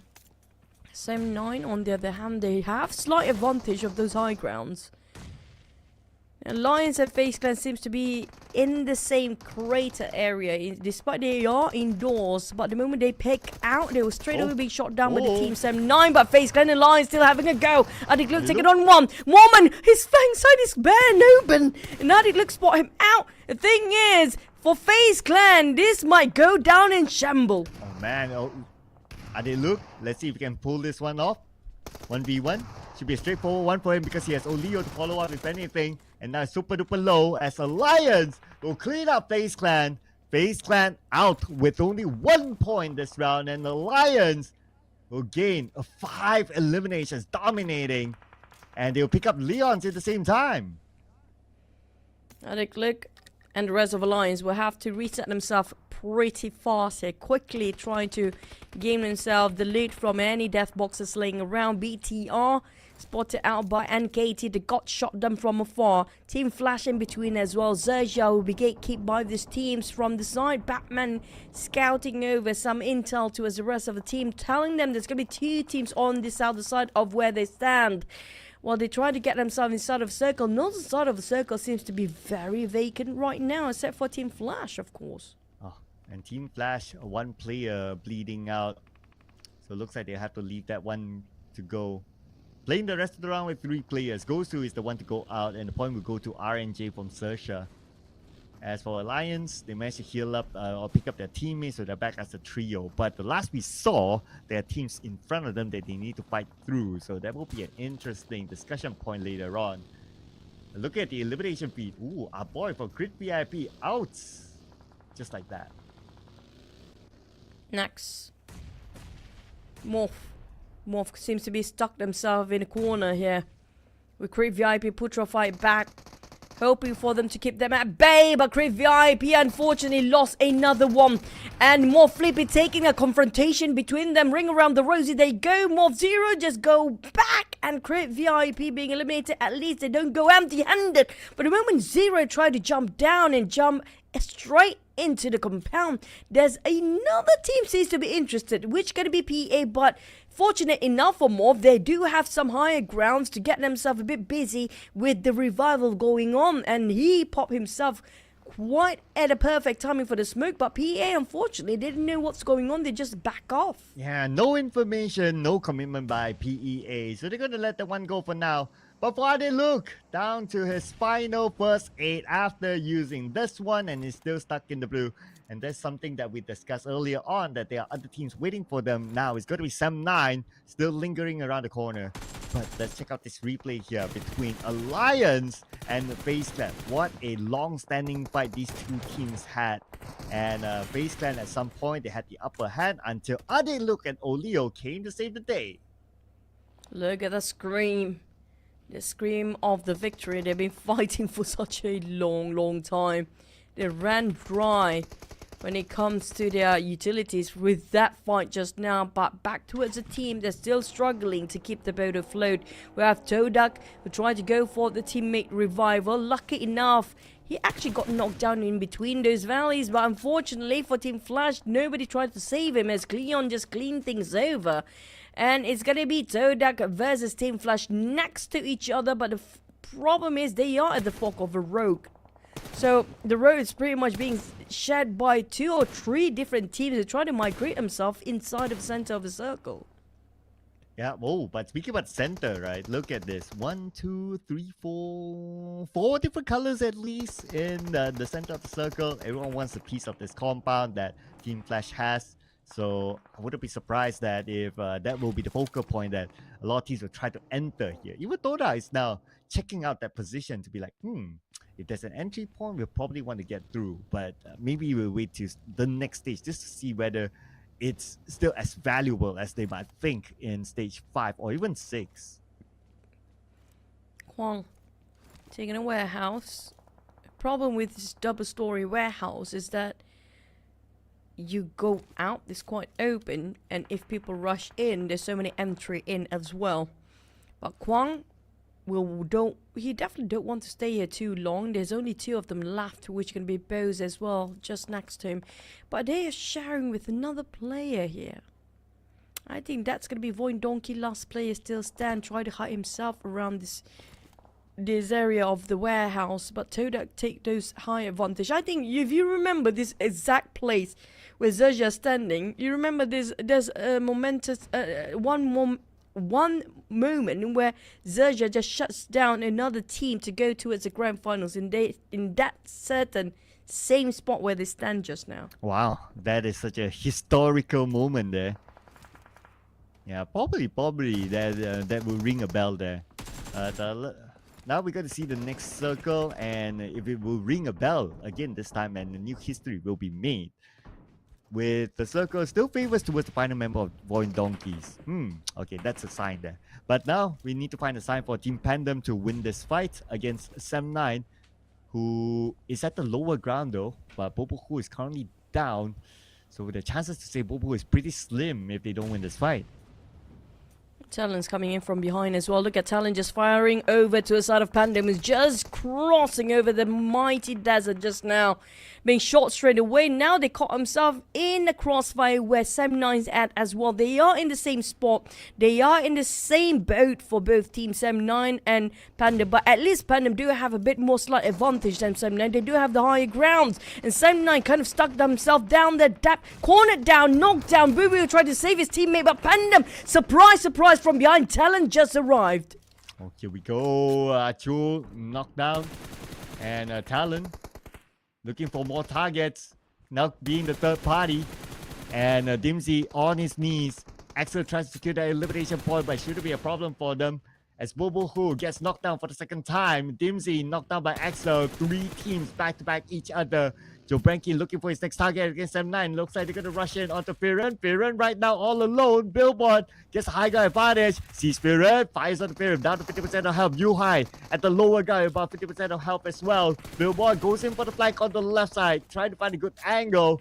But can't seem to do so. And time is not on their side. And the worst part, the Blue Zone start to take in, and they know for a fact that the Blue Zone will close those death boxes. Might as well just keep the loot up and replenish their and restock their resources here. But Zero caught himself in a very tough spot indeed, but he managed to secure on 1 no elimination against XERXIA. XERXIA, they have to climb up against MORPH. MORPH giving so much of a pressure with those double nades dropping down straight in the face of XERXIA, but Mega Earth fought back with his DBS.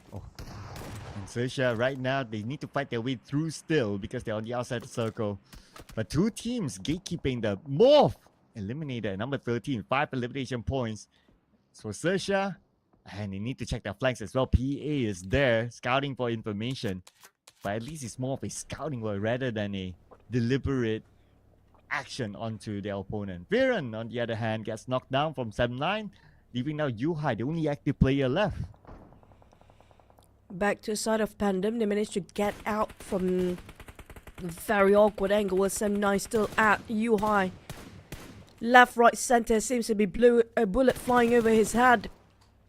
And for PANDUM, despite they trying to square down on Yuhai, Alliance seems to be buying a bit more time for Yuhai as well. 7-9 last player barely get it out alive.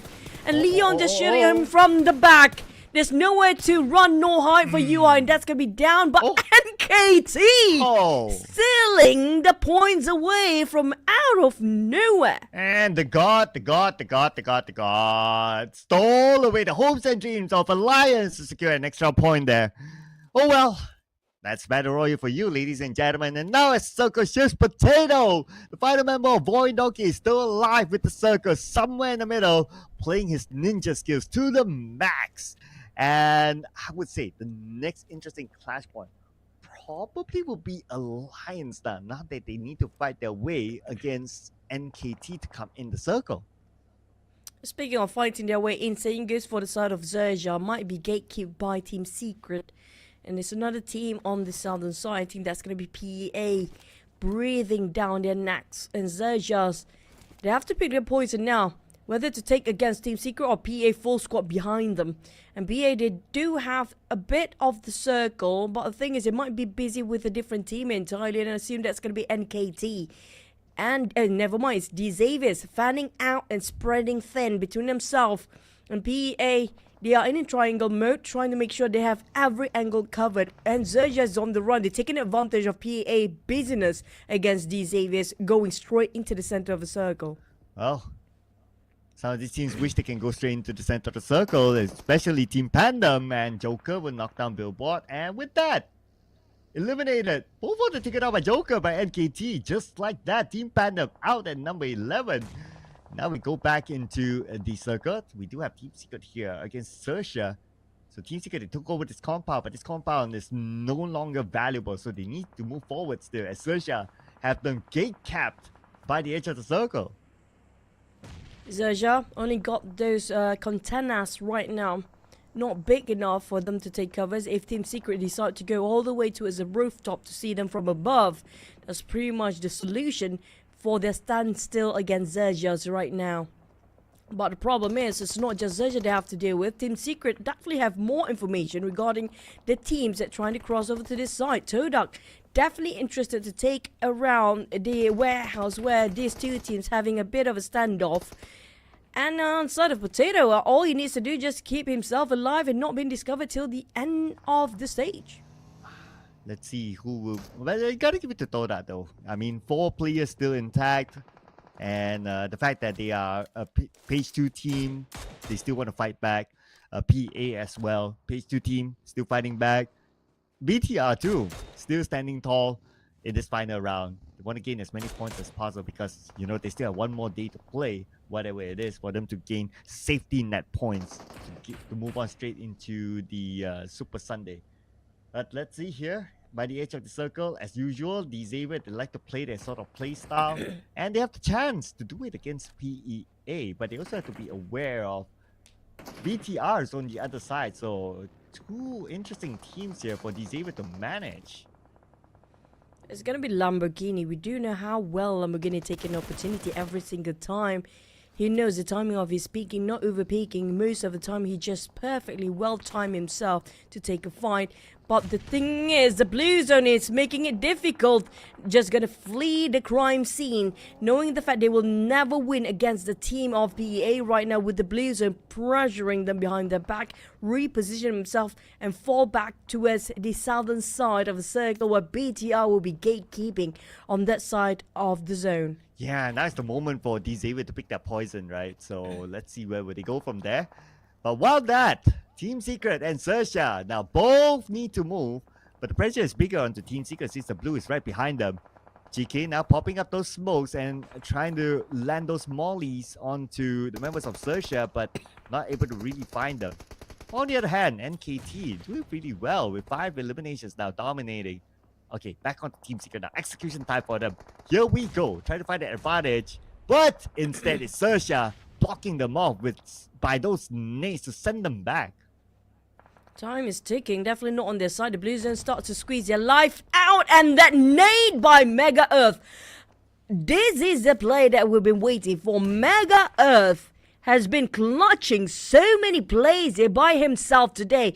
Into Erangel, he played himself with the small shack, and now even in Miramar, he played so well for the team. But next, D Xavier's just rushing straight into BTR. Satar just prepping his nade, waiting for the opening of the doors, but clip just a tiny bit. D Xavier's trying to rush and flush him out. Oh, wrong door. Oh, okay, but still able to flick back, and Virgin gets the knockdown, and you get the advantage by taking out the Starman Satar himself.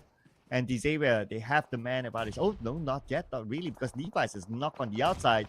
Zaxi together with Lapa now, and also Genforce tossing nades, and they will land one, they will land two, and they will eliminate Xavier by trapping them inside the house. Satar was only the bait. He was straight into it and snared by the Xaviers. That's how their run of that chicken dinner have to be put at a pause. Have to just settle down with whatever left there is for the points of placement later by today with 2 eliminations in the bag. Next we have PEA, and it's going to be the rise of the second page team. BTR, TODAK, PEA. Especially TODAK and PEA still having a full squad for PEA. And they got themselves to elimination, spot out the rest of BTR, and Sergio seems to be caught themselves in the crossfire of all the teams that's surrounding them. Ooh, look at this, right? There was a close run there by Linux into the enclosure here together with 9. It was almost a shot down at some point. Spider 10 knocked down by Adam. PEA still in the game with the full squad. Now looking for the next target. And they do see NKT on the other side. But not able to secure the elimination point just yet. Now they need to move forward. The next target will be BTR on the lower ground. PEA deciding that they want to just poke the teams slightly from the side first, try to fish them out from the positions and try to see if they will try to overpick themselves. Adam will spot 2 players of NKT, even a triple F at the back. Closing enough, and that's going to be the last of Sergio. How are they being eliminated? Right now, we're still focused on PEA versus NKT, but PEA realized, hey, the Blues start to come in. We need to refocus on our position. Well, here we go. PEA focusing on to get into the circle by taking out members of TODAK next. Lynx knockdown. PEA coming in, but they need to manage multiple teams at the same time because Zaxi shooting back onto Adam, knocking him down. BTR now trying to secure the elimination point. Zaxi spraying onto Adam's area but not able to land those shots, so Adam is still A-OK for now as Kido will finish off Lynx.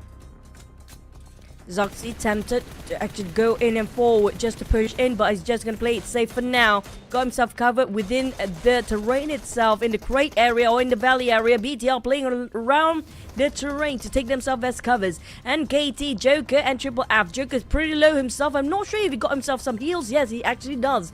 But TODAK 9 happened to be in the center here.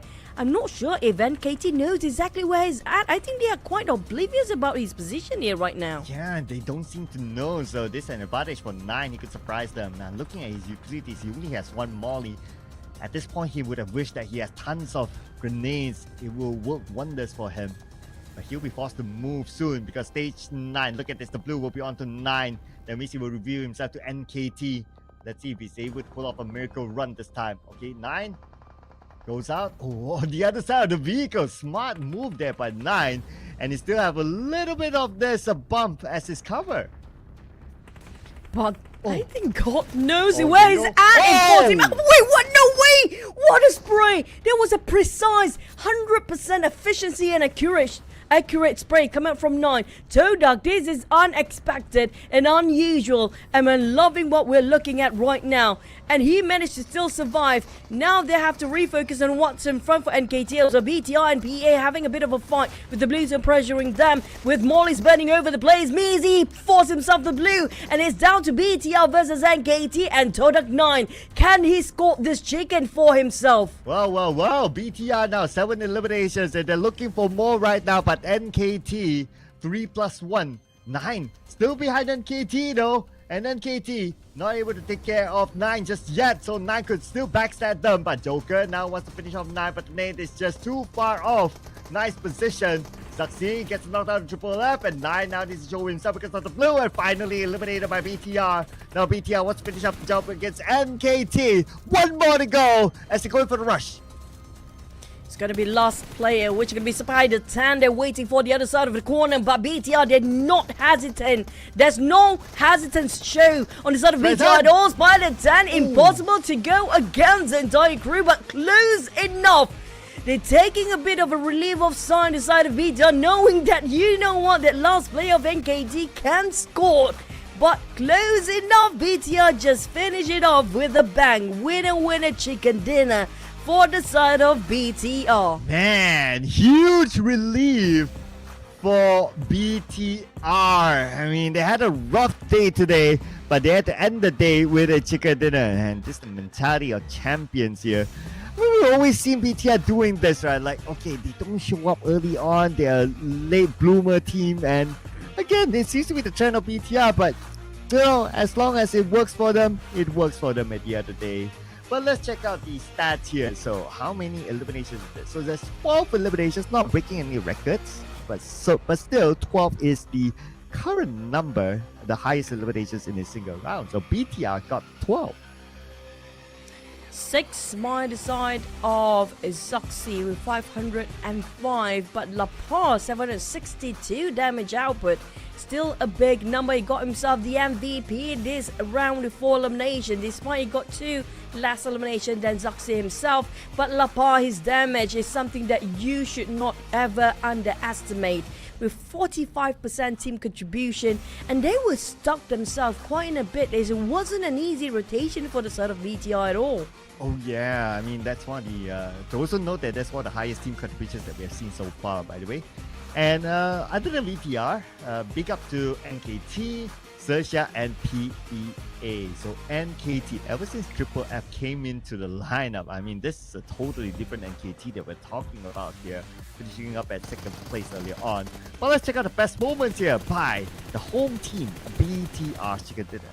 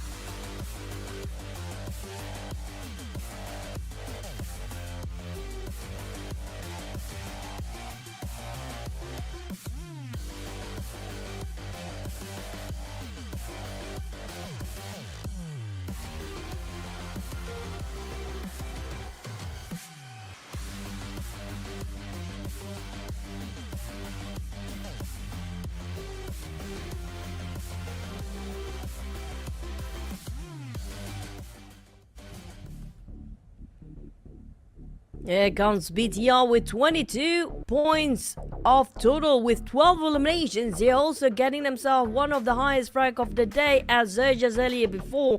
But NKT also got himself the total points of 14 and XERXIA as well at 10. 3 teams at the double-digit club up here, while PEA, TODAK and Alliance, 7 points of total. and BA scored himself at A. But this time we get to see these Xaviers finally get pushed down from their podium spot. Yeah, and out of the page 1 teams, to highlight on MORPH, no place on points, but they got 5 eliminations, so that's where they got all their points in this round. The only team without place on points in page 1. But it's nice to see some of the rising teams from page 2 coming up here, doing very well. BTR, notably, coming in the final round with a chicken dinner for themselves. And for the Xavier, 3 points, but they'll still be on top, so I wouldn't be too worried about them. But on page 2, at least no team went out empty-handed this time. That's kind of true. FaZe Clan 7-9 with 1 point. PANDUM, Team Flash, TALON, Team Secret, even VOIN Donkey. All of them scored a 2 with Creep VIP also scored a total 3 points here. But this time we have to give the MVP. I think it's definitely going to be one of the players of BTR again. And we're looking at either XERXIA or even Lapar for this MVP. But when it comes to the overall rankings, and the Xavier 74 did not actually budge too much when it comes to their last map just now. Things didn't work out so well, but still quite a huge gap between them and FaZe Clan. And BTR with that chicken dinner just push down NKT to 4th place. Yeah, as long as they can do well in one more day and they can gain enough to be in the top 8, mission complete, I would say. But for other than that, but because the gap is not far, so yeah, they could still be pushed down. So you need to do a lot of work still. But on page 2, Team Secret, no change for them. Still at number 16. And their gap is starting to show here between them and Team Flash, who's from Vietnam as well. 8-point gap between these two teams. As for PA, a little bit of rise for them since their last round was pretty decent, so they got 22 points. But our MVP of day number 1, Purgin, the Xavier. At almost 500 average damage in every single map here, 2.3 average eliminations. He definitely gave a lot of contribution in every single map for the side of the Xaviers. This is definitely well deserving on the side of the Xaviers. And I hope without any break tomorrow, they can still carry out the momentum as they did here today for tomorrow. Yeah, so, I mean, it's a testament to the Xavier's performance as well right now that Parajin is the one. But let's hear from the Xavier themselves. Welcome back everyone, and we've completed all 6 matches for today, and all these 16 teams have worked really hard. And now it's time for our final interview. Joining me on stage, we have Levi's from the Xavier. Hi. So Hi. first of all, congratulations because you guys got 2 chicken dinner for today and earning 74 points in just one day, and it is a very good result. So, do you feel any differences in this PMSL? Or is it because other teams haven't changed so much so that you guys can perform better in this season? Trước hết là chúc mừng em vì chỉ trong ngày đầu tiên mà đội của mình đã giành được 2 suất cơm gà và 74 điểm. Đó là một kết quả rất tốt. Vậy thì em có cảm thấy sự khác biệt gì trong giải đấu mùa thu này so với các giải trước không? Và liệu có phải là vì các đội khác không có thay đổi nhiều nên mình thi đấu tốt hơn hay không? Em nghĩ là các đội vẫn đánh đối chơi như thế và bọn em mới bắn ngày đầu nên bọn em cần gọi là trải nghiệm với các đội trong ngày sắp tới, nên bọn em cố gắng để bắt được những tem đã thay đổi những bài như nào. For the first day, I feel like the team's play styles are still like before. So we will need some time in the upcoming days to experience and to notice the differences in their play style. Can't wait to see more surprises from you throughout this PMSL. So, does competing in PMWC help your team improve significantly in this Southeast Asia? Thì có phải là trải nghiệm thi đấu tại giải thế giới PMWC đã giúp các em cải thiện một cách đáng kể trong giải đấu tại khu vực Đông Nam Á lần này không? Sau khi PMWC bọn em được thành tích không được tốt thì bọn em về xem lại và cải thiện dần nữa. After competing in PMWC, we saw that our result wasn't so good.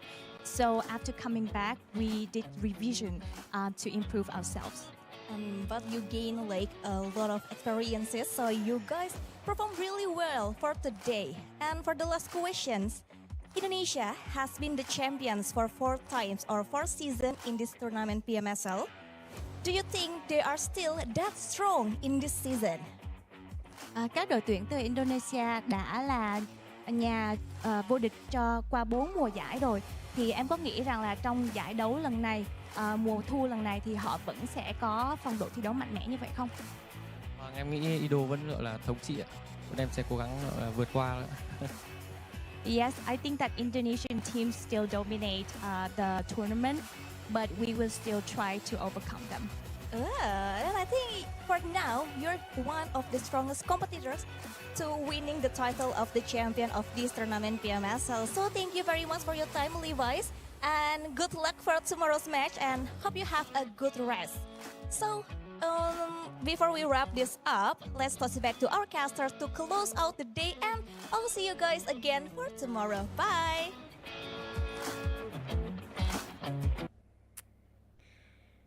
That's going to be Levi vamped up and also powered up when it comes after the revision of the World Championship. They definitely go back to the drawing board to just rediscover what really needs to be fixed, and they definitely don't need any fixing now since nothing seems to be broken. But question is, Cloud, we do know tomorrow they'll be playing here again, so they'll be playing against Group B, so the momentum still not broken off, right? But the problem with Group A, yeah, great, they have a bit of a pause tomorrow to just review the teams that's playing tomorrow as well, and they get to change their fate in the final day. But we do have a very slow momentum, or building up a bit of momentum, a bit of warming up to do, like BTR, TALON, even then KT and XERXIA having a good run, and the momentum being cut off, now have to rebuild after a bit of a pause tomorrow. Yeah, I know, right? So that is something they need to deal with at the end of the day. It is the format, unless if next week's draw, then they're drawn into groups that will give them a back-to-back day, then maybe that will probably help them a bit more. But still, they need to deal with it. I mean, being a pro, you not only need to deal with things that happen inside the game, you also need to deal with things happen outside the game. So yeah, I guess we'll need to see if they're able to come up with something big in their coming days when they come back to play again. Deal with it, guys. Why are you not in Group B? Group B is always going to be the biggest advantage of them all, because you don't have to play the first day. You get to see everybody's weaknesses on the first day, and you get to actually play your best for the final day too. Group B is going to be the best group to be in, but Group B right now is going to be also the most heavy hitters in that lineup. But you know what, Cloud? I think that's going to be our wrapping up for the day. We're done for our first day of our tournament. Yes, and tomorrow will be the debut of Group B for this season. So if you're wondering where your favorite teams, PUMI, Sports, Vampire Sports, don't worry, they'll be in here again tomorrow. So stay tuned, same time, same channel. My name is Sir Cloud, together with Chuchu. We'll be seeing you again tomorrow. Good night, everyone. Bye.